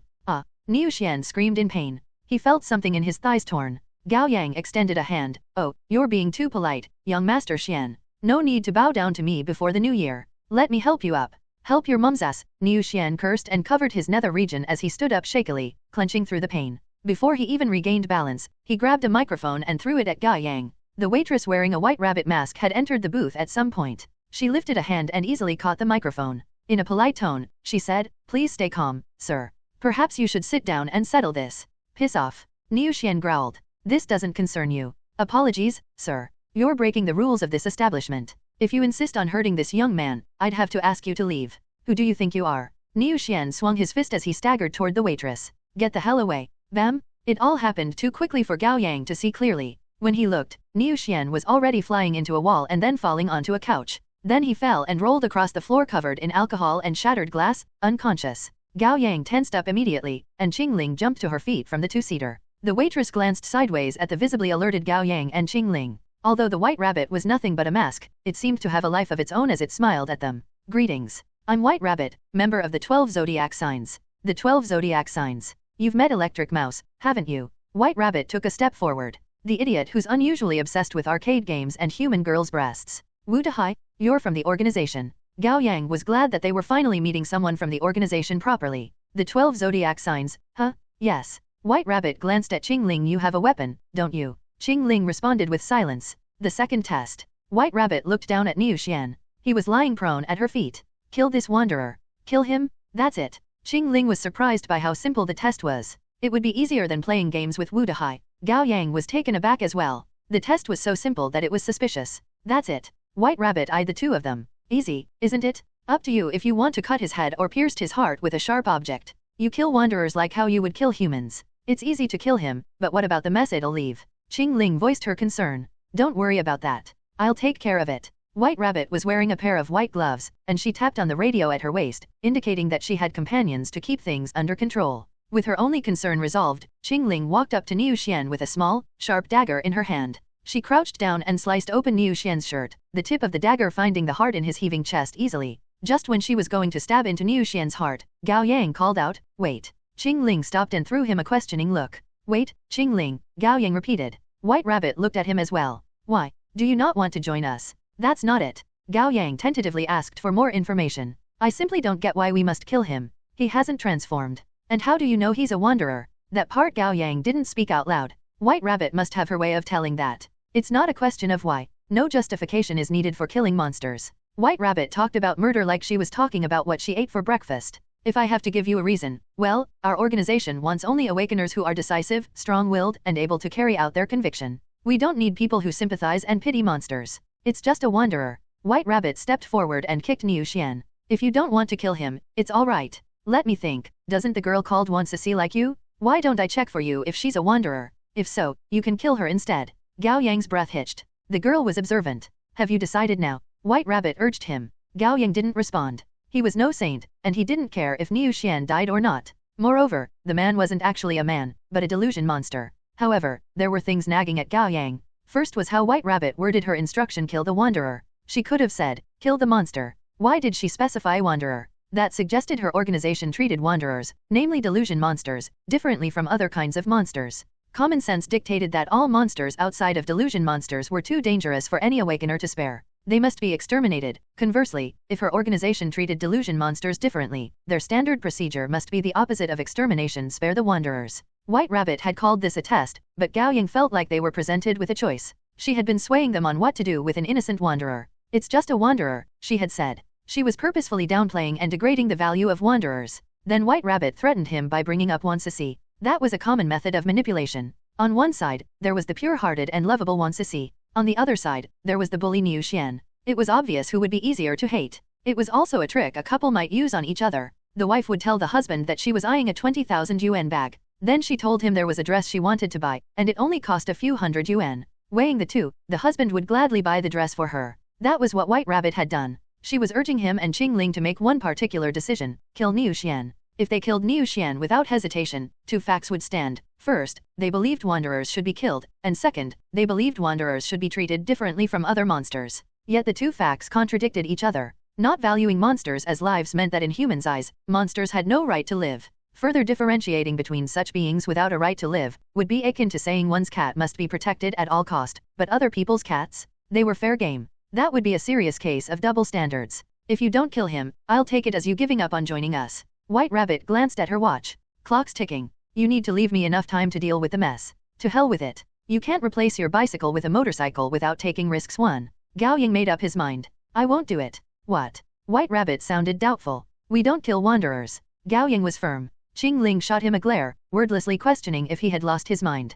Gao Yang blinked at her. Trust me, this is a trap. Really? White Rabbit chuckled. Hubris can get you in trouble, boy. And shonen mangas preaching love and courage are poison. Don't read too much of those books. This is your only chance. I'm obligated to tell you that if you miss it, the organization will never make another offer to you. You better think it through. I've thought it through, said Gao Yang. We won't kill him. Okay. White Rabbit shrugged and turned to Chingling. The boy's out. What about you? Chingling thought for a moment. Then her dagger vanished into thin air. She had decided to trust Gao Yang. Past experience had shown her that the guy was lucky. At least he hadn't yet made trouble for her. White Rabbit sighed with disappointment. You two seem to have good potential, and your talents are pretty high on the list. What a shame. Would you tell me why you refuse to kill wanderers? What? No way. Is this the end? Did I overthink it? Gao Yang started to regret things a little, but he had gotten this far, and he couldn't just make a 180 now. He racked his brain and made up an explanation with whatever came to him. It's because of the order of things. Order. I believe the world operates according to a certain order.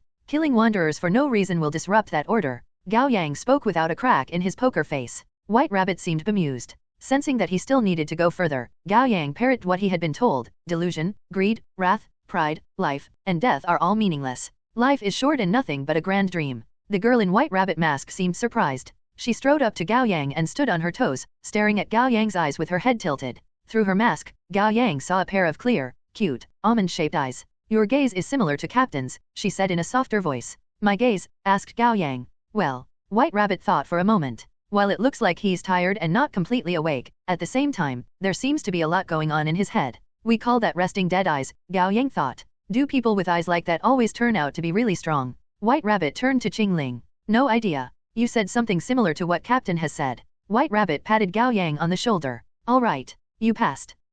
Gao Yang's expression was still impassive, but he would be wagging his tail if he had won. He'd made the right call? White Rabbit turned around and kicked the still unconscious Niu Xian. Captain has made 3 rules. Keep them in mind. First, do not kill humans without justification. Second, do not kill wanderers without justification. Third, no office romance. Those who violate any of the rules shall be expelled from the organization permanently. Gao Yang thought he had heard wrong. The first 2 rules sounded profound, but what was going on with the last rule? No wonder Wu Dahai was always so horny. Even if he was allowed to hook up with other members, however, he was unlikely to find anyone interested in him. Are we members now? Asked Chingling. Be patient. You're considered trainees at the moment. If you two want to become official members, there is the next and final test. White Rabbit fished something small out of her pocket and cast it to Chingling. Chingling caught it and gave it a good look. It was an archaic brass key. Find the door for the key and go on a tour, said White Rabbit. That's it. That's it, White Rabbit repeated calmly. Let me check. Gao Yang took the brass key from Chingling and immediately, he felt a chill from the tip of his fingers. He wasn't sure if it was a warning from his heightened 6th sense, or if it was all in his head. He tightened his grip on the key. Where do we find the door? White Rabbit extended a finger. I'll give you a clue. It's inside the Shanqing district. What else? One could never have too much information. Let me think. White Rabbit rubbed at her chin. Be careful. Don't die. An idiom from southern China that means that if you give something a try, perhaps you'll get an unexpected reward. Inpatient building, Shanqing 3rd Hospital. 10 o'clock in the evening. Gao Yang sat on a bench in the hallway outside his father's ward, enjoying a bowl of flavorful malatang. Officer Huang had brought him the late-night snack. He heard that Gao Yang's father was in the hospital after getting into a car accident, so he swung by once his shift ended. There was no one else in the hallway. With a half-burned cigarette in his mouth, Officer Huang asked, "How's your dad doing?" He woke up for a while this afternoon. He said he was thirsty. Then he had some water and fell asleep. Gao Yang bit into a beef ball. The splattering juice was so hot that his tongue involuntarily curled up. All right, let's get to business. Officer Huang shook off some ash. Someone from the organization went to you, right? White Rabbit of the 12 zodiac signs. I was with Chingling, Gao Yang said honestly. Then he explained what had happened in the karaoke earlier. The one who found me was called Heavenly Dog 1, Officer Huang said calmly. My test went similarly to yours. I was first told to kill a robber. He was a wanderer. I didn't want to kill him. Then I was told to kill my wife. Of course I would refuse to do it. And I passed just like that? Why didn't you kill the robber? Gao Yang was curious. Had Officer Huang realized that it was a trap just like him? Well, I would have killed him if he didn't happen to be the nephew of my wife's cousin. My wife is very close with her cousin, and they chatted on phones every day. Now that my wife's pregnant, I don't want something like that to put her in a bad mood. Who would have thought I would get to the right decision that way? So it's the power of love. Gao Yang chuckled. Officer Huang turned to him. Heavenly Dog told me that you have the hint for the 3rd test. Yeah. Gao Yang took out the brass key. We were told to find the door for the key and go on a tour. Then we'll pass the test. The door should be in the Shanqing district. Officer Huang took the key and pinched it between his thumb and forefinger to get a thorough look, his eyes glinting. Shouldn't be hard. I'll take care of it. Wait for me to contact you too. Got it. After Officer Huang left, Gao Yang finished his malatang and returned to his father's ward. He set up the foldable chair by his father's bed and lay down with a blanket. He closed his eyes, but sleep eluded him. He accessed the system to check his luck points. As expected, meeting White Rabbit didn't give him a bonus. It seemed that he had to undergo actual danger for that to happen, and the greater the danger, the greater the bonus. With danger came the risk of death, of course, which was a fair trade-off. The next day at noon, his mother and sister came to the hospital to let him go home. Gao Yang took a shower and had lunch before sleeping for a few hours. In the evening, he walked out of the gate of his community and immediately saw a familiar patrol car. Officer Huang was smoking by the road. He waved at Gao Yang when he saw him. Gao Yang jogged up to him. Officer Huang? Why are you here? I found it, said Officer Huang. Already. Finding things is my forte.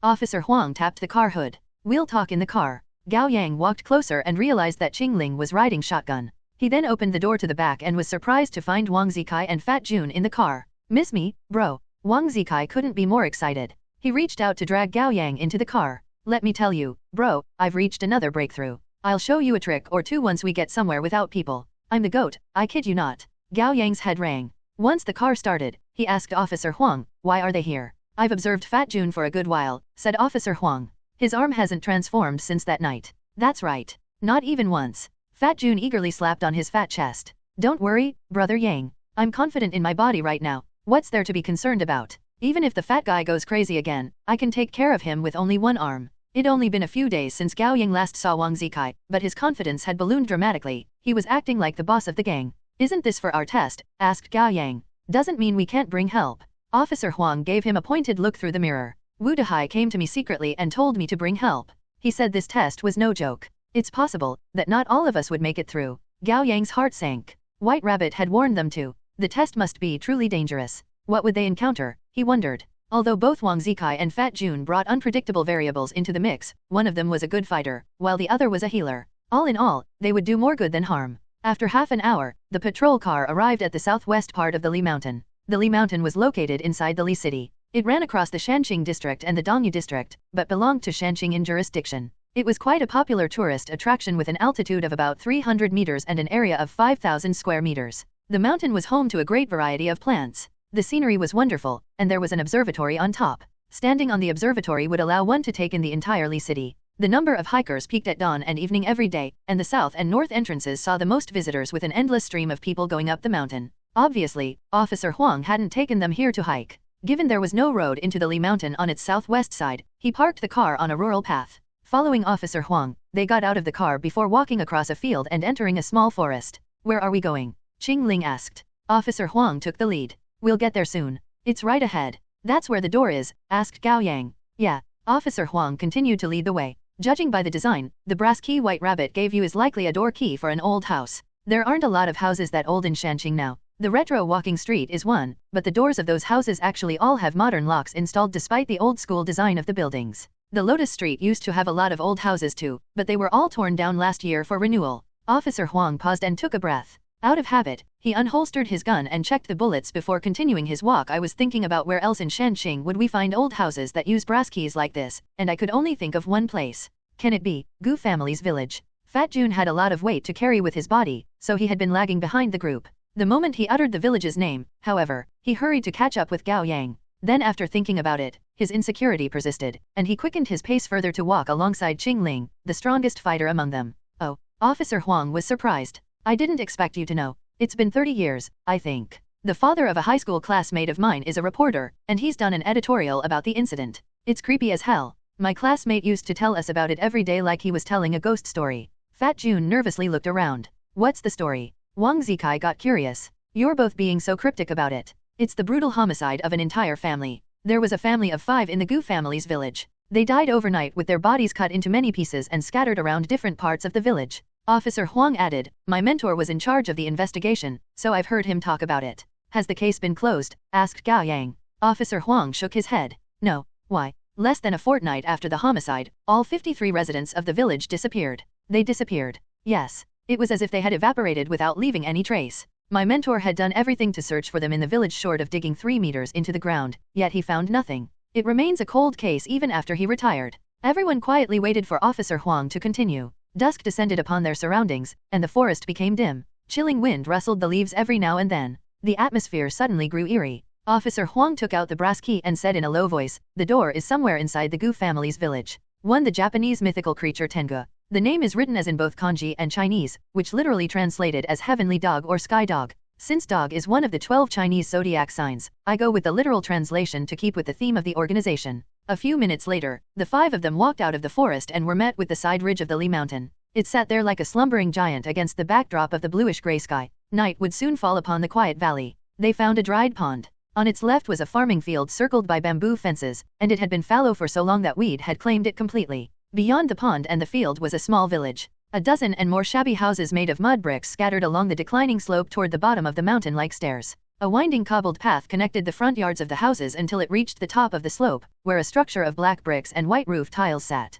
They could somewhat tell that it was a traditional ancestral hall. The 5 of them made it past the field along the dirt path circling the pond, arriving at the entrance to the village. Night had driven away daylight. There was no one in the village, and all they could hear was the chilling wind, the faint chirps of insects, and strange noises they could not identify. Officer Huang took out a flashlight to light the cracked stone steel under his feet. The word Gu had splintered. It looked like a bad omen. Wait, Fat Jun paled, his throat constricting. I suddenly feel ill. I may go crazy any second. Why don't I return to the basement of the villa and tie myself up? I'll stay put. Gao Yang was getting goosebumps as well. This was an empty village where a terrible homicide and a strange disappearance of all its residents had taken place. Now that they had gotten this far, however, they had to push ahead, for the effort they had invested if for nothing else. With one hand in his pocket and the other hand holding a flashlight, Wang Zikai sauntered ahead, kicking the bamboo basket in his way with no trace of fear at all. Chingling's expression was impassive as usual, but her eyes and movement made it clear that she was wary. Are you really that scared? Officer Huang asked Fat Jun.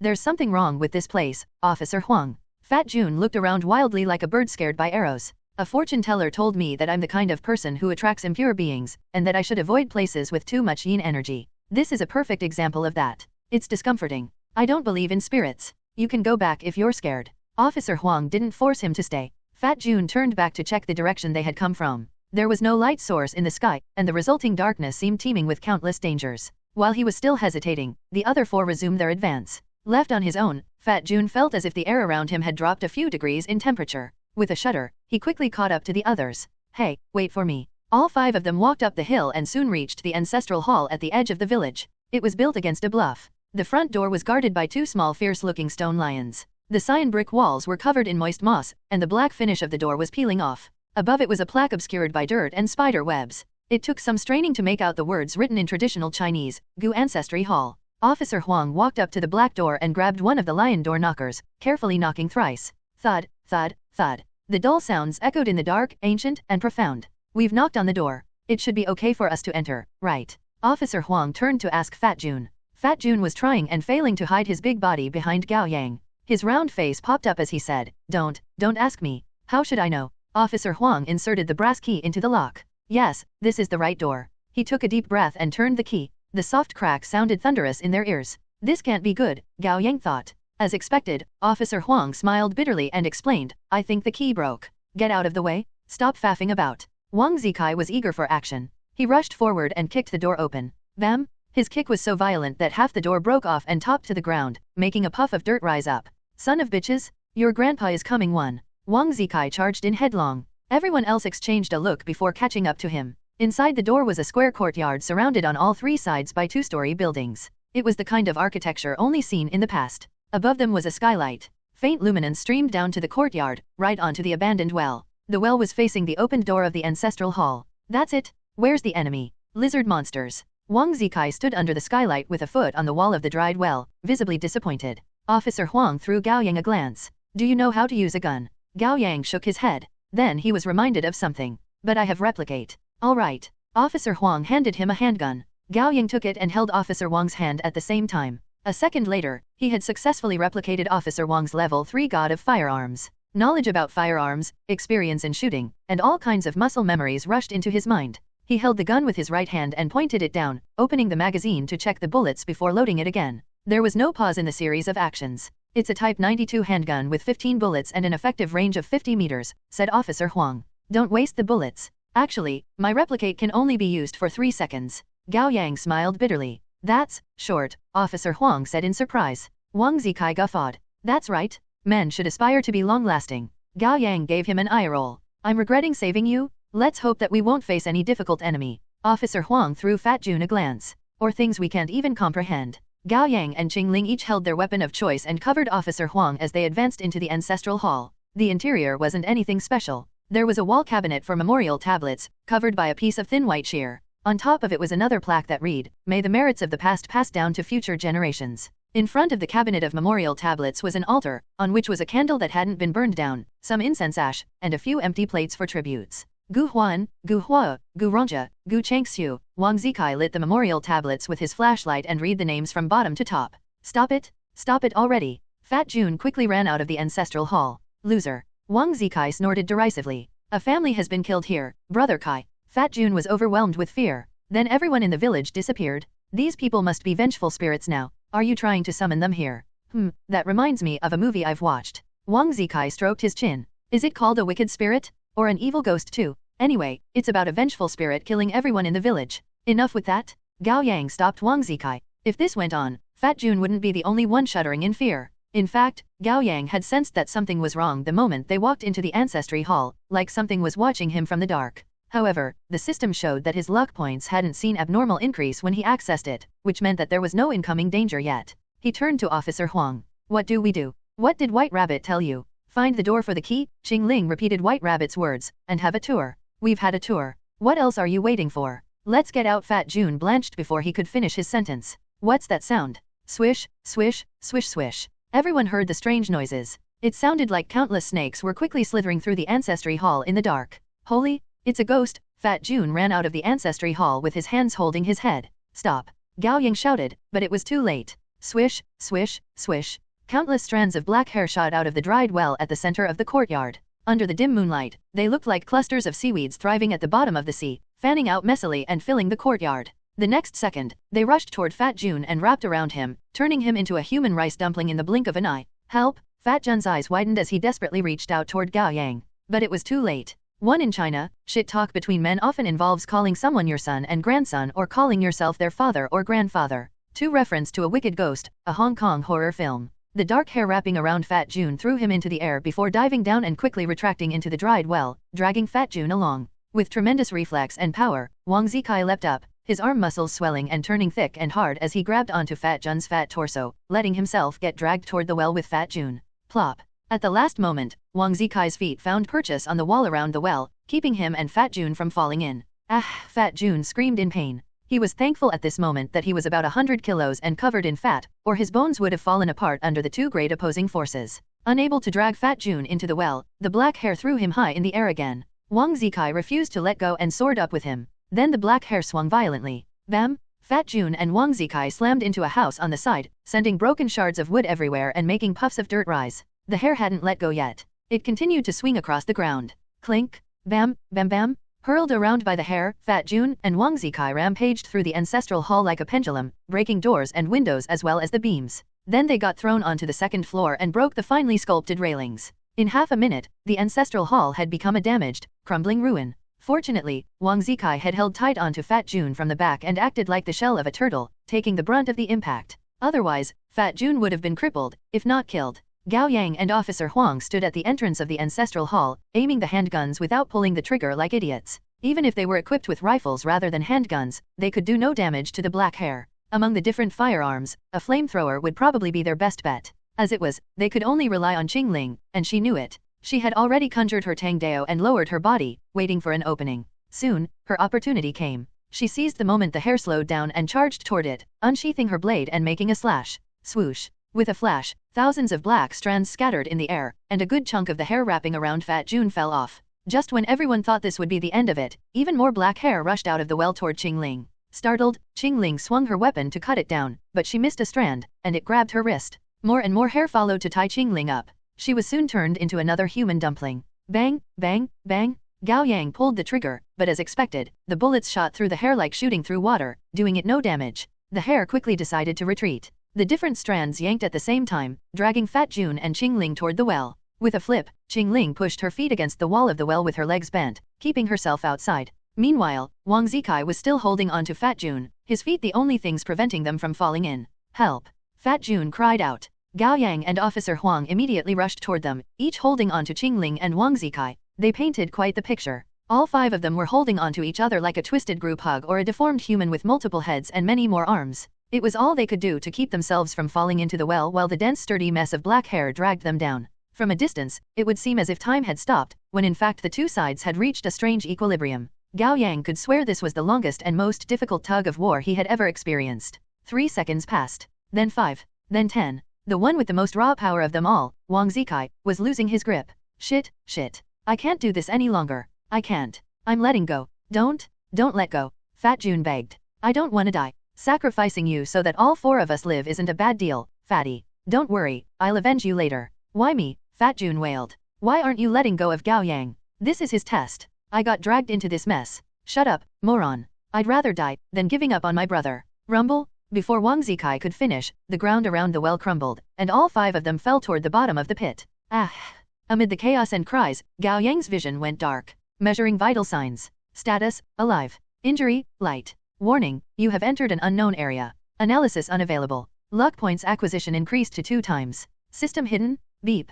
Gao Yang slowly opened his eyes. The sky was bright, and the sunlight blinding. He covered his eyes with a hand and was hit with the smell of soil and moldy moss. He slowly sat up, moving his arms. His body was working fine. The first he spotted was Chingling. She had taken off her sport jacket and was wearing only a sleeveless black shirt that accentuated her attractiveness. With her head lowered, she was bandaging her injured right arm by biting onto one end of the bandage. She looked like Lara Croft from the game Tomb Raider 9. Are you all right? Asked Gao Yang. Chingling looked up at him, silently telling him to give her a hand. Gao Yang hurriedly took the bandage from between her teeth and tied it up for her. Where are the others? Asked Gao Yang. I don't know. I just woke up. Gao Yang finished bandaging Chingling's arm. Finally, his eyes had adjusted to the bright sunlight. He looked around and almost jumped. Isn't this the Gu family's village? They were lying at the entrance of the village, and it seemed to be noon. Something was wrong. Could he be dreaming? Gao Yang pinched Chingling's cheek. This isn't a dream, I don't think. I can't make up this pleasant hand feel on my own. Chingling glared at him. What? Checking if I could replicate your talent, Gao Yang said calmly while keeping an eye on Chingling's reaction. Whew, she didn't suspect anything. I can't do it yet, which means I haven't been unconscious for more than 12 hours. After a pause, he said, and we're probably not in heaven. Chingling raised an eyebrow. You think you're going to heaven after death? I mean, probably. Gao Yang wasn't exactly confident. Honk, honk, honk. From behind them came the sound of a goose honking. Gao Yang thought he had heard wrong, but when he turned around, there was a big white goose behind them. It waddled past him, and just when he was about to say something, a swarm of geese rushed past him and Chingling, bringing a cacophony of honking noises with them. After more than 10 seconds, the army of geese were gone, leaving Gao Yang and Chingling covered in feathers. Are you from the city? An old man asked. He was short, lithe, and tanned. Topless, he was dressed in only a black linen pants, his bare feet covered in calluses and black mud. In his hand was a long bamboo stick, and he had a pipe in his mouth. People? What's going on? Gao Yang was still reeling from the shock, while Chingling had already shot to her feet, ready to strike should something call for it. You came to offer condolences, the old man asked. Yeah, Gao Yang picked himself up too and kept his response purposefully vague. Go to the ancestral hall. Whenever someone dies in the village, a troupe would put on a performance there. The old man took the pipe out of his mouth and pointed at the building on top of the hill, at the edge of the village. There. That's the place. Gao Yang looked over. Outside the ancestral hall, a stage made of soil had been set up with a makeshift tent. Below it were more than 10 tables for the funeral reception, and at the entrance were a dozen or more white flower wreaths. The altar was probably set up in the courtyard inside the ancestral hall. They could vaguely hear the sound of traditional opera being performed. Okay, thank you, Gao Yang responded accordingly. The old man sighed.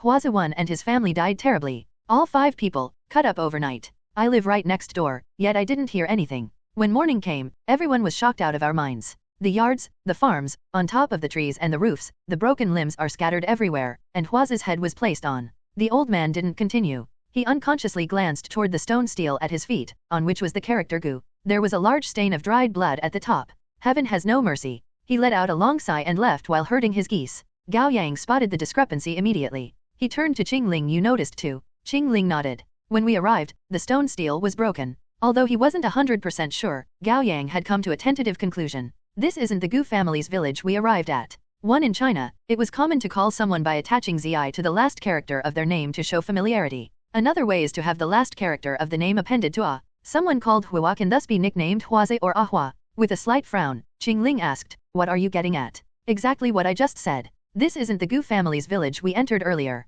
Gao Yang stretched his body, bathed in the warm sunlight. Pleasant breeze swept over them every once in a while, and the village appeared serene and prosperous, so much so that it seemed surreal. You're saying there are two Gu family's villages? Chingling questioned, unable to accept the explanation. Use your imagination. As someone who had transmigrated into this world, Gao Yang was more open to seemingly insane ideas. It can be a hidden world of the outer world we came from, or we may have gone back in time and returned to the Gu family's village 30 years ago. Chingling shook her head. You really are insane. Gao Yang. The familiar headache-inducing voice came. Gao Yang turned to see Wang Zikai running along the muddy path between the pond and the field toward him, followed by Officer Huang and Fat Jun. Wang Zikai put an arm around Gao Yang's shoulder. I knew you wouldn't die so easily. Where were you? Asked Gao Yang. We woke up in the forest. Officer Huang looked around and spotted the stone stele at the village entrance immediately, which put a frown on his face. Things are getting complicated. Gao Yang briefly explained his hypothesis to Officer Huang. Officer Huang listened with rapt attention. Then he thought for a moment and made a decision. Wang Zikai, Fat Jun, you two take Chingling to try the same thing in the other direction. Gao Yang, follow me to the forest. I have something to show you. Okay. Gao Yang didn't know what Officer Huang was up to, but he followed the man all the same. Soon, they entered the forest. Sunlight streamed through the canopies of trees and scattered flickering specks of gold on them. When they first entered, their walk was accompanied by a breeze, but halfway to their destination, the wind stopped. Officer Huang came to a halt. Here. Gao Yang looked ahead. They were 20 meters from leaving the forest and returning to the asphalt road leading to the urban area. Your patrol car should have been parked by the road, but now it's gone, said Gao Yang. This really isn't the same village. There's more. Officer Huang pointed at the road outside the forest. Walk forward. Gao Yang did so and was suddenly hit with a strange feeling. The air around him grew heavy, and somehow, the gravity pulling him downward was shifting in a strange way. Even though he kept walking forward, somehow, the edge of the forest was always about 20 meters away from him when it should have taken him only 10 seconds to get out. It was like the horizon. No matter how long you walked, you were always approaching it, but never reaching it. The sun was high in the sky, yet Gao Yang felt a chill run down his spine, and all the hair on his body stood on end. He took a deep breath and picked up his pace, running forward for a long time without stopping. Nothing changed. He was still about 20 meters from the road outside the forest. Gao Yang turned around to find Officer Huang right behind him, as if the man had been following him.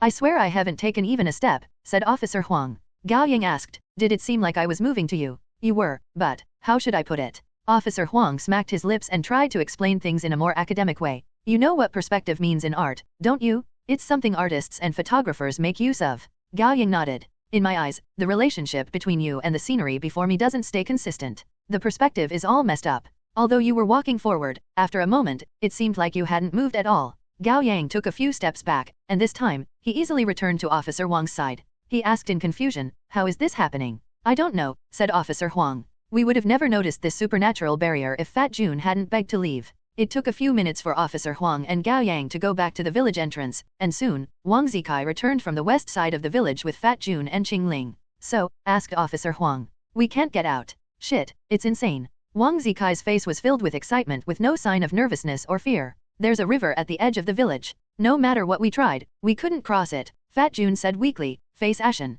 We must be trapped by spirits, Officer Huang. As someone who didn't hold such superstitions, Officer Huang didn't comment on that. I'm leaving, Chingling declared. She didn't like things that she could neither comprehend nor control. How? This isn't something you just get out of. We're doomed, Fat Jun grew increasingly pessimistic. I told all of you that it was better to turn around, but none of you listened.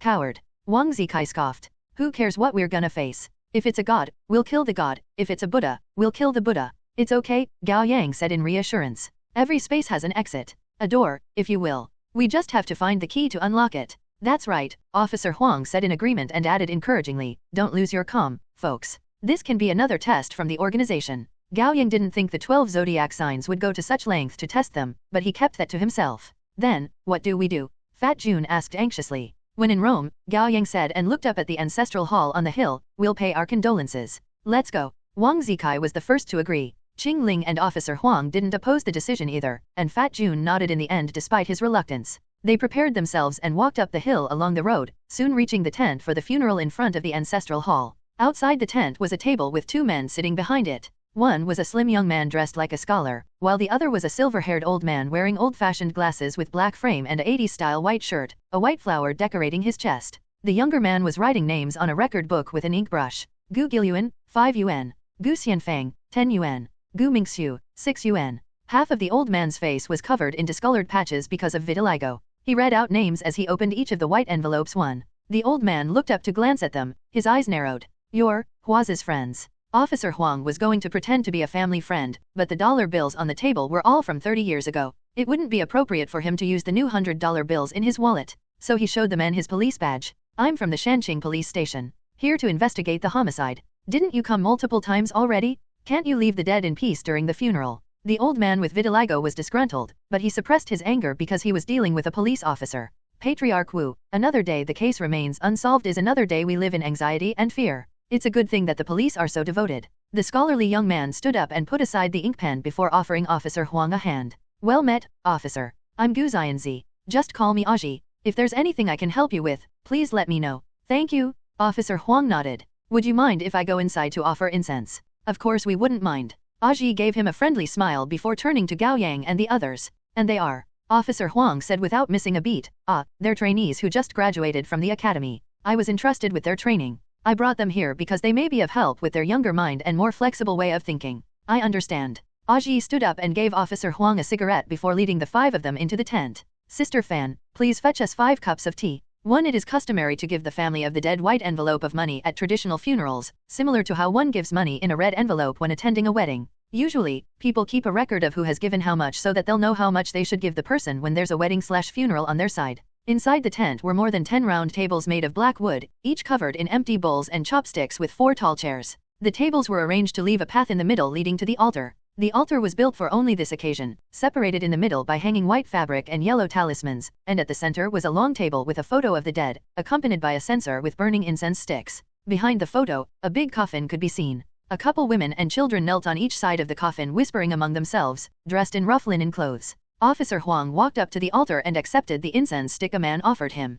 Holding it, he respectfully bowed to the photo on the table thrice before kneeling down on the rattan mat. Then he kowtowed thrice without actually touching the floor. Gao Yang and the others were young and unaccustomed to the tradition, but they all followed Officer Wang's lead. The grassroots troupe began to play gongs and drums while the sound of Suana threatened to reach heavens. Outside, someone had lit a firecracker. As if triggered by the sounds, the women and children in the ancestral hall suddenly burst into tears while wailing and howling. In the local dialect, they said different variations of what tragic deaths, how can you leave me behind, and I'm going to go with you. After paying condolences to the dead, Officer Huang sat down at a table in the corner. A middle-aged woman with a large physique came over with 5 cups of hot tea. Here, have some. The 5 of them took the teacups without taking a sip. Officer Huang took a whiff, pretending to savor the fragrance. Are those the relatives behind the altar? Relatives?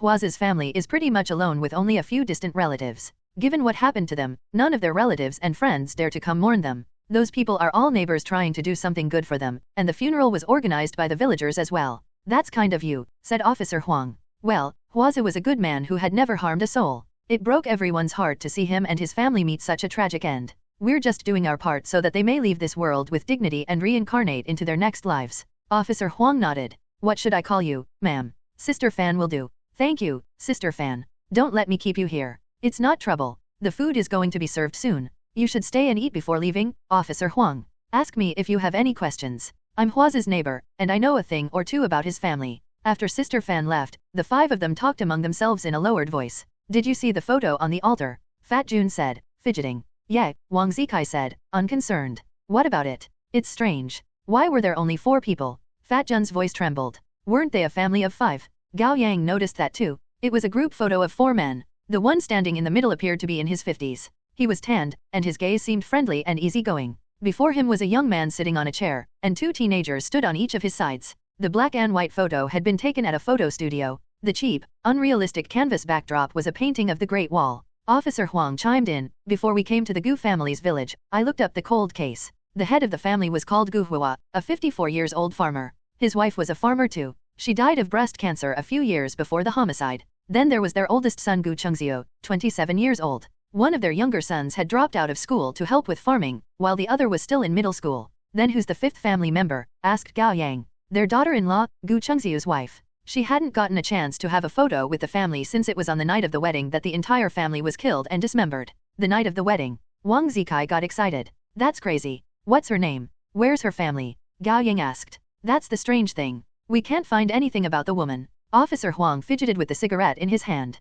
Gao Yang fell silent. Their bodies had been cut into more than 100 pieces and scattered all over the village. It took the medical examiners 2 days to piece the body parts back together. There were 4 men and 1 woman. However, the woman was missing a head, and it was never found. Officer Huang lit his cigarette. Rumble, rumble, rumble. Someone was hitting a gong. Then a man hollered, "Food's coming." All the villagers helping with the funeral stopped what they were doing and streamed into the tent, quickly filling the 10 tables. The women who had helped make the food served the steaming dishes, filling the tables with all kinds of proteins and vegetables. The 5 of them exchanged a look. None of them dared touch anything save for one exception. Gao Yang called out to the system in his mind and was going to tell it to scan the food when he remembered the function was unavailable here. He sighed and turned around, only to find to his shock that Wang Zikai had picked up a piece of braised pork and shoved it into his mouth. Wang Zikai, what? Wang Zikai's mouth was already smeared with oil.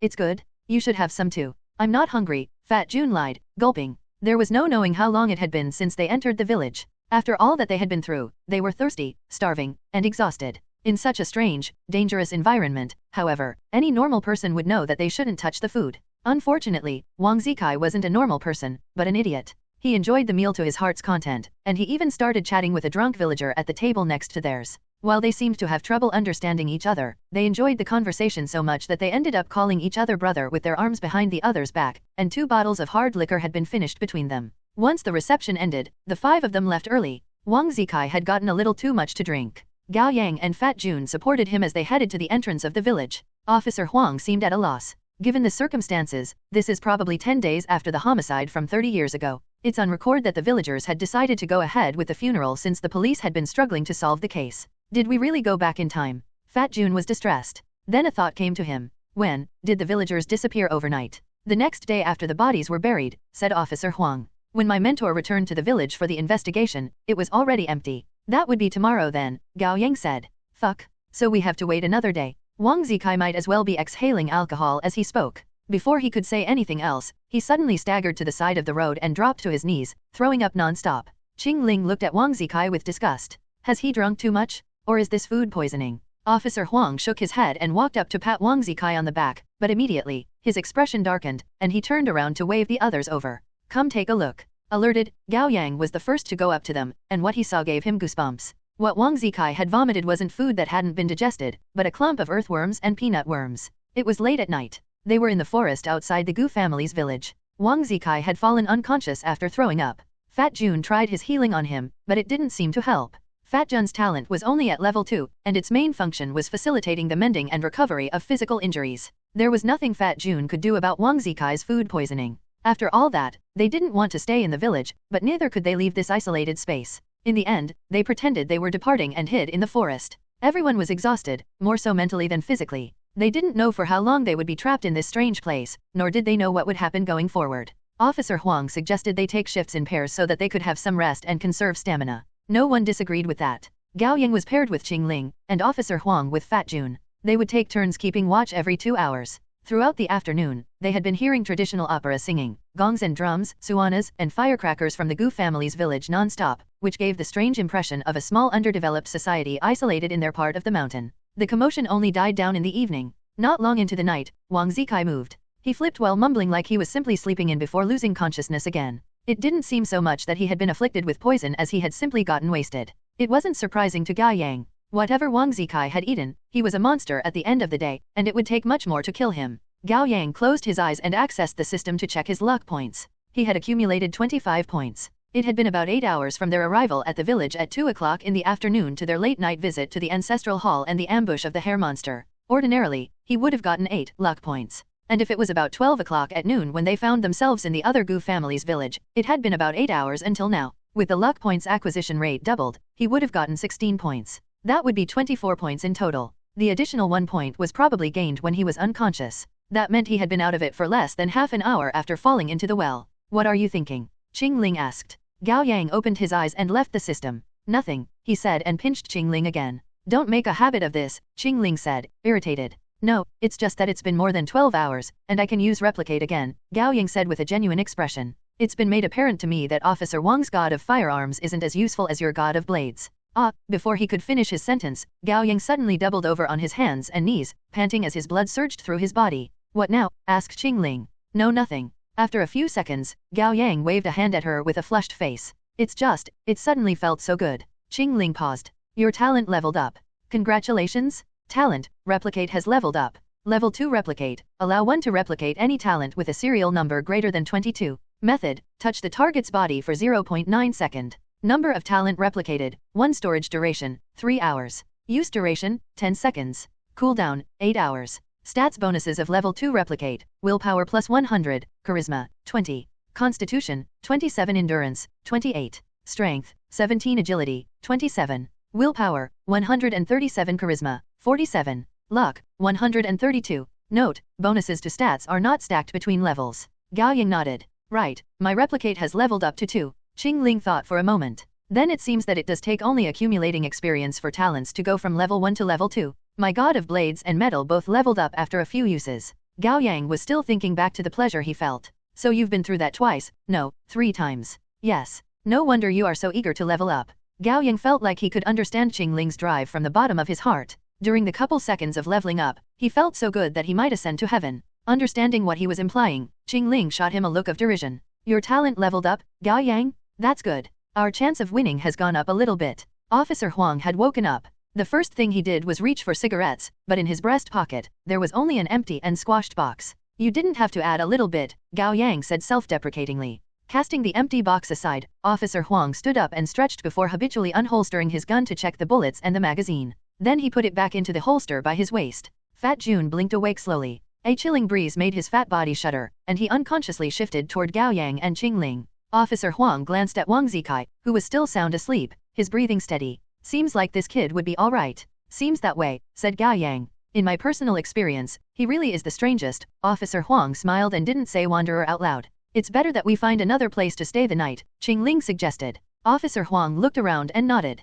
You're right. This doesn't make a good resting place. Sleeping on the ground is killing my waist. I'm kidding. Officer Huang looked toward the shadow outside the forest. There was a faint light coming from the Gu family's village. We'll go back inside once they have fallen asleep. What? Fat Jun sounded unwilling. We're going back. This isn't a safe place to be, said Gao Yang. It's dark with no cover at all. We'd be at a disadvantage if anything ambushed us at night here. Chingling glanced at Fat Jun and you'd certainly be the first to die. Under the faint moonlight, Fat Jun's face paled, and the corners of his mouth trembled. He scrambled to his feet after failing to get up with a flip. Back to the village. We'll go back at once. The night was deep, and most people in the Gu family's village had retired to bed. The ancestral hall at the top of the hill was the only place still illuminated with people keeping watch. Wang Zikai had woken up. The 5 of them ventured into the ink-black night under Officer Wang's lead without using their flashlight. They left the forest and moved past the farm and pond, arriving at the entrance of the village. As soon as they walked in, they turned left to a mud brick house on the west side of the village. It was a rectangular house occupying an area of about 300 square meters. The front yard was a plain asphalt clearing with a simple chicken pen made of fences and wood planks. Barricade tapes surrounded the entire perimeter, which Officer Huang tore to enter the yard. Fat Jun covered his mouth quickly before his scream could come out. The moonlight illuminated the dark blood stains on the asphalt ground, and they were everywhere. Officer Huang, are you really planning to? Fat Jun couldn't continue. Yes. Officer Huang nodded. We'll be staying the night here. Fat Jun lost his calm. But someone died here. All 5 of them were killed and cut into pieces. No one deemed that a response. They made it across the front yard and reached the entrance to the main building. The door was taped shut as well with several dried corns and red chili peppers hanging from the beam above. On the side were a few piles of firewood. Officer Huang tore down the tape and gently pushed the door. Slowly, the door creaked open. Everyone took an involuntary deep breath. The horrifying scene Gao Yang imagined didn't become reality. All he saw was black, and there was a smell of mold and decay that was signature for places abandoned for a long time. Officer Huang closed the door and felt around the dark until he found the pull chain. He turned on the light. Pzzzt click. A low-voltage light struggled for a good moment before coming to life. While it was still dim, it was bright enough for them to take a clear look at the interior. The walls of the square living room were painted white, but many parts of the paint had already peeled off. The floor was a bluish cement, and there was a ceiling fan above their heads, covered in dirt and spider webs. Right across from the door hung a red clock with an old-school design. The Western style made it stand out in the room, and it was still ticking with a swinging pendulum. At the bottom of the wall stood a quaint cabinet, on which was a black and white TV. The TV was even attached to a half-meter-long antenna behind it, and before the cabinet was a few black stools rather than a couch. The family must have watched the TV sitting on stools back when they were alive. There was a calendar on the left side wall with landscape paintings of well-known attractions and historic sites. Under that was a sewing machine from the past. Further down, there were a few dark blue jugs in the corner. They seemed to be containers for pickled vegetables. That was all there was in the living room. It was an era where even everyday supplies weren't abundant. Officer Huang walked up to the sewing machine and pressed a finger to it. There was a thick layer of dirt. He said with a frown, strange. Yeah. Gao Yang had pretty much scanned through the place. It's been a long while since the house has seen any people. Of course, Wang Zikai said. It's been 30 years. With a wry smile, Gao Yang patiently explained, in our world, the homicide happened 30 years ago, but in this world, it has only been less than half a month. The village has just organized a funeral for the family, remember? Oh, right. Gao Yang had to wonder if there was a brain inside his head. Moreover, there are a lot of bloodstains on the ground in the front yard, yet there is no sign of struggling in the living room. Officer Huang clicked his tongue. Come on, let's check the other rooms. He took the lead to enter the secondary bedroom on the left. On the door was a paper cutout of the character 11, happiness, which would indicate that this was the wedding room. As expected, the room was all red when he turned on the light. Red blanket, red pillows, red canopy, red lanterns, red fake flowers, red closet, red vanity. Just like the living room, everything was covered in a layer of dust, making the room both vibrant and old, and both joyous and eerie. A young woman was married into the family. It was the night of the wedding. Officer Huang returned to the living room, putting things together in his head. Something happened. The next day, the family was found killed and cut up, and the body parts scattered in different places of the Gu family's village. The bride's head is still missing even after all these years. Stop it. Fat Jun tensed up. We aren't here to solve a cold case. Let's find a way out of here. I know, said Officer Huang. That's why I want to solve the case. Gao Yang nodded. Agreed. I think we have to find the culprit who killed the family in order to leave. You've got any idea? Asked Officer Huang. Gao Yang tried his best to analyze the situation. No signs of struggling in the room. That means the family was killed and dismembered without the ability to resist or having lost their ability to resist. As for where it all happened, the front yard, said Chingling. Yeah. Gao Yang paused. That's all I've got for now. Officer Huang pulled a chair and sat down. My then mentor wasn't an awakener, so there were two things he must have neglected when investigating the case. First, were Hua's family humans or monsters, or was there a mix of both? Second, was the culprit human or monster? About that, after some hesitation, Gao Yang asked, how many types of monsters are there to your knowledge, Officer Huang? Officer Huang didn't immediately respond, but in the end, he said, I'm not going to stick to the rules anymore given the situation. Wu Dehai told me that the organization had run into 4 types of monsters, delusion monsters, wrath monsters, greed monsters, and pride monsters. Chingling pricked up her ears. Greed monsters? Pride monsters. Greed monsters are also known as assimilators, and pride monsters are known as observers. I don't know what kind of greed monsters there are, but according to Wu Dehai, greed monsters are terrifying in that they can turn into humans through a certain method. Everyone, outside of a disinterested Wang Zikai, gasped. What do you mean? Chingling asked. What it sounds like, Officer Huang said in a low voice. They aren't pretending to be humans, but can become humans. That's why they're called assimilators. Something came to Gao Yang's mind. He said, but humans are divided into those who haven't awakened and those who have. Awakeners, Officer Huang said with certainty. Greed monsters can become awakeners. Those who haven't awakened won't be attacked by monsters. That is the one constant of this world. Then are the monster-turned awakeners humans or monsters? Gao Yang was lost. Officer Huang shook his head. Perhaps we can get an answer from the 12 zodiac signs if we get out of here alive. What about pride monsters? Officer Huang shook his head again. I only know they exist, but nothing else. Gao Yang's brain went on overdrive. If Bailey Yi hadn't lied to him, there would also be life monsters and death monsters in addition to the known delusion monsters, wrath monsters, greed monsters, and pride monsters. However, he didn't intend on telling the others about it. He knew nothing about life monsters and death monsters, and bringing them up would only give rise to panic and dampen morale. Unbelievable or not, Gao Yang tried to explain their situation with his own logic. I have a hypothesis, and it's only a hypothesis. What if the culprit of the tragic death of the family was a type of monster we don't know about? Then could this Gu family's village be an artificial domain it has created? Do you mean, Chingling's eyes twirled, that we may be able to escape by finding it and killing it? That's the best hypothesis we have at the moment. Officer Huang nodded. It's our most viable option, and we have to make the attempt as soon as possible. We have been without water and food for 20 hours. Under normal circumstances, we won't live past the 3rd day, and by the end of the 2nd day, we will have lost our ability to move normally. Gao Yang glanced at Wang Zikai. You're an exception. Your body has been modified, and you'll survive longer than we do. Of course. Wang Zikai was pleased with himself, and his excitement caught up to him again. I'm gonna save the world. Of course I can't get trapped in this shithole. Find that thing, and I'll take care of the rest.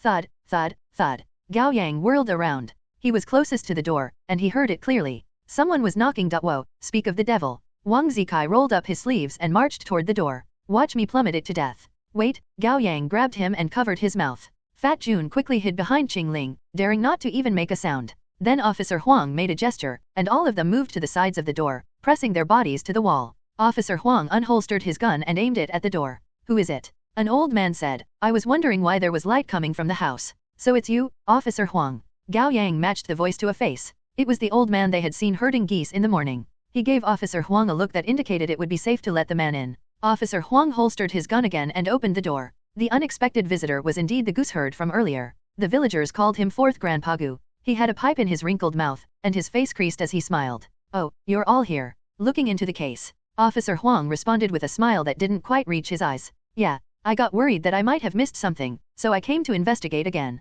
Being a police officer is indeed a difficult job. You're working overtime so late at night." The old man took out his pipe and scratched his back. "I thought there was a ghost when I saw the light. Yet you knocked on the door? Aren't you afraid?" Wang Zikai shot back. It was a much better question than his usual comments, and Gao Yang was just about to ask the old man about it. "Haha." The old man responded with a carefree smile. "I'm not afraid. I was close with Huazi and his family. They wouldn't hurt me even if they became ghosts." "Is that so?" Officer Huang focused and came to a decision. "Why don't you tell me about Huazi and his family, Fourth Grandpa Gu?" "Of course, but this isn't the best place for conversation. I live close by. Why don't we move this to my place? Thank you for accommodating us." 5 minutes later, the 5 of them arrived at Fourth Grandpa Gu's house. He lived alone, and his house was much smaller than Huazi's. The humble abode had its back to the mountain, at the center of which was a big courtyard. There was a big herd of geese in the back, and they honked every now and then. They sat down at the table. Fourth Grandpa Gu made tea, but no one drank any. The old man didn't seem to care. He began to rattle off while smoking.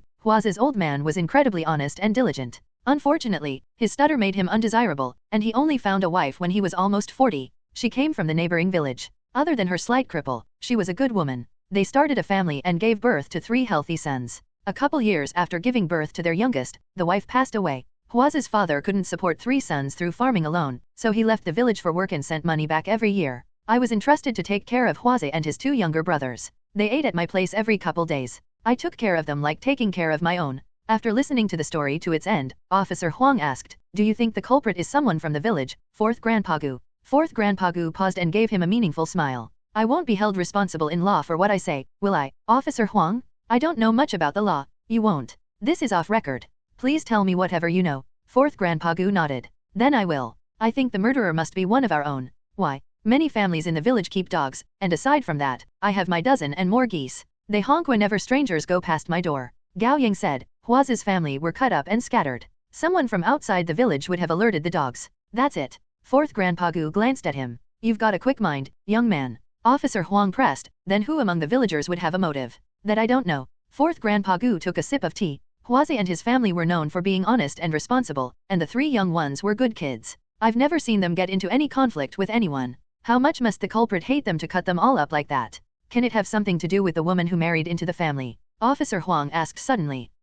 Fourth Grandpa Gu pondered. "That's possible. The head of Huazi's daughter-in-law hasn't been found, has it? Perhaps she was the real target, and they were killed the day she married into the family. That can't be a coincidence." "Have you seen the bride?" asked Officer Huang. "She was taken here on a decorated sedan chair. I got a glance when she got out." "Oh, was she beautiful?" He glanced at Chingling. "She was pretty just like you, and with her long dark hair, she looked like the 7th daughter of the Jade Emperor descending from heaven." We were all envious of Huazi, thinking that he must have done a great deed in his past life to be rewarded with fortune like this. "I got it." Wang Zikai slammed the table, startling everyone. "Have y'all watched Hail the Judge 1? "I have," Fat Jun said in a quiet voice. "Do you mean, the culprit was someone like Qingwei?" "That's right. There must be a sexual predator in the village who looked at the bride and wanted to take her. Late at night, he broke into the house to have his nefarious way, but he got caught and, in the end, killed the entire family in a fit of rage." "Why would he cut them all up then?" Fat Jun mumbled.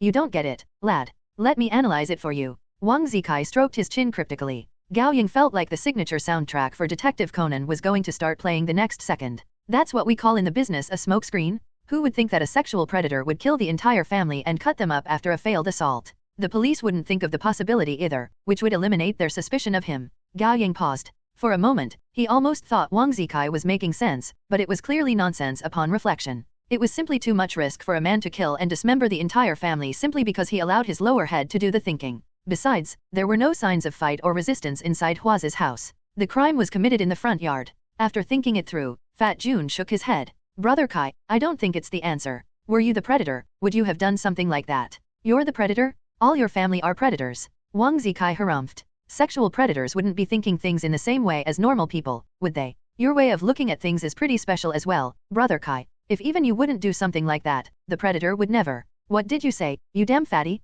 Come again." "I am fat, but please don't damn me." It's bad luck to say something like that at night. The two idiots started bickering, giving Gao Yang a headache. Then suddenly, he noticed that Officer Huang and Chingling both had a tense look on their faces, their eyes glinting with cold murderous intent as they stared at the old man sitting across from them. Gao Yang shifted his glance, and a chill seized him. Fourth Grandpa Gu was still drinking tea with the same expression, yet translucent, scale-like things had climbed up his arm, and the rough, wrinkly skin of the back of his hands was turning into the damp, slick skin of a lizard. His nails were growing as well until they became sharp, grayish-brown claws that were 2 centimeters long. Then his eyes changed. The white turned into yellow with faint spots, while the black morphed into long black slits like it had been squashed by invisible force. His human eyes became those of a lizard in mere seconds. They now looked like a pair of cold, fine marbles. Fourth Grandpa Gu's body was transforming into that of a monster part by part, right in front of 4 awakeners and 1 wanderer. Yet the old man didn't attack him. He remained seated, leisurely sipping tea. A Hong Kong comedy starring Stephen Chow. The air curdled with tension.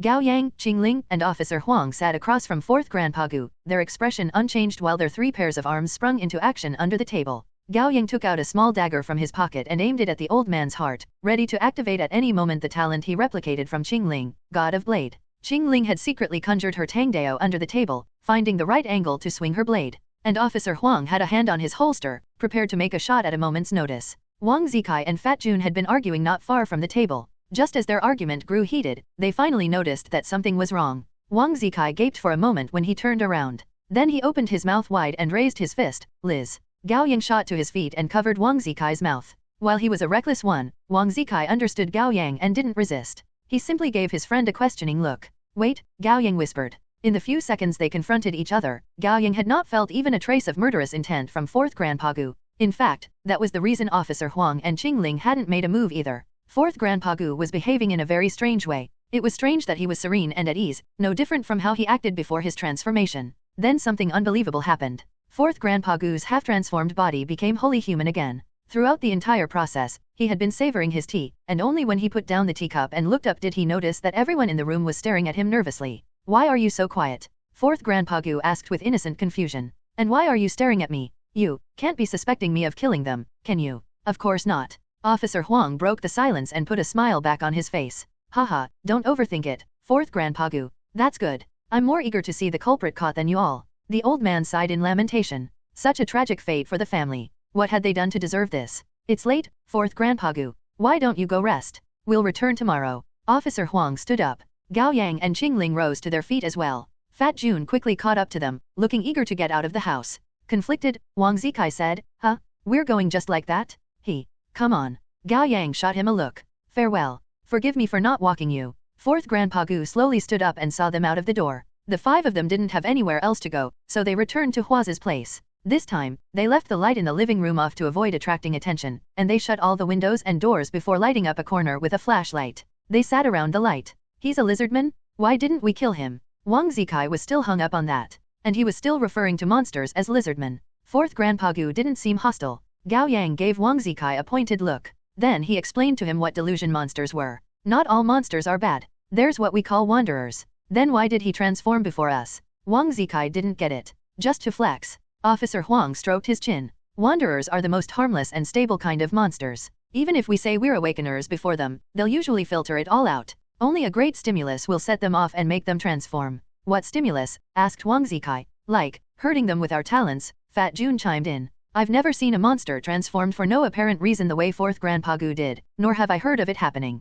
Officer Huang glanced at Gao Yang. What do you think? Gao Yang had been thinking about what Bailey Yi told him. He made a bold speculation. I think he might be sick. Sick. Chingling frowned. Let's consider a hypothesis. Gao Yang extended both hands. There's a switch inside all monsters, controlling whether they present the form and personality of a monster or a human. Gao Yang clenched his left fist. Normally, they present as human. Then he relaxed his left hand and balled his right hand up. Under certain circumstances, the switch turns on, and they transform into monsters with the personality of one. Officer Huang nodded, telling Gao Yang to continue. Like humans, monsters are living creatures, and all living creatures go through the different stages of life with a particular lifespan. We age. As we get old, we become physically weaker, and we sometimes get sick. All kinds of problems may arise. Gao Yang opened his hands and clasped them together. Now, the old man's switch is malfunctioning. That's why his 2 states are overlapping just like a light bulb flickering due to poor contact. However, because it's a wanderer, the most harmless kind of monster, it isn't aware of its condition. Gao Yang was reminded of the summer when he was 4, of his grandfather's arm that he had seen through the crack of the door. Perhaps his grandfather had been a sick monster as well. I wouldn't have believed that monsters could get sick in the past. After all, I've encountered my fair share of old wanderers. Officer Huang clicked his tongue. But now, I'm not so sure. Wang Zikai yawned, his eyes misty for a moment. All that analysis doesn't seem to mean anything. I say we slaughter everyone in the village if we can't find the culprit. They are all lizardmen anyway. It's easier to just take them all out. Gao Yang hid his shock. You're a monster yourself, Wang Zikai. Aren't you being too cold to your kind? That's the typical gamer mindset, Brother Kai. Fat Jun licked his lips. I don't think things would be that simple. Then what do you suggest? Wang Zikai shot back. Should we just wait for our deaths here? Fat Jun stuttered and fell silent. I agree with Wang Zikai, Chingling said after having been silent the whole time. Whatever we have to do, we're not dying here. That is a solution. Perhaps the culprit will show themselves if we initiate an attack. Officer Huang sighed. But there's no turning back, and the risk is high. The villagers won't all be wanderers. A few wrath monsters will be enough to back us into a corner. Moreover, there may be even more powerful monsters hidden somewhere. Then what do we do? Fat Jun asked anxiously. We can't get out. We can't win in a fight. Both paths lead to death. Stop tucking your tail between your feet. Have you forgotten about me? Wang Zikai thumped on his own chest. I can take on 10 monsters myself. That still won't be enough. You know nothing? Perhaps my endless potential will be activated after killing 10 monsters. Then I'll just enter the zone and go beyond my limit again. That'll save us, right? Haha. Officer Huang was amused by Wang Zikai's naivete and optimism. This isn't a movie. Are you sure you'll be able to exceed your limit just like that? Gao Yang rolled his eyes. Putting aside whether Wang Zikai would become magically stronger, what if his brain was the thing that went beyond its limit, and he realized he was a monster? If he then turned on them, they would really be doomed. Of course I can. Wang Zikai lifted his chin further. I'm the chosen one, ain't I, Gao Yang? You are. Gao Yang put on a smile that was more twisted than a grimace. Then we'll vote by a show of hands. Officer Huang proposed.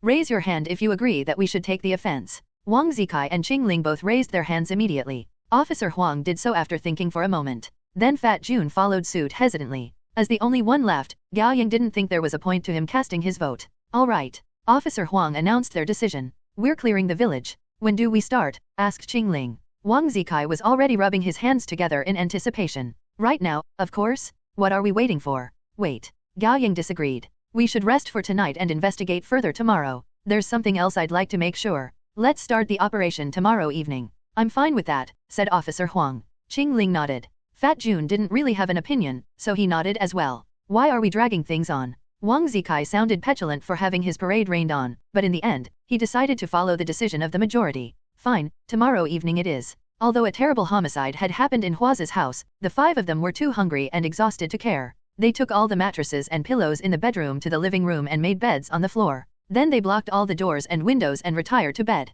Fat Jun didn't care if he was taking up space like a giant ball and insisted on sleeping right in the middle of everyone. Officer Huang took the leftmost spot voluntarily to act as a guard, and Wang Zikai lay down next to him because the blanket on the right side was the red one for newlyweds from the wedding room, and he found it too feminine for his sensitive masculinity. In the end, they slept in the order of Officer Huang, Wang Zikai, Fat Jun, Gao Yang, and finally Chingling from left to right. Gao Yang was going to be a gentleman and slept on the rightmost spot, but Chingling insisted on taking it. And her right hand had never let go of her tangdao. Lying on the red pillow under a red newlywed blanket, Gao Yang rolled to the side to look at Chingling. Her breathing was even, but her brows were still furrowed. It was clear that she hadn't fallen asleep and was ready to fight at any moment. Strangely, Gao Yang felt as if this was his wedding night, and his bride was lying by his side with a long blade in her grip.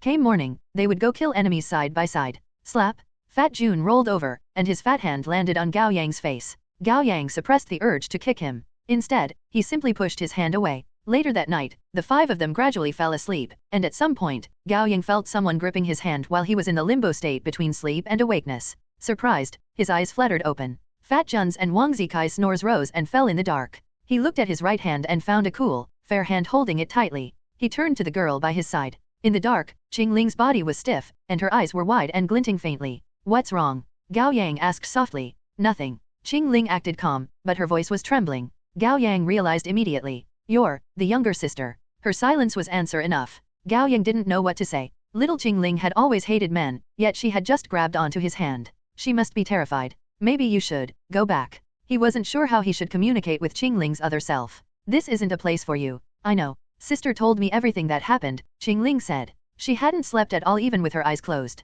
I wanted her to rest for a while. Gao Yang was a little confused. Even though your sister's personality is taking a break, isn't the body still awake? Are you telling me what to do? I wouldn't dare. I know that better than you do, so I have to fall asleep for her now. Little Chingling took a deep breath and tightened her grip on Gao Yang's hand. Don't bother me. I'll fall asleep at once. Okay. After a while, Gao Yang could sense that she was still awake. Feeling sleep slipping from his reach as well, he turned to face her. What are you doing? As expected, little Chingling opened her eyes wide, alert. I'm warning you, don't get any funny ideas, or I'll castrate you. That won't happen, Gao Yang said awkwardly. He wasn't a monster, and his mind was nowhere near such thoughts under the circumstances. I don't know if we'll get out of this alive. Since there may not be another chance to say this, I'd like to apologize to you. For Li Weiwei. Yeah, my sister killed her. It has nothing to do with you. Chingling didn't turn to face him. I know, but if not for me. Enough already. Don't make yourself into a drama male lead. Little Chingling shifted closer to him and rested her head on his pillow. Then she tucked her long legs in and pressed her back to his chest. Gao Yang could smell her shampoo, and Chingling even went on to grab his arm and put it on her waist. Finally, she settled down. Stay like this. Chingling took a deep breath and closed her eyes. Don't move. Don't you hate men? You're not a man in my eyes. I think you've misunderstood something about me. Shut up. I'm resting for my sister. Right. Gao Yang maintained the somewhat awkward posture. At first, he couldn't sleep at all, but then exhaustion overtook him, and he slipped into a dream without noticing. Gao Yang didn't know how long he had slept. When he woke up, he could see sunlight shining through the cracks of doors and windows. He still had an arm slung around Chingling, and it was numb and stiff. At some point, Chingling had turned to face him. He was just about to lift his arm when little Chingling. No, Chingling opened her eyes. Their faces were only a fist apart, and their eyes met as they exchanged breaths. Gao Yang's arm was still around her supple waist. The air was intimidatingly silent. Gao Yang quickly spoke up for his survival. Don't cut me. I can explain. Save it. I can guess what happened. Chingling pushed Gao Yang's numb arm aside and sat up, tying her long black hair into a ponytail with practiced ease. Then she stood up and stretched. It seemed that she had gotten a good rest last night. She looked down at Gao Yang, who was still lying on the mattress. Thanks for last night. It's fine. Holy shit. Wang Zikai woke up just in time to witness the exchange. He flipped to his feet. Seriously, you two? Look at this place. Look at the lack of everything around us? Yet you're thanking each other for whatever you did last night? We are the one you should thank for putting up with you two. Gao Yang got up and taunted Wang Zikai, feeling anxious. Virgin. One must target the weakness when dealing with a snake. As expected, Wang Zikai shouted indignantly. Virgin? Me? I had a girlfriend when I was 3. When you were still playing with toy cars, I was already playing with girls. Gao Yang let out a sigh of relief. Good, he's forgotten what we were talking about. Early in the morning, the 5 of them left Hua's place. There was a commotion from the ancestral hall atop the hill of the Gu family's village. Gongs and drums were being played, and firecrackers were set off. Amid the non-stop noises were the dramatic cries coming from the mourners. The bodies are being buried, asked Fat Jun. That's how things are done in the rural area. Gao Yang nodded. Funerals last 2 days. The bodies are then buried in the morning on the 3rd day. While they talked, 8 young men walked out of the tent carrying a weathered black coffin. At the very front, a man dressed like a Taoist priest conducted a ritual with his mahogany sword and bell while leading the procession, muttering unintelligible words at the same time. Trailing after the coffin bearers were women dressed in linen funeral clothes. They supported each other as they wailed in an exaggerated manner. There were a few men dressed in the same way among the group as well. They walked on the sides of the coffin bearers with a bundle of paper money each and scattered the money along the way. The other villagers followed behind them, dressed in all black. It didn't take long for the procession to reach the village entrance and walk past the 5 of them. 4th Grandpa Gu was at the tail end of the group. He greeted Officer Huang when he saw him. You're already up this early in the morning, Officer Huang. Officer Huang nodded. Yeah, I can't sleep with the case unsolved. You should rest. Your young companions don't look too good either. Gao Yang grumbled silently. We haven't eaten or drunk anything for close to 30 hours. Of course we'd look terrible. If I weren't an awakener with all my stats raised by a notable margin, I would have fainted due to low blood sugar. Are all 5 of them put into a single coffin, sir? Officer Huang asked. They are? 4th Grandpa Gu sighed. Hua's family ain't rich. What savings they had were used on the wedding, but then something like this happened on the wedding night. We all pitched in to buy the coffin. 5 would be too expensive for us to afford, and we didn't feel like there was a need. None of their bodies are intact, you know. It's a mess of different parts. Might as well put them together. 4th Grandpa Gu trailed off and shook his head before catching up with the procession. Should we follow them? Officer Huang turned to them. Yeah, that was exactly what Gao Yang had been thinking. The 5 of them followed the procession at the very back through the field and up a mountainous woods, finally reaching the hill cemetery. A good number of graves scattered along the slope. Only a few were proper tombs built of cement with short fences and 2 fir trees planted before it, as well as incense sticks lit for the dead. The majority were simple mounds overtaken by tall grass. It was obvious that no one had been tending to the burial sites. The coffin bearers carried the coffin to a hole that had already been dug. After the Taoist priest conducted a series of rituals, the villagers substituting the role of family members started wailing again. Then, amid the percussion and firecrackers, 4 men lifted the coffin into the hole before they each took a shovel and quickly filled it with soil. The villagers watched for a while before going their separate ways to return home, leaving only the 4 men burying the coffin and an old man overseeing the process. It was Patriarch Wu, who had been in charge of collecting the condolence money at the reception. He gave orders from the side, work faster, finish it before 8 o'clock, and press the soil tighter. Officer Huang made a gesture, and the 5 of them went up to the men. Officer Huang took a spare shovel and helped with the burial.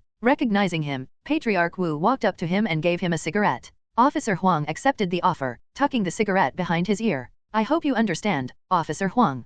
Patriarch Wu sighed. I want the police to solve the case as soon as possible as well, but the funeral couldn't wait any longer. It needed to be done when the villagers still cared about Huazi's family. After some time, not even I would be able to mobilize everyone as the village chief. Then Huazi and his family would really become lost spirits. I understand. Officer Huang continued to shovel soil. The autopsy has come out already. Burying them won't undermine the investigation. Patriarch Wu nodded. Good, that's good. During the process, Officer Huang handed the shovel to Chingling when Patriarch Wu wasn't watching. She sent the shovel to a tree behind her with a simple lift of her hand. The coffin was buried in less than 20 minutes. Gao Yang and Officer Huang hadn't found out anything useful by talking to the villagers. Then all 5 of them followed Patriarch Wu and the 4 men back to the village, parting ways at the entrance. They pretended to leave the village and went back to the forest to make plans. Why did you tell me to hide the shovel? Chingling asked Officer Huang. To dig up the coffin, Gao Yang said. He had discussed it with Officer Huang earlier. You're digging it up. Fat Jun jumped. Officer Huang smiled. He put the cigarette Patriarch Wu gave him to his nose and inhaled, but he didn't dare smoke it.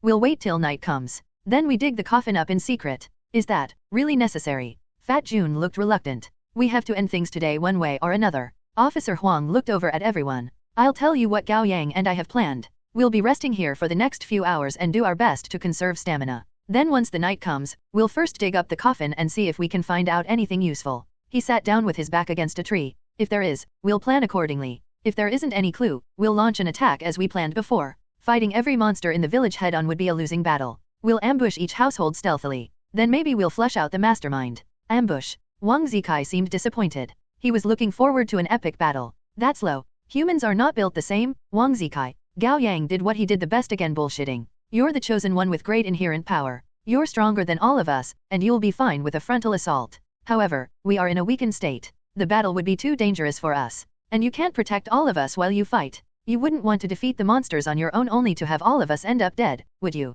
Gao Yang's flattery worked wonders on Wang Zikai. He swung his arm and said, Heh, I guess there's no other way. Alright, we'll ambush the lizardman. But let me say this up front, you must leave the boss monster to me. Of course. Officer Huang and Fat Jun shot Gao Yang an admiring look. He was so good at this he might as well be a monster whisperer. Night fell at about 7 o'clock in the evening. Officer Huang woke up the other 4, and the 5 of them snuck their way to the hill cemetery on the west side of the village with darkness as their cover. Unlike in the morning, the cemetery seemed haunted and terrifying once night fell. Fat Jun, the scaredy cat among them, kept shaking with a pale, almost bluish face. He was walking at the center of the group, surrounded by companions, but he still jumped at every little noise and movement. Chingling lifted her hand and called the shovel over from the tree. Any volunteers? I'll do it. Wang Zikai took the shovel and walked up to the mound, quickly getting to work. Meanwhile, the other 4 kept watch. If any villager happened to come this way, they would have to kill them. Fortunately, there was no unexpected visitor. Thanks to his great inherent strength, Wang Zikai quickly finished digging and cast the shovel aside, his forehead covered in sweat.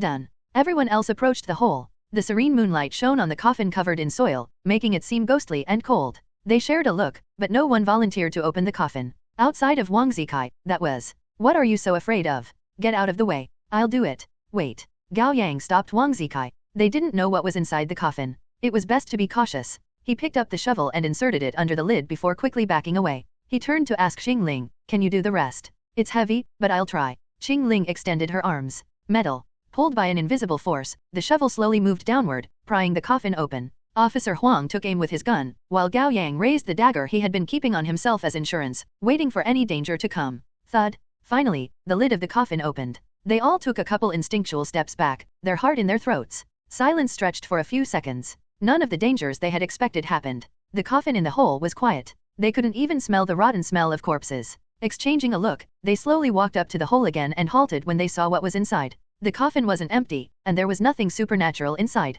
All there was were the remains of Huazi's family, but they had all become skeletons. Gao Yang lit it with his flashlight and counted. There were 4 skulls, so it seemed that the bride's head was still missing. That's it. Wang Zikai found that anticlimactic. I thought we would see something exciting. Hasn't it been less than 10 days since the family died? Asked Chingling. How are they all skeletons now? It couldn't have been more than 3 days since the police returned the bodies. Officer Huang frowned. It's only April. No matter how fast the bodies have been decomposing, they can't have turned into skeletons in such a short time. Can it be that the bodies are eaten? Fat Jun jumped to a guess. Gao Yang shook his head. The bones haven't been chewed. Yeah, it's more like. Officer Huang paused. They've been dead for a long time. Chilly wind swept over them, rustling the leaves and branches. Gao Yang suppressed a shudder. Let's go, said Gao Yang. What is it? Chingling looked over at him. Let's get out of here first, Gao Yang said gravely. I think I've figured out what happened. Officer Huang asked. Then what do we do about this? Should we make it seem like we haven't been here? Let's just leave it. Gao Yang wanted to get out of here as soon as possible.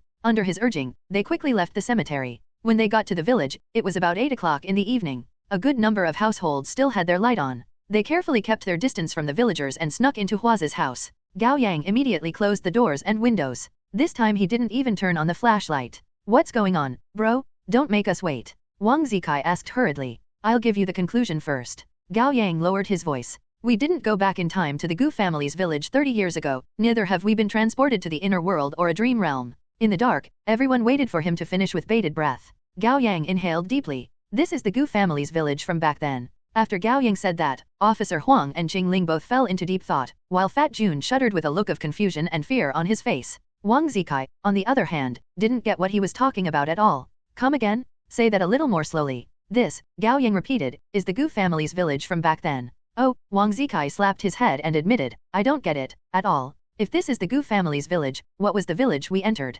Chingling asked. That was a Gu family's village. Mandarin, please. Wang Zikai said angrily. Stop going in circles. Gao Yang organized his thoughts and said, a family was killed in Gu family's village 30 years ago. Then everyone in the village disappeared. Correct. Officer Huang responded, according to the case files, yes. I believe, Gao Yang said with certainty, that the ones that disappeared weren't the villagers, but the entire village itself. After a pause, Officer Huang narrowed his eyes. Keep going. I'm not sure how it happened, but I believed the entire village had been moved here, into this domain. The Gu family's village we visited before was a fake, or a counterfeit, to be more specific. What's your basis? Asked Officer Huang. At the ancestral hall we went to the first night, there were a lot of memorial tablets. Wang Zikai even read out some of the names. Do you remember? There was a Gu Hua. Patriarch Wu, Chingling said in realization. That's right. The village chief is called Gu Hua, said Gao Yang. He's not dead. Why would his name be found in the ancestral hall? There must be something wrong with it.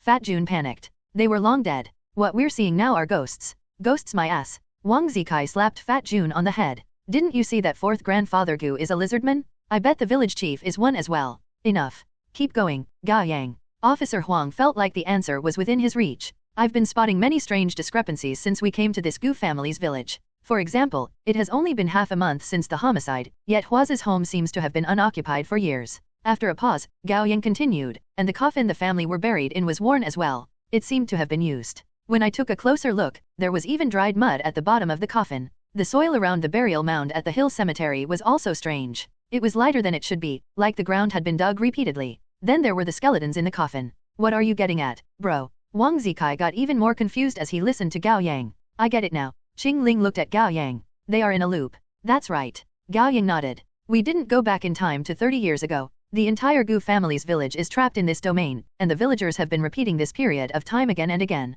The death of the family, the funeral. Everything has been repeating for 30 years. Someone like 4th grandfather Gu should have died of old age already, but an irresistible power is forcing his body to go through the same process. That's why it transformed partly into a monster for a moment. It's like a machine that should have broken down. After a brief pause, Officer Huang asked, then what is the irresistible power? I don't know. Gao Yang shook his head. But that's probably what we have to deal with. If we can figure out the starting point of the loop, perhaps we can identify the power. Whoom. Gao Yang was interrupted by an air raid siren that suddenly blared from outside the house. It was oppressive, dull, haunting, and unnerving. Whoom. Officer Huang walked up to the window and parted the curtains by a crack, his expression grave. Gao Yang and Chingling moved up to the window as well. At some point, a faint layer of fog had enveloped the entire Gu family's village, and every villager stopped whatever they were doing to stare up at the sky, their eyes empty and numb. Moreover, even those who had gone to bed walked out of their houses and stared up from their yards. Whoom. The siren came to a sudden stop after the third blaring. Then the fog permeating the village gradually faded. The entire process took less than a minute. But it was a long minute for the 5 of them as they hid in the house, feeling like their hearts were in a tight grip. What are they doing? Fat Jun stuttered, his face ashen. They must be starting another loop, Gao Yang guessed. One villager moved, walking like a body without a soul. Then the other villagers started moving as well. Slowly, quietly, they headed in the same direction, toward a common destination. Chingling was the first to realize that something was wrong. She had a keen sense of direction. They're coming our way. Shit! Gao Yang's heart sank. He should have realized, but it was too late. In less than a minute, more than 50 villagers moved to the front yard of Hua's house one after another. Under the moonlight, their faces were sheet pale and expressionless like walking dead, looking perverted in a strange and tainted way. Their empty eyes were all glued to the door of the house, which was shut close. The air seemed to come to a stop like the calm sea before the storm. The silence was thunderous with an undercurrent of something volatile. They were waiting for the first lightning strike that would trigger a great wave. What are they gonna do? Fat Jun staggered back, terrified.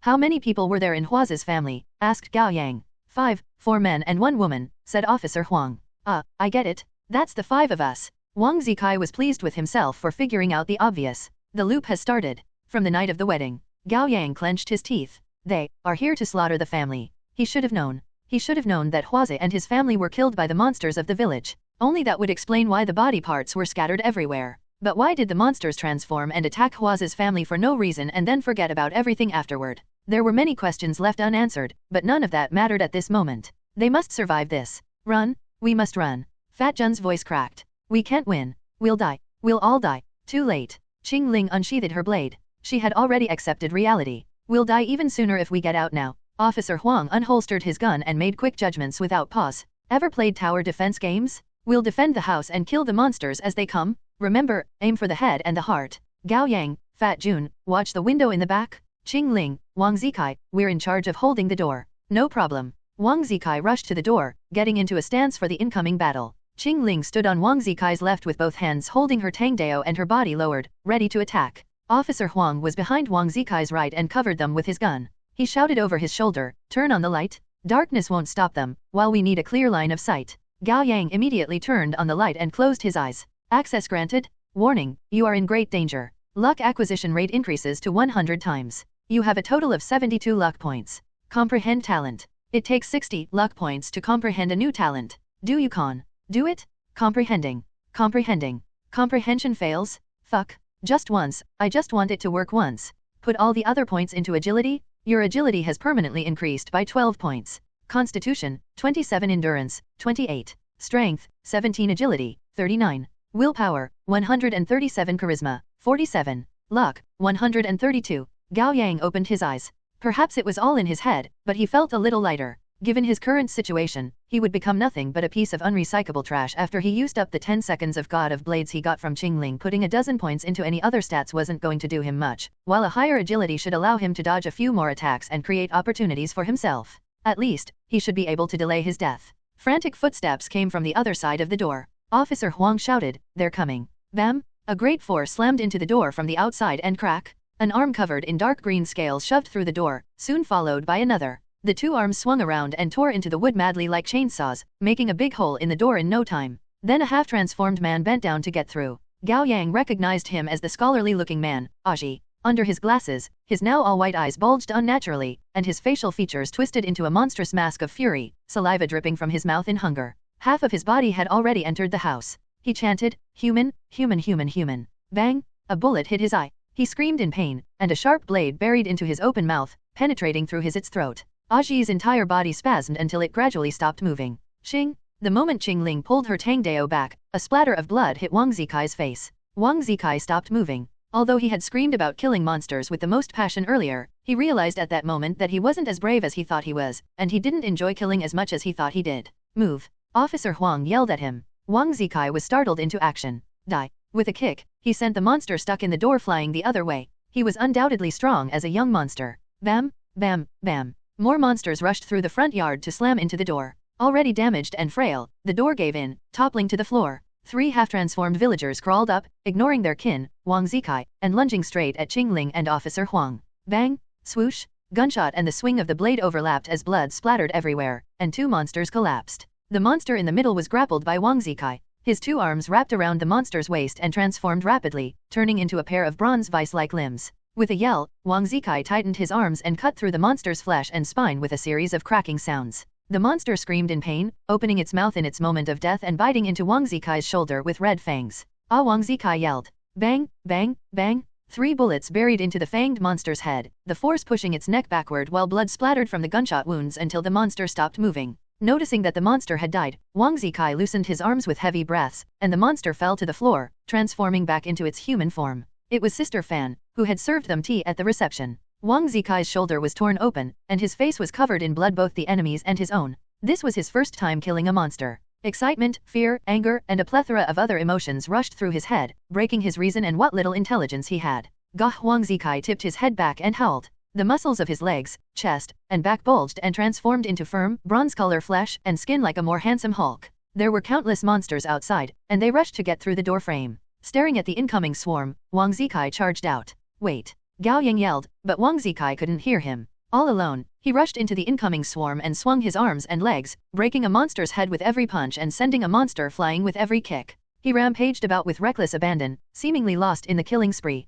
Wang Zikai fought much better than anyone could imagine. He had killed 7 or 8 monsters with that series of moves. However, the majority would always defeat the minority in the end, and as more monsters lunged at Wang Zikai and pinned him down like wolves ganging up on a lion, biting and tearing into him, Wang Zikai was soon lost in the pile. The other monsters moved around them and rushed into the house. One after another, they were killed by Officer Wang's bullets and Chingling's Tangdao. However, there were simply too many of them, and the defense line the two of them put up was crumbling. A monster suddenly stood up among the bodies and pool of blood. It was the village chief, Patriarch Wu. Although its neck had been sliced by Chingling, she hadn't cut through it completely, and the head dangled to the side with a small part of flesh and skin still attached, revealing most of the inner tissues of the neck. It shot out both hands and lunged at Chingling. She had just stabbed a monster in the heart, and there was no time for her to make another swing even though she had noticed the danger. God of Blades. Gao Yang activated the replicated talent and rushed forward to stab Patriarch Wu in the heart with his dagger. He immediately pulled it out. He couldn't waste the remaining 7 seconds he had with the talent, and with a leap to the side, he moved between Officer Huang and the monster, lunging at the man while he reloaded.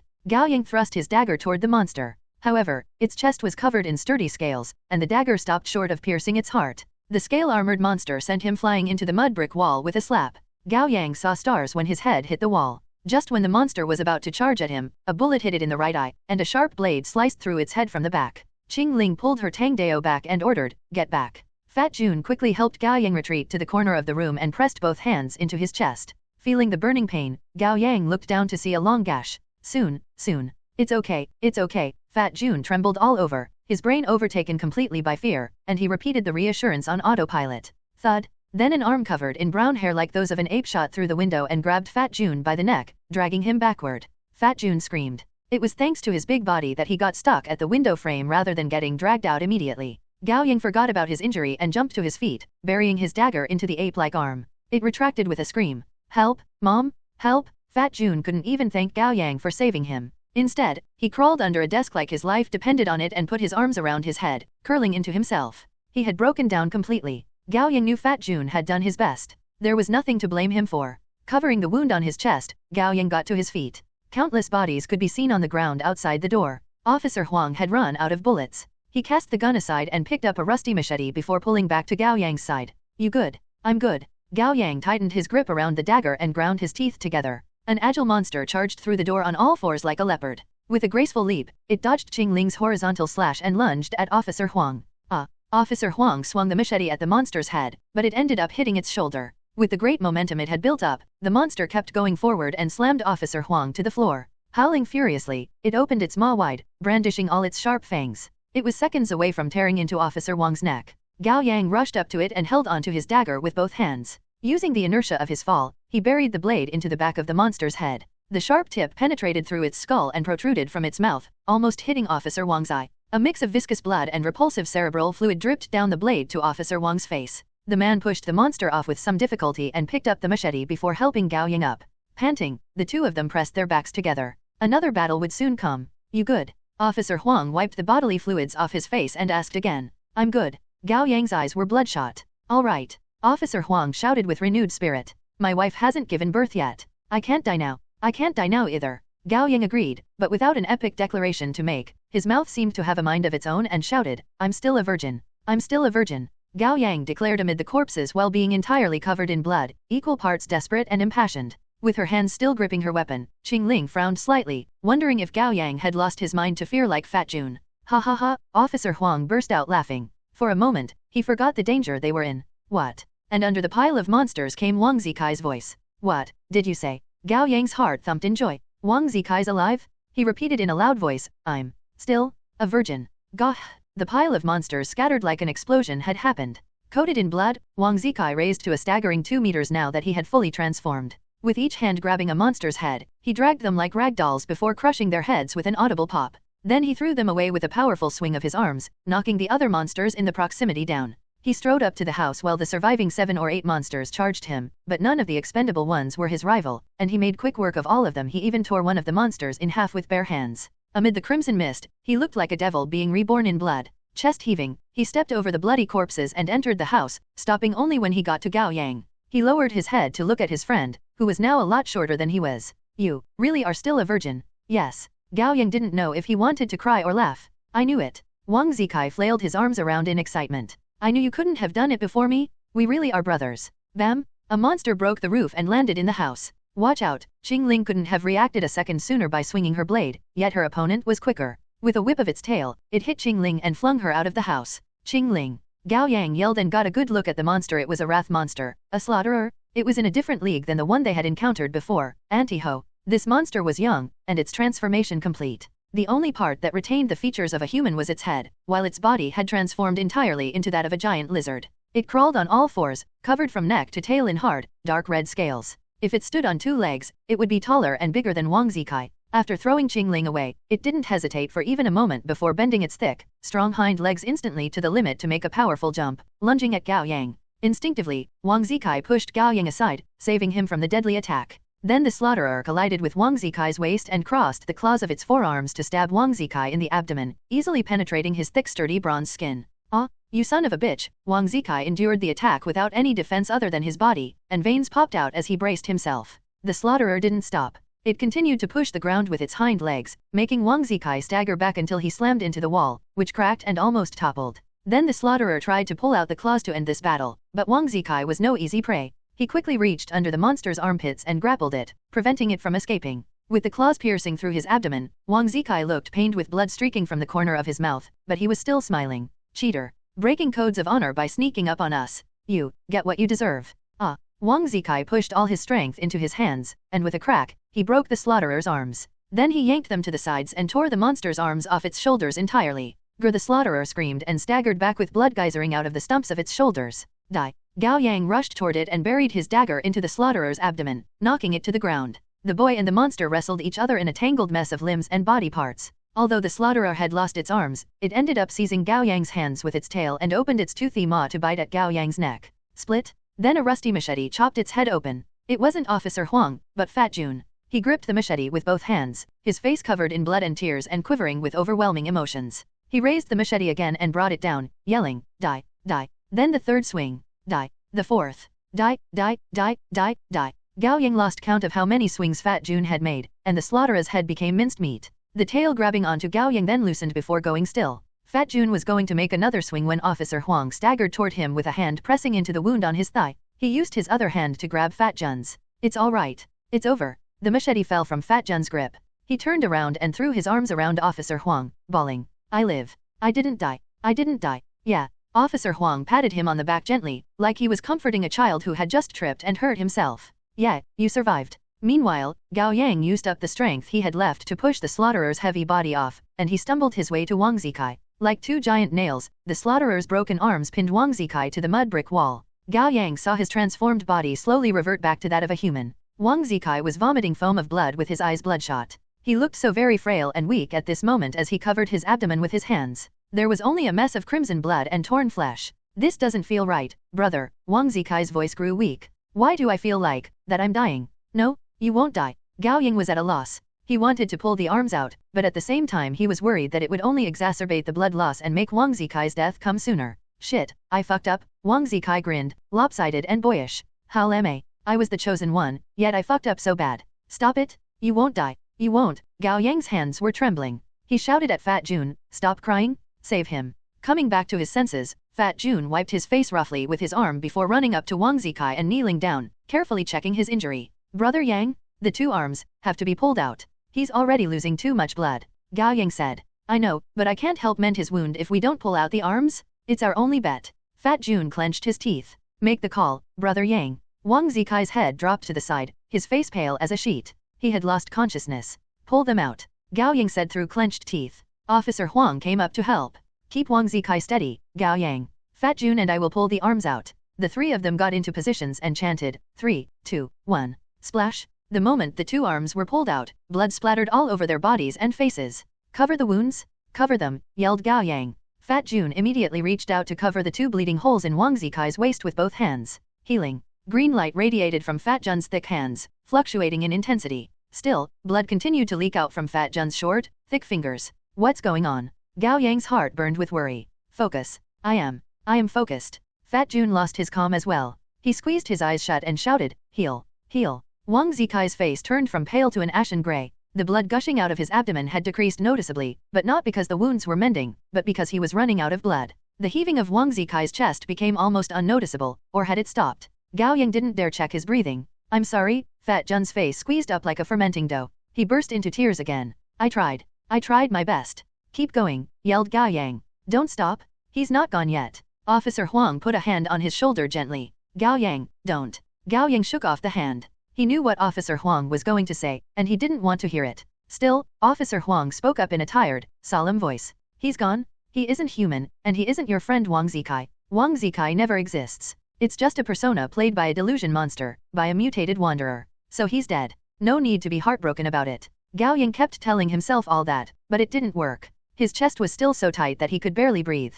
All kinds of memories rushed into his head. On the first day of school, he almost got hit by Wang Zikai's sports car at the gate. The third day of military training 1, he fainted due to the heat, and Wang Zikai carried him to the infirmary on his back. The first time he got dragged by Wang Zikai to the internet cafe, they ended up losing every single game the entire night. The first time they got drunk, Wang Zikai cried and admitted that he didn't want his parents to divorce. Gao Yang slumped down before Wang Zikai's body, unable to pick himself back up. It was then that Chingling returned to the house with her Tangdao, covering her bleeding arm. After hesitating for 2 seconds, Fat Jun stood up from Wang Zikai's side and walked up to Chingling, putting his hands around the injury on her arm. Heal. Chingling glanced at Wang Zikai, her brows furrowed. He's dead. Officer Huang nodded. His heart stopped. Then he looked around at the messy piles of dead monsters on the floor. Who would have thought we would end up killing all the villagers for real? We would have died if not for Wang Zikai. Are we missing anyone? Fat Jun asked worriedly. Chingling answered. I counted. There are 31 outside, 22 inside. That's 53 in total. We didn't miss any?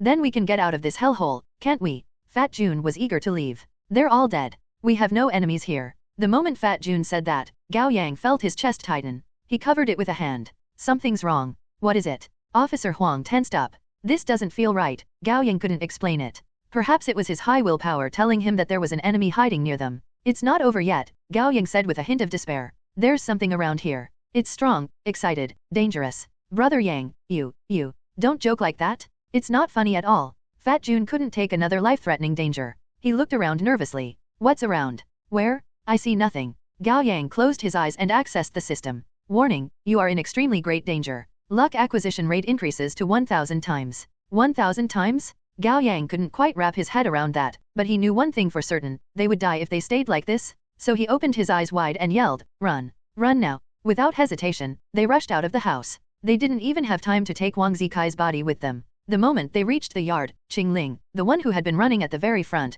came to a sudden halt. Without turning around, she raised her hand and ordered the other three, stay back, don't come near me. Even though they didn't get why she said that, they stopped and held their breath. Gao Yang was the first to realize the situation. Eyes wide, he noticed something was wrong with Chingling, or her long black hair, to be more specific. A few strands were slowly flying into the air, defying gravity. It's not Chingling's. Gao Yang immediately realized. Hiss, hiss, hiss. The strands of black hair swung around Chingling's delicate neck to strangle her. She curled her fingers, calling over the razors she had hidden in her breast pocket. Swish, swish, swish. The razors cut the hair, and Chingling quickly crouched down, returning to her companion's side with a jump and a roll. The hair that had been cut down hadn't chased after her. Instead, the hair strands hovered in the air before spreading apart like long, thin planktons. Then they slowly swam up. The four of them looked up and froze, chilled to the bones. What seemed like a human skull descended from the sky, its long black hair dark and dense. Look down. Fat Jun shouted. Gao Yang lowered his head and saw the hair of the dead monsters fall off before clumping together into strands.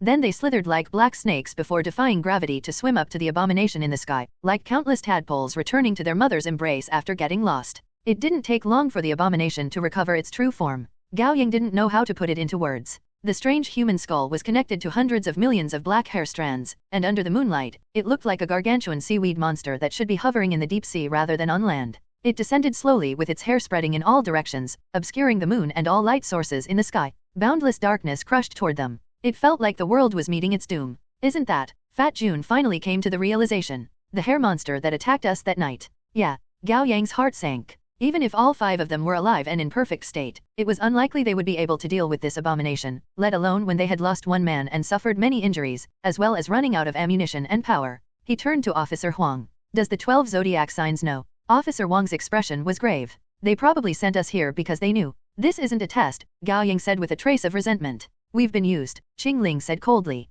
We're nothing but cannon fodder. I'm sorry. I got you all into this. Wu Dahai doesn't seem like a bad man. I thought I had a good eye for people. Officer Huang was remorseful. Gao Yang shook his head. It's not your fault. We chose to join the organization. Stop talking about useless things and find a way. Fat Jun yelled anxiously. I don't want to die. Can you still make a swing, Chingling? Gao Yang asked. Chingling didn't say anything. Her bones had been broken in at least 3 parts, and the muscles of her right arm had been torn badly, preventing her from using any force with it. Although she was still holding on to her Tangdao, it was but a front she put up to not appear weak. Of course, she still had metal. While level 2 metal was effective for ambushing a human with hidden weapons, however, it wouldn't do her any good when facing a monster of this caliber. Gao Yang came to the conclusion as well. Chingling's silence spoke volumes. Flee, and they fall. Fight, and they die. Every part of Gao Yang's mind was telling him that this was the end. There was nothing more difficult than waiting for death, but the wait didn't last long. Like a black cannibalistic flower hung upside down, the black hair circled around the 4 of them and covered the entire sky.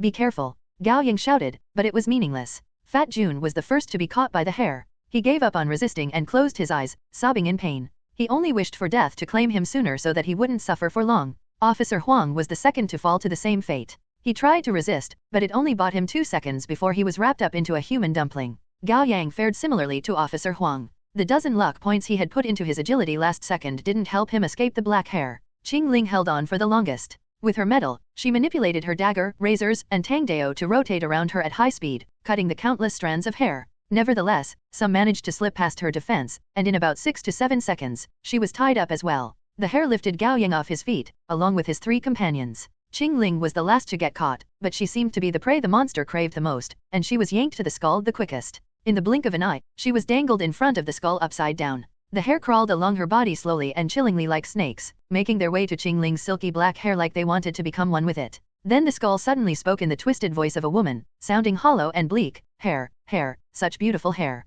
Chingling stared at the skull without fear. Then she opened her mouth. The razor she had hidden on her tongue flew out and hit the skull in the center of its forehead. Metal. Chingling yelled, putting all her focus on controlling the razor. But it was too thin and too brittle. The force of her control ended up squashing the razor, leaving only a thin scratch on the skull. The hair monster was furious. Hundreds of hair strands intertwined to form a giant black needle in an instant. Like the tail of a scorpion, it curled and pierced Chingling in the chest with an upward motion. Chingling! Gao Yang cried out. In China, high school freshmen are to receive basic military training, usually in August and last for a week or 2. Still hanging upside down, Chingling's chest was penetrated by the giant black needle of hair. She didn't even scream in pain. Then the needle pulled out from her body. Crimson blood gushed and streamed down to dye her fair neck, face, and forehead red, finally drenching her long hair. The hair monster savored the process of Chingling's hair being drenched by her own blood. Equal parts captivated and lamenting, it chanted, "Hair, such beautiful hair. All mine, all mine."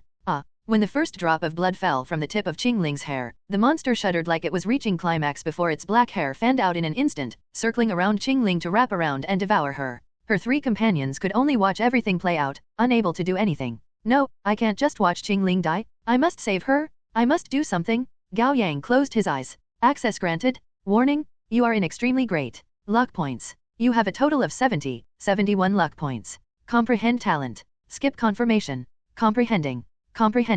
Comprehension succeeds. Talent, fire. Serial number, 26. Rune type, element. Level 1 fire. Summon fire elements with both hands with a maximum temperature of 280 degrees Celsius and a maximum range of 1 meter. Stats bonuses of level 1 fire. Constitution plus 20, endurance plus 20, willpower plus 50, charisma plus 10. Does willpower influence elemental damage? Every 10 points in willpower increase elemental damage by 1%. Put the rest of my luck points into willpower. Allocation completed. Stats updated.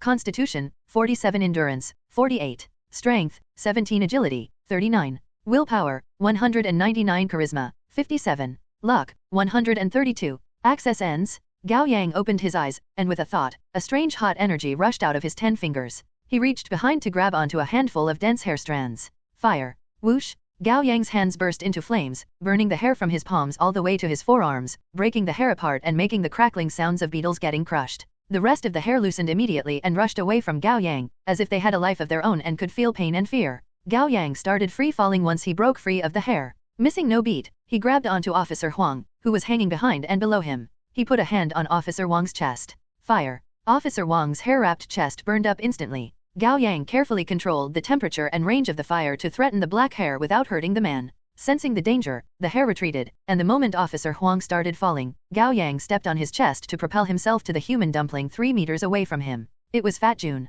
It was a difficult move to pull off. Although Gao Yang had raised his agility somewhat, he wasn't able to make the jump as easily as professional stunt performers would. His jump fell a little short, and he had to reach out hard to barely hold on to Fat Jun's thigh. The unexpected attack made Fat Jun cry out in fear. "Ah, don't kill me." Fat Jun realized he wasn't dead when he opened his eyes and saw that it was Gao Yang holding onto his thigh. Gao Yang? What? Endure it. Gao Yang raised an arm and slapped Fat Jun in his fat butt cheek. Fire. Swoosh. Fat Jun's rear end started burning. Hiss. The black hair fled from the fire at once and retracted. Congratulations. Talent. Fire has leveled up. Level 2 Fire. Summon fire elements with both hands with a maximum temperature of 580 degrees Celsius and a maximum range of 3 meters. Stats bonuses of Level 2 Fire, Willpower plus 100, Fire Resistance plus 60, Charisma plus 10. The moment the notification sounded in his head, Gao Yang felt a rush of energy and great pleasure. Fat Jun had a big body, and thus it took a lot more hair to wrap around him, and the hair couldn't all pull back in an instant. Gao Yang deactivated the flame and seized an opening to grab onto the strands that were just about to pull back. Like a kite, Gao Yang allowed himself to be dragged toward the main body of the hair monster, the skull. The hair monster was going to savor Chingling like a delicacy, but its plan was interrupted by Gao Yang's sudden ambush. It stopped what it was doing and shifted its attention to attack Gao Yang. It first severed the strand of hair Gao Yang was holding onto, but Gao Yang was already falling in a parabolic trajectory toward it from above. 3 giant black needles of hair took shape in the blink of an eye and stabbed toward Gao Yang from the front, left, and right. Gao Yang opened his arms to aim at the needles on his 2 sides. Fire. Boom, boom, 2 torrents of fire burst out of Gao Yang's palms and swallowed the needles. There was no time for him to deal with the needle coming from his front. He twisted his body, hoping that would be enough to protect his vitals. Then swoosh, a Tangdao flew over at the last moment and cut down the needle, stopping its tremendous momentum short. It was Chingling and her medal, still tied up and hung upside down by the hair. She stared at Gao Yang with half-lidded eyes, her face covered in blood. She was on the verge of death, yet she hadn't given up. Feeling blood pumping through his body, Gao Yang splayed his hands and allowed gravity to pull him toward the hair monster. 3 meters, 2 meters, 1 meter. It was now in range. Fire. Gao Yang growled, pushing all the energy inside him into his palms. 2 blazing torrents shot out with a boom and intertwined into one beam, devouring the hair monster in an instant. It let out a piercing scream, but it wasn't enough. Hitting it with fire for 1 second wasn't enough to burn all its hair, let alone destroy its hardy skull. But there was nothing else Gao Yang could do. He was free-falling at a great speed, and the fire shooting out of his palms was about to lose the target. That was when suddenly, something propped him up from under his feet. He looked down and saw a hovering Tangdao. With the upward boost it gave him, Gao Yang jumped up half a meter in the air. That exhausted the last of Chingling's willpower. She closed her eyes, her arms going slack. Chingling's medal had actually jumped to level 3 the moment she got hit by the black needle, which was what had been keeping her alive. Level 3 medal, maximum detection distance of 50 meters, maximum control distance of 10 meters, and maximum control weight of 60 kilograms. Fire. Leaping again, Gao Yang wasn't going to miss this last chance. There was only one thought in his head, squeeze out all his remaining energy to attack the monster. However, the brief moment of regrouping was enough time for the hair monster to overcome the pain and react accordingly. The skull retreated quickly, getting out of the attack range of Gao Yang's fire. Gao Yang could only watch as their last hope slipped from his hands. At the same time, a large black needle stabbed at him from the back. Splat! Thick, sharp hair penetrated Gao Yang's waist from the back. His fall was instantly broken, and he dangled like a fish caught by a harpoon. The first thing he felt wasn't pain, but a strange chill spreading from his waist. Then an overwhelming pain rushed to his head, and he was made aware of the hole in his torso. Gao Yang was in so much pain that he wanted to die. In his hazy mind, he couldn't help but wonder how Chingling had done it. How did she not make a sound when her chest got penetrated? Wasn't it painful for her? I would be rolling on the ground and screaming until I die if I could. The black needle of thousands of hair strands pulled out from Gao Yang's body, and he felt another unbearable wave of pain. Finally, he was too exhausted to scream. All he could feel was a dull dizziness. Then he started falling. He didn't hit the ground like he thought he would. Instead, something caught him gently after a few seconds, and that something was supporting him under his armpit and behind his right heel.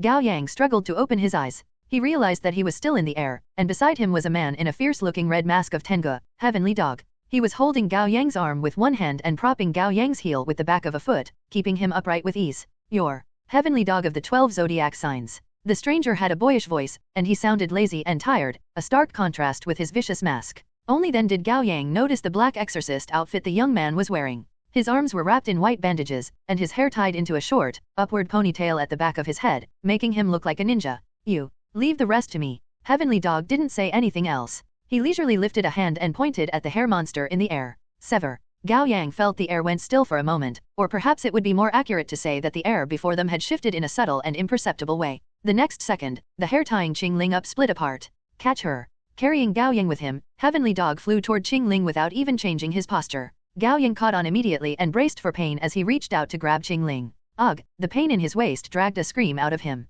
Heavenly Dog pointed at the hair monster with his right hand. "Sever." Again, it felt like space had frozen before splitting, aiming to cut the hair monster in half from top to bottom. The skull, the main body of the monster, noticed the incoming danger and quickly shifted to the left. A good portion of its hair was cut down, but the skull remained intact. "Sever." Intangible space was sliced like a tangible thing again. This time, the cut was horizontal. The white skull rushed to evade again, losing 1/4 of its hair but managing to protect its main body. "Sever, sever, sever." In a matter of 10 seconds, Heavenly Dog had cut off large swathes of the skull's hair like a barber, but he always missed the skull itself by a little. The skull was cunning. It gave up on the fight and flew upward. Carrying 2 incapacitated people prevented Heavenly Dog from catching up with the skull. He looked down and shouted, "Rabbit, it's getting away." Gao Yang followed his gaze, and to his surprise, he spotted White Rabbit, the waitress he had encountered before. She wasn't dressed in the karaoke uniform today, and the mask of White Rabbit was replaced with a white surgical mask drawn with a cute pink rabbit mouth. Wearing a baseball cap, she was dressed in a black and white baseball jacket with a red crop top and light blue denim shorts, under which was a pair of long, well-built legs. Her shoes were a pair of white sneakers. Holding a black metallic baseball bat with one hand, she looked like a stylish baseball girl. Having just sat Officer Huang and Fat Jun up on the ground, she shouted at the sky, "You useless thing! Buy me a new pair of shoes." Yeah, just hurry already. It's getting away." Heavenly Dog still spoke in a leisurely voice and didn't sound hurried at all. White Rabbit crouched down and put both her hands on the ground. "Jump." She leapt into the air in an instant. Officer Huang felt a shockwave of rippling air from where she had been, forcing him to close his eyes. When he opened his eyes again, White Rabbit was nowhere to be seen. The deep footprints and the cracks on the asphalt ground were the only things proving she had been there.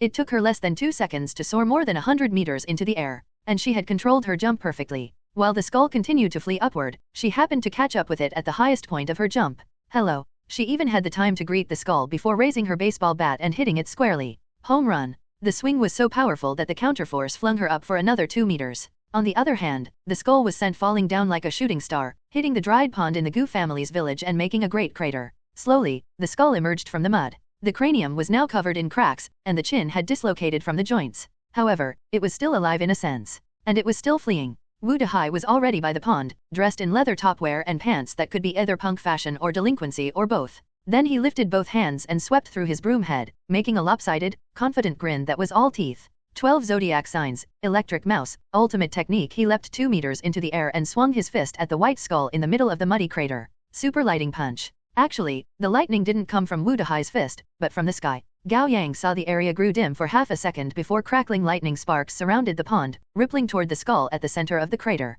Then bluish-white lightning shot down at the skull. Every strike was as thick as a telephone pole. Rumble, rumble, rumble, rumble. For a moment, the night sky was as bright as daytime. When Gao Yang broke out of his reverie, he had already been brought to the ground by Heavenly Dog. Unable to keep himself up for any longer, he slumped down with Chingling in his arms. Just as his consciousness slipped away, he heard Wu Dehai's excited voice grow closer. "Done? And whoa, it does have a rune circuit. Please stop with the dramatics, Wu Dehai." Then there was White Rabbit's complaint. "All the useless posturing is giving me a headache." "What do you know? It's an important routine. Shinobia is a disease that requires treatment." Heavenly Dog interjected, "Excuse me, someone's dying here." "Let me see," the young voice of a little girl said. "Whoa, that's bad. Guys, there's another inside the house," said a man with a nasal voice. "That's a delusion monster," Wu Dehai responded. "Leave it." Not a monster, my friend, save him. The rest of Gao Yang's words got lost as his heavy eyelids dropped, and his consciousness slipped away. All Gao Yang felt when he woke up was thirst. To his wonderment, he didn't feel any pain. Didn't I get stabbed in the sides from my back? Why doesn't it hurt at all? All he felt was an itchiness that was so faint it was more like mosquito bites. Don't move. Won't take long, a young voice said. Blinking his vision clear, Gao Yang sat up with some difficulty and saw a girl who appeared to be 7 or 8 years old. Her hair was tied into cute buns, and she wore a modernized Rune one with the collars tucked in the middle of her waist, under which was a white innerwear. On her light pink dress, peach blossoms bloomed. She knelt down next to Gao Yang, holding his bigger hand with her chubby and petite ones. Her face was slightly flushed and round with baby fat, and her big eyes were clear and pure. And you're lovely lamb of the 12 zodiac signs. Everyone calls me cute little lamb. Did you heal me? Gao Yang said gratefully. I didn't. I only made Big Brother's injury mine. What? Gao Yang was surprised. Talent, injury transfer, serial number 24, life type. White Rabbit showed up and crouched down before Gao Yang, reaching out to ruffle Lovely Lamb's hair. It's good enough. Go find Uncle Dead Pig. Nah, gonna transfer all the injury from Big Brother, Lovely Lamb said proudly. Didn't see you being so thorough with anyone else. Why, do you have a crush on him? White Rabbit smirked. My oh my, are you starting to pine after boys at this age already? You like them good looking, don't you? No, that's not it. Lovely Lamb let go of Gao Yang's hand and ran away blushing. Gao Yang's attention was caught by White Rabbit's feet. The earlier leap left holes on the heads of her white sneakers, revealing her toes. He noticed that the big toe of her right foot was painted with black nail polish, but only halfway. What are you looking at? Rude. White Rabbit said, but her tone was relaxed with no heat. Gao Yang hurriedly averted his gaze. White Rabbit sat down cross-legged and took off her damaged sneakers. She then took out a bottle of black nail polish and finished the job right before Gao Yang. I wasn't able to do the whole nail because I left home in a hurry. You don't mind, do you? I don't. Then ask away. I'll answer. Chingling, is she okay? Don't worry. She was the first we treated. She almost died, but it wasn't too difficult to save her. We brought cute little lamb and dead pig with us for a reason.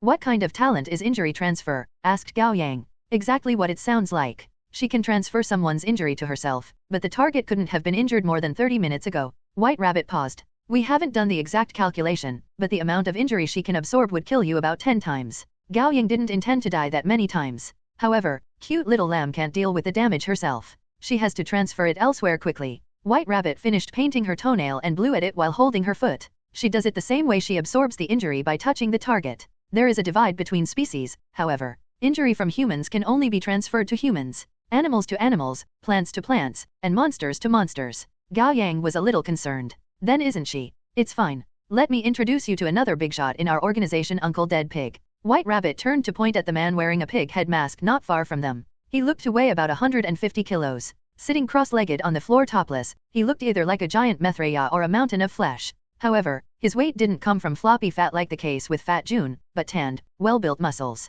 Therefore, he looked dependable rather than unkempt. I'm getting started, Uncle Dead Pig. Lovely Lamb stood before the man and extended her cute little hands. Ho ho, I'm ready. Dead Pig spoke with his breaths coming out of his nose, his voice booming low and long-lasting like echoes in the valley. Lovely Lamb put her hands on Dead Pig's abdomen, and soon, the skin and flesh in his side split into crimson wounds. Those were the exact places Gao Yang had been stabbed. Although the wounds looked horrifying, they only bled a little rather than gushing out blood. When Gao Yang got a good look, he realized that the wounds were mending at a noticeable speed, and in less than a minute, they were completely gone. What made the whole thing even more unbelievable was that Dead Pig didn't seem pained at all in the process. Instead, he fell asleep and even started snoring. Done. Lovely Lamb pulled back and dusted her dress before skipping her way to White Rabbit, throwing her arms around her from the back. Teehee. Stop it. White Rabbit was too focused on painting her toenails to spare her attention. I don't know what you're so happy about. Lovely Lamb stuck her tongue out at White Rabbit. Then she looked up and snuck a glance at Gao Yang before running away bashfully. She stopped beside Heavenly Dog,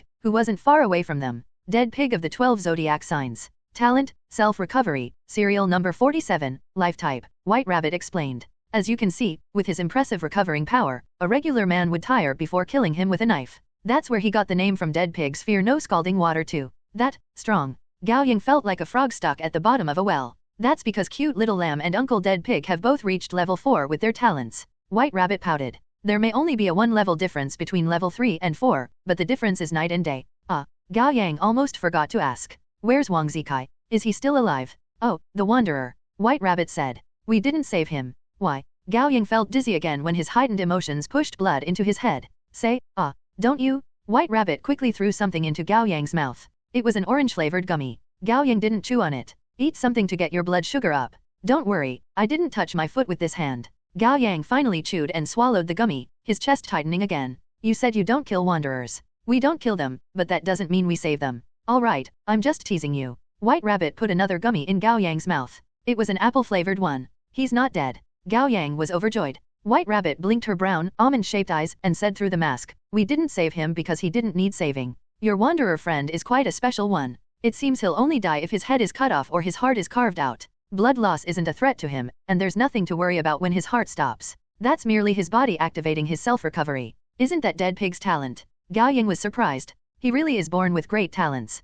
Far from Uncle Dead Pig's level, but enough to save himself. While they talked, Wang Zikai showed up from inside the ruined house with Fat Jun's support, pressing a hand to his mostly recovered injury. He spotted Gao Yang in the front yard immediately, and he burst into laughter. Ha, ha ha, ha ha ha ha ha. He laughed so hard that he started trembling, and the exertion made his mended wound split again. He grimaced in pain. Even so, he didn't stop laughing. Gao Yang was confused. Why is he laughing? Shit, he didn't lose his mind, did he? One, a type of hanfu, namely traditional Chinese clothing, consisting of an upper garment and a wraparound lower skirt. It was more often worn by women but could be men's attire as well. 2, an idiom that describes someone who no longer fears insults and attacks because they have nothing to lose. It's often used in the negative sense to say that someone's shameless, but it can be used in the neutral sense. Everyone in the yard turned to Wang Zikai, wondering what he was laughing about. Once he had finally laughed enough, Wang Zikai pushed Fat Jun away and walked up to Gao Yang, his gait unsteady but radiated definite swagger. Just when Gao Yang was picking himself up, Wang Zikai slapped him heavily on the shoulder. I knew you're a virgin, punk. Shut up, Gao Yang almost gave him an eye roll. Do you have to embarrass me in front of so many people? Serve you right for lying to me, ahahaha. Wang Zikai couldn't help but burst out laughing again. Hey, hey, hey. Annoyed, Wu Dahai swept through his hair habitually. What's wrong with being a virgin? Wang Zikai turned to Wu Dahai, pleased. You too, bro. Yeah, why? Heavenly Dog chimed in as well. There was a hint of irritation in his lazy voice. Whoa, you all are. Wang Zikai couldn't be happier, and he had never felt closer to anyone than these people. We're family from now on. Not Uncle Dead Pig. White Rabbit walked up and patted the still sleeping man. He had a wife. The operative word here was had. Wang Zikai's smile froze. Really? Someone like him, got game. He sighed and lamented, fucking hell, the world isn't fair. Right. Wu Dahai echoed the grievance. Even Dead Pig got a wife, yet handsome men like us remain single. Wang Zikai looked at Wu Dahai, and Wu Dahai met his eyes. After a split second, they held each other's hand like fate was cruel to have kept them apart for so long and exclaimed at the same time. I got you. I got you. White Rabbit pressed a hand to her forehead with her other hand holding her baseball bat. Why don't you get together? We'll make an exception to the no office romance rule so that you won't go on to make girls suffer. So we're now part of the organization. Officer Huang finally broke his silence. He was sitting on the ground with a bottle of glucose drink. He had drunk half of it. That's right. Gao Yang, Chingling, Huangqi. White Rabbit made the official announcement. Congratulations on passing the test and joining the organization. Whew. Officer Huang exhaled a long breath and lay down with his arms open, ignoring all the dead monsters around him. Being an adult is so difficult. Finally, even though they had brushed shoulders with death, they managed to survive and pass the test. Gao Yang let out a long breath as well and opened a bottle of water, taking a big gulp. Then Chingling, who had been lying on the ground unconscious, blinked her eyes open. Someone had wiped the blood off her face, and it looked clean and fair as usual. Her eyes widened after 2 seconds. Gao Yang recognized immediately that it wasn't Chingling, but her sister. Face twisted in fear and body shuddering and heaving with hurried breaths, she threw herself at Gao Yang the moment she saw him like he was her only lifeline. Arms wrapped around him, she clawed at Gao Yang's clothes and buried her face into his chest, sobbing silently. Her tears drenched his clothes. Gao Yang could feel the warmth on his chest. It's okay, you're safe. Gao Yang didn't know how to comfort her, so he simply patted her gently on the shoulder. It was already impressive for a regular girl to endure this much. Hey, wait, Wu Dahai turned to Heavenly Dog, peeved. I was the one who made an awesome entrance and killed the hair monster. Why did she throw herself at that useless brat? Heavenly Dog, didn't I say I was gonna show her my awesome side? You agreed to help me get the girl. Well, great help you were. She had already lost consciousness by then. Heavenly Dog shrugged. You should be happy that she didn't see it, or your chance of getting her to like you would have dropped from 1% to 0.1%. White Rabbit made another jab. During their conversation, little Chingling managed to get herself under control, and Gao Yang was pushed away without hesitation like a tool. She hurriedly wiped her reddened eyes and said in an icy voice, a moment. I'll let my sister out. And just like that, Chingling returned. As if she had never been away, she didn't seem surprised by the situation she found herself in at all.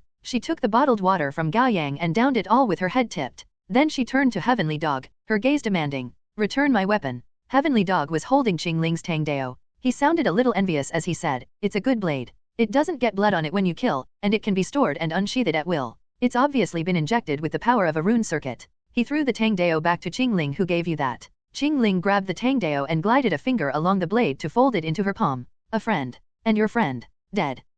Heavenly Dog didn't push. He yawned, seemingly tired. That's it for today then. I'm off. White Rabbit, Electric Mouse, take care of the rest. You got it, said Wu Dahai. Cute little lamb, come on. Lovely Lamb looked between Gao Yang and Heavenly Dog like she was struggling to make a choice. In the end, she ran to Heavenly Dog, who picked her up and carried her on his shoulders. Bye-bye, brother Gao Yang. Lovely Lamb waved at him. Bye. Gao Yang waved back. He was suddenly reminded of his little sister, Gao Zingxin. She had been meek and cute when she was little, but now, well, better not dwell on it. Defying gravity, Heavenly Dog took flight without changing his posture. Dead Pig woke up from his nap then and reached out to grab the white band Heavenly Dog dropped like he had done it 1,000 times, letting himself get pulled to the air. It was clear that there was a limit to the weight Heavenly Dog could carry. With Dead Pig joining the ride, the speed at which he soared into the sky slowed noticeably. Whoa, you guys only get more and more awesome. Fat Jun had been keeping quiet because he knew he was a nobody among these people. Now that things seemed more relaxed, he couldn't help but flatter the Big's hots here. Flattery won't get you anywhere, said White Rabbit. The three of them are the only ones to become official members. Wang Zikai and you are still in trial period. Oh, it's perfectly fine. It's a great enough honor to be part of such a fine company as a trainee. Fat Jun smiled servilely. Although he just barely escaped death, at least he found a thick thigh to latch onto for support, and he didn't have to be so scared and worried all the time. Heavenly Dog has 2 talents. Fly, serial number 29, and spatial dissection, serial number 14. Both are of the time-space type. White Rabbit continued to explain, both his talents are only level 3, but he's strong enough as it is. All members of the organizations share information about our talents with each other. But no rush, you'll learn more about us going forward. White Rabbit, is it? Wang Zikai spoke up. White Rabbit turned to him. Yeah, what about my serial number? Wang Zikai looked excited. It's among the top 3, right? Gao Yang had seized a moment to tell White Rabbit about Wang Zikai, and she gave Wang Zikai a smile, her eyes curved into a pair of crescent moons. Your talent is Destiny, serial number 0. It's the most powerful talent, bar none. Whoa, for real. Wang Zikai couldn't be happier. He knew he was strong, but not to such an extent. Talents are mysterious and unpredictable, of course, and I can't give you the exact details. White Rabbit smiled. Explore your power in your own time. I can guarantee it's one that can threaten all between heaven and earth. Gao Yang almost applauded her performance. She came up with lies as easily as one breathed. All right. White Rabbit clapped to get everyone's attention. You must have questions for the operation at Gu family's village. I'll explain later. Let's get out of here first. We're flying out as well, asked Gao Yang. Nah, White Rabbit turned around. We'll take the other exit. White Rabbit and Wu Dahai took the lead as they headed to the top of the hill of the Gu family's village. Outside the ancestral hall, the funeral tent had been disassembled, leaving only the remains of firecrackers and flower wreaths. They opened the door to the ancestral hall and walked up to the old well at the center of the courtyard. This should be it, White Rabbit said with some uncertainty. She pulled off her mask and reached out to Wu Dahai. Give me the rune circuit. Fat Jun hurriedly got closer and snuck a glance at her, his face instantly flushing red. As expected, she was a cute girl with pointy canine teeth, exactly his type. She would be even more perfect if she dressed less boyishly and more in the cute softer style popular in Japan. While Fat Jun's mind wandered, Wu Dahai took something round out of his pocket. It was about the size of a cushion foundation and quite thin, about 1 centimeter at a glance. All eyes were drawn to the delicately crafted item. It was made of light silver metal and etched with circuit-like lines, through which glowing light continuously flowed. At the center of the circuit was the pattern of an eye, looking both ancient and mysterious yet advanced at the same time. It looked like an artifact from an ancient civilization where technology and magic prospered in harmony. What is this? Gao Yang's curiosity was piqued. We call this a rune circuit. White Rabbit held it up. It's very rare and very useful. Thanks to the 5 of you, we're able to get our hands on this one. Hey, our organization now has a total of 2 rune circuits, Wu Dahai said proudly. What does it do? Gao Yang asked. I'll go into more details later. Let's get out of here first. White Rabbit held the rune circuit above the well, and vroom, a beam of light shot out from the bottom of it. She put the rune circuit away and smiled like things were going as she foresaw. Yeah, this is just like the underground domain back then. She turned back and said, we'll go one by one. There's no rush. You go first, Electric Mouse. I'll go last. Got it. Wu Dahai got into a cool posture and jumped toward the well. Rather than falling in, he defied gravity and hovered in the orange light coming from the well. After about 2 seconds, he soared into the sky following the trajectory of the light beam with a swoosh, vanishing in the blink of an eye. Realization dawned on Gao Yang. This was essentially a more advanced elevator. Next, White Rabbit said, I'm going. Wang Zikai jumped into the light excitedly and ascended in a second. Then Officer Huang, Fat Jun, Chingling, and Gao Yang took the elevator in order. The moment Gao Yang jumped into the beam of light, he felt the pull of gravity vanish. Then a powerful yet gentle magnetic field wrapped around him and brought him up into the air at great speed. All he could see was the energy particles flowing at high frequency around him. His mind seemed to go blank for a moment, and he found himself reaching what seemed like the edge of the sky and moving past a long underground tunnel, until his vision suddenly cleared up. When he regained his senses, he was already right in front of the ancestral hall of the Gu family's village. He would have wondered if he hadn't moved at all if not for the now crumbled well. Gao Yang walked out of the light, closely followed by White Rabbit. Then she did something with the rune circuit, and the light beam disappeared, the portal closed. Welcome back. White Rabbit smiled. We've been underground this whole time, asked Officer Huang. Yeah, you can think of it as an enclosed space 1,000 meters underground, but that's far from the end of it. We'll talk about it soon. White Rabbit put her mask back on. Aren't you hungry? The 5 of them exchanged a look before exclaiming at the same time. We are. Yes, barbecue it is, fully reimbursed. White Rabbit waved an arm happily and then, seemingly remembering something, looked down at her bare feet. I'm also getting new shoes. The 5 of them departed from Gu family's village. This time, they were able to get out of the small forest without any strange barriers stopping them. Officer Wang's patrol car was parked by the roughly paved road. Beside it sat an orange sports car, the body long and the chassis low, shaped perfectly for aerodynamics. It was quite a trendy and bold design. McLaren. Wang Zikai ran up to the car animatedly. Oh my god, I've always wanted one, but my old man wouldn't buy it for me because it's too expensive.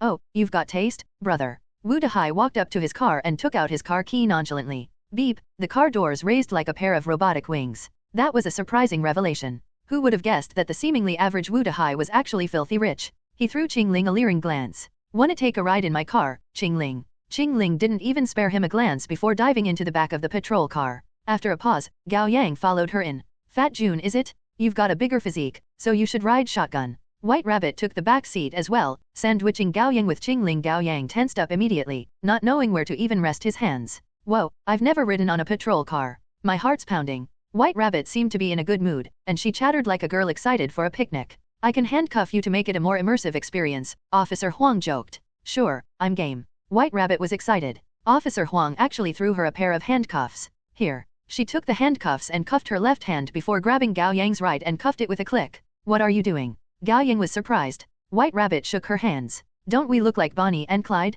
The bank robbing couple? No, no, no. Serial killers? Serial killers are cooler? I even have an ending in mind. The patrol car flipped, and you died with the officer in order to save me, leaving me with a great fortune. Later in life, I could only splurge every day to soothe my great sorrow. Gao Yang was speechless. You said Wu Dehai had Shinobia, but you're even worse than him? Laughter and chatter came from the patrol car, while the $20 million sports car attracted no one's attention other than Wang Zikai's. Brother Wu, can I ride shotgun? Wang Zikai's eyes were glued to the car. He had never talked to anyone in such a pleading way. Such was the power of money. Get in. Wu Dehai let out a long sigh and shook his head with envy. Fuck, Gao Yang's the real winner in life. The patrol car drove away first. Wu Dehai ignited the engine, and Wang Zikai shouted, oh shit, oh shit, oh shit. This is crazy. A 500 horsepower engine sure is something. It takes only 2.8 seconds to reach 100 kilometers per second, and it can be pushed to 380 kilometers per hour with the limiter lifted. The sound of the engine, oh does it get my blood pumping. Wu Dehai wasn't happy at all.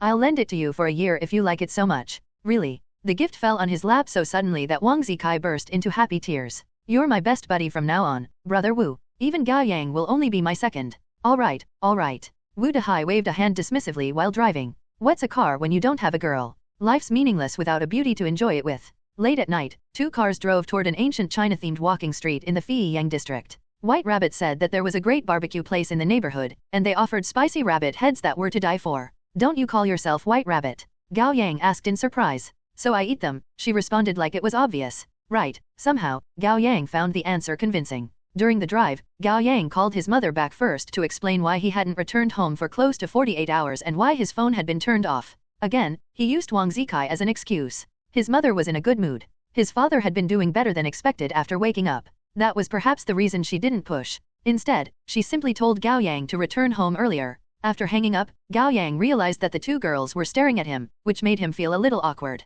Aren't you going to call your family? Why should I? White Rabbit said in a derisive tone. They're all monsters. Gao Yang asked Chingling, and you? I don't have a family anymore, said Chingling. It sounded like a long story, so Gao Yang didn't press. After half an hour, the patrol car stopped by the road. Officer Huang pulled out the car key and said, we're here. They filed out of the car and headed to the walking street. The buildings here were designed to replicate the styles of ancient China. All the wood architectures and red lanterns made it feel like they had been transported to the world of Wuxia. The street was crowded with people and colorful neon lights. The atmosphere was lively. Against the crowd, they walked to the middle part of the walking street. Between the milk tea shop and the convenience store was a long, 1-meter-wide alleyway that led to a deep darkness. White Rabbit headed in first, followed by the others. She took several turns inside the winding alleyway and even made it across 2 residential buildings. 5 minutes later, they found themselves in a completely new area. It was a circular plaza the size of a soccer field, at the middle of which was an old dying tree. The empty branches were decorated with small colorful light bulbs. The twinkling light seemed to bring the tree new life. Old, 4- and 5-story buildings surrounded the plaza, decorated with a variety of signboards with blinking neon light. The mismatch of old and new, retro and modern technology, and all kinds of architecture styles made the area seem like one out of a cyberpunk film. "Is this your base?" Gao Yang couldn't help but ask after scanning around. "This is the walled city of 10 Dragons, a social hub for awakeners." White Rabbit walked forward. "It'd attract attention for groups of awakeners to gather in other places, but we're safe here. There are only stable wanderers and awakeners here." Wu Dehai put his hands in his pocket and added in a flippant tone, "Awakeners can chat at ease, trade at ease, and pursue girls at ease." "How?" asked Gao Yang. "You really have a lot of questions. What are you, a 3-year-old? White Rabbit threw him a judging look. "Simply put, a very powerful awakener did something to this area, and only wanderers are able to find it and enter." "Who?" Chingling asked. "The owner of this territory." White Rabbit stretched out a finger. "Friendly reminder, he isn't a member of our organization. So don't start any trouble here, or we'll leave you to take responsibility on your own."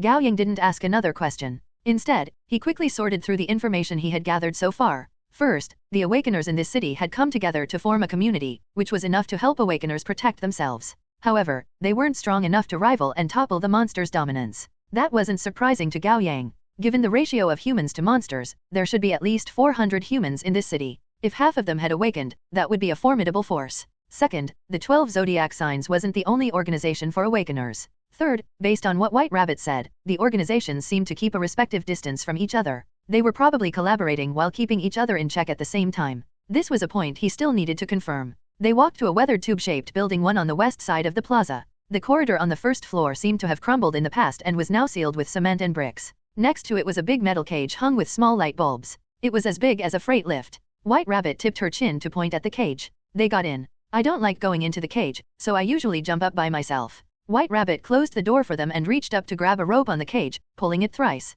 Ring, ring, ring. The bell above the cage rang thrice. Clink. The iron cage slowly moved up. It was an elevator. Once the iron cage reached the 5th floor, the metal door opened on the inside, leading to the long corridor of the tube-shaped building. White Rabbit had jumped up on her own already, and she flipped down from the top of the iron cage before waving at them. "Come on." They followed her to a storefront with a wooden sign that simply said barbecue. There was no door, only a tassel curtain. White Rabbit parted the curtain and walked in. All the rooms on this side had been renovated into a single open space with an industrial-style interior. At a glance, there seemed to be more than 20 tables. White Rabbit walked up to the front desk. Behind it sat a stunningly beautiful woman with an alluring sensuality to her. With pronounced makeup on, she was dressed in a red kipao that accentuated her curves, and her ethereal white hair was put up with a black hairpin. A few white strands fell on her fair shoulders, making her look seductive yet reserved. She sat on a high stool with her long, fair legs crossed, smoking a shisha with a lazy look in her eyes. Seeing patrons coming into her restaurant, she put down the finely crafted violet shisha bag and looked up,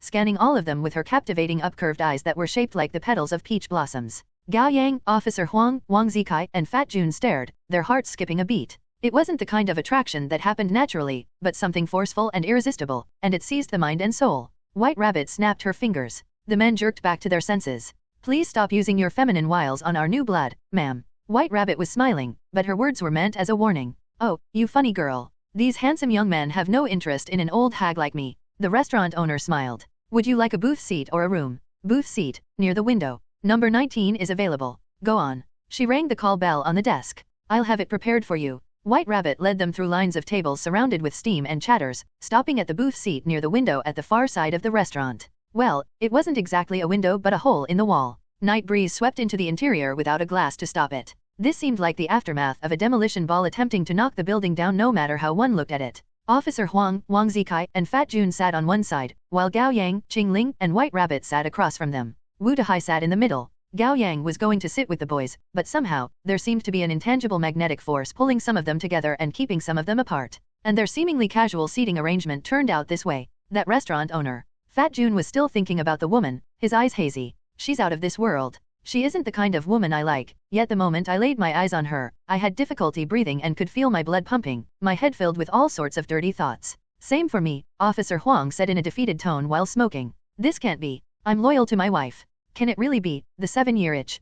Wu Dehai burst out laughing. You aren't to blame. The restaurant owner is an awakener. Talent, seduction, serial number 61, psyche type. White Rabbit unfolded the menu. Then she looked up like she just remembered something and said, oh, for your information, it's not she, but he. One Tongzilu, tube-shaped building, is a type of apartment building in China. A long corridor runs through the center of the floor with rooms on both sides. It's common for several families to crowd the limited space, sharing public bathrooms, kitchens, and living rooms like dorms. It's designed to save space and lower cost. Fat Jun splattered tea out of his mouth. That's a man. I knew it. Unlike him, Officer Huang seemed rather relieved and kissed the wedding band on his ring finger. I'm still a good man. Look at him, electric mouse. You can learn a thing or two. Having picked the food she wanted, White Rabbit pressed the call button. I should learn from him? I'm known for my devotion to my romantic partner. Wu Dehai defended himself vehemently. But first I need a girlfriend. A young waiter came to their table. Evening. Are you ready to order? White Rabbit rattled off all the orders without pause. Large portion of beef short ribs, large portion of pork belly, 1 portion each of squids, soles, eggs, corns, king oyster mushrooms, enoki mushrooms, and finally, 1 portion of spicy rabbit heads. Oh, wait, any of you want it? All the others shook their heads, unwilling to try. Save for Chingling, I'd have one. White Rabbit gave her a look of genuine appreciation. Say no more. From now on, we're sisters of different parents. After they made their order, Gao Yang asked, White Rabbit, what? What's going on with Gu family's village? What are rune circuits? White Rabbit cut in. You've been waiting to ask that, haven't you? Yeah. Gao Yang was a little embarrassed. It seemed that everyone else was fine with not knowing right this moment, while he was the only one asking all the questions like a curious child. But he couldn't help but be hung up on it. He wanted to gather more information and grasp more rules so that he can survive in this terrifying world longer. Nothing wrong with that, right? Be a little more patient, would you? I prefer talking while eating. White Rabbit took off her baseball cap, her short, slightly puffy hair dropping and framing her fair pink cheeks. With her bright, almond-shaped eyes, cute, delicate nose, and the 2 canine teeth that made themselves known when she smiled, there couldn't be a more apt description for her than White Rabbit. Fat Jun couldn't tear his eyes from her. Noticing his gaze, White Rabbit said, What are you looking at? I don't have seduction as a talent. Fat Jun lowered his head bashfully. After a pause, White Rabbit said in realization, Oh, really? I'm your type. Well, Wu Dehai interjected. Mine too. Piss off. Every girl is your type. White Rabbit rolled her eyes at Wu Dehai and put her cap on Fat Jun's head. Work hard. I may consider you once you become an official member. Really? Fat Jun's eyes widened. He thought he had heard her wrong. Of course. White Rabbit gave him a mischievous look. Chubby guys are cute. Give you a sense of security. Don't trust a word out of this woman's mouth, buddy. Wu Dehai said with pent-up rage. I was lured into the organization the same way. She's in charge of recruitment for the organization, and she's got a quota to fill every year. Ah, is that so? Fat Jun smiled sadly with resignation, scratching his head. Of course. How would someone like me? Don't listen to him. White Rabbit leaned forward with a hand propping her chin and smiled sweetly at Fat Jun. You're not like Wu Dehai. I meant what I said. Okay, Fat Jun said with renewed hope. I'll do my best. Gao Yang thought with fear, what a terrifying woman. Ah, right. White Rabbit turned to the others. As your senior, I'd like to give all of you newbies a piece of advice. Go on. Although monsters are the most terrifying beings in this world, you're unlikely to run into especially dangerous ones without doing something really stupid. For you people, the greatest threats are actually the awakeners. I'd advise you not to start trouble with awakeners from other organizations. The owner of this restaurant is a good example. Why? Fat Jun asked. We're all humans. Shouldn't we form a united front against monsters? That's the case in theory, but the reality says otherwise. White Rabbit shrugged. Let me tell you a figure. For every 10 awakeners who died, only 3 were killed by monsters, while all other 7 were killed by humans. The table fell silent. Gao Yang was suddenly reminded of a quote he read elsewhere. There are 2 things in the world you shouldn't look at directly. Sun, and the human heart. White Rabbit considered Gao Yang's face seriously. You aren't a long-lost brother of our captain, are you? What? You often say very similar things. White Rabbit smiled, pleased. It seems that we've recruited the right guy this time. As they talked, the waiter came to the table with a little cart. He moved the plates of proteins to the table before serving the drinks and beer. White Rabbit volunteered to be the chef with a pair of tongs, while Fat Jun poured drinks for everyone without being asked to. I should explain what rune circuits are before going into the deal with Gu family's village. White Rabbit flipped the beef short ribs on the grill. Rune circuits are something all awakeners should know about. There are. Hey, dig in. The meat is really tender. It's gonna be too charred if left on the grill any longer. Wu Dehai took a sip of beer. Focus on the barbecue. I'll do the talking. Sure. Seeing all the eyes shifted to him, Wu Dahai felt flattered and put away his usual flippant attitude, explaining in a professional tone, there are 12 rune circuits in total: life, support, poison, buff, guard, summon, damage, psyche, element, knowledge, time-space, and miracle. By the way, rune circuit is simply what awakeners call these things. No one knows what they really are. Anyway, the rune circuits are mysterious artifacts with many uses. They are certainly not made in our era, and the greatest known use for awakeners is to level up our talents. Level up. Chingling's eyes lit up. I heard Officer Huang say that you've been obsessing over a way to level up. White Rabbit picked up a piece of beef at just the right doneness and put it in Chingling's bowl. Here, eat. Tell me about leveling up first. Chingling couldn't wait to hear an answer. Talents started out at level 1. They can go up to level 2 after repeated uses. Level 3 is a little harder to reach. You have to kill a certain number of monsters with your talents. If you're lucky, you may only have to kill 1 monster. If you're unlucky, then you may have to kill more than 10. Of course, such a method applies to only talents that can do damage. Other types of talents level up in different ways, but let's not go into all the nitty-gritty now. Chingling nodded. My medal reached level 3 during the fight at Gu family's village. It's probably because you killed quite a lot of monsters with both metal and God of Blades. Wu Dahai raised an eyebrow. Our organization forbids unjustified killing of monsters, but those at the Gu family's village didn't count. We left them to you to help you level up. You say that, but we almost died. Officer Huang couldn't help but fume when reminded of what happened. Ha ha ha, don't blame Electric Mouse. It was my idea. We each got what we needed in the end. White Rabbit quickly picked up a few pieces of meat for Officer Huang. Let's put that aside for now. Yeah, there's a bottleneck between level 3 and 4 for talents, and going past it would make a significant difference. White Rabbit thought for a moment. To make an analogy, it's like the difference between regular rabbit heads and spicy rabbit heads. How much do you love rabbit heads? Gao Yang swallowed the comment threatening to come out. The hell's with your analogy, Wu Dahai interjected. I'd say it's the difference between bicycles and motorcycles. They all nodded bemusedly. That was much more understandable. I want to level up, said Chingling. Patient, girl. Let me finish. White Rabbit picked up another piece of meat for Chingling. It's not that easy. Hello, everyone. As we wrap up this video, I want to share a quick note. I have a Patreon account. If you'd like to support me and enjoy on-demand audiobooks, you can become a Patreon member. Alternatively, you can check out my Google Drive link, which has 500+ novel audiobooks available through my Ko-fi or Patreon shop. I appreciate your support.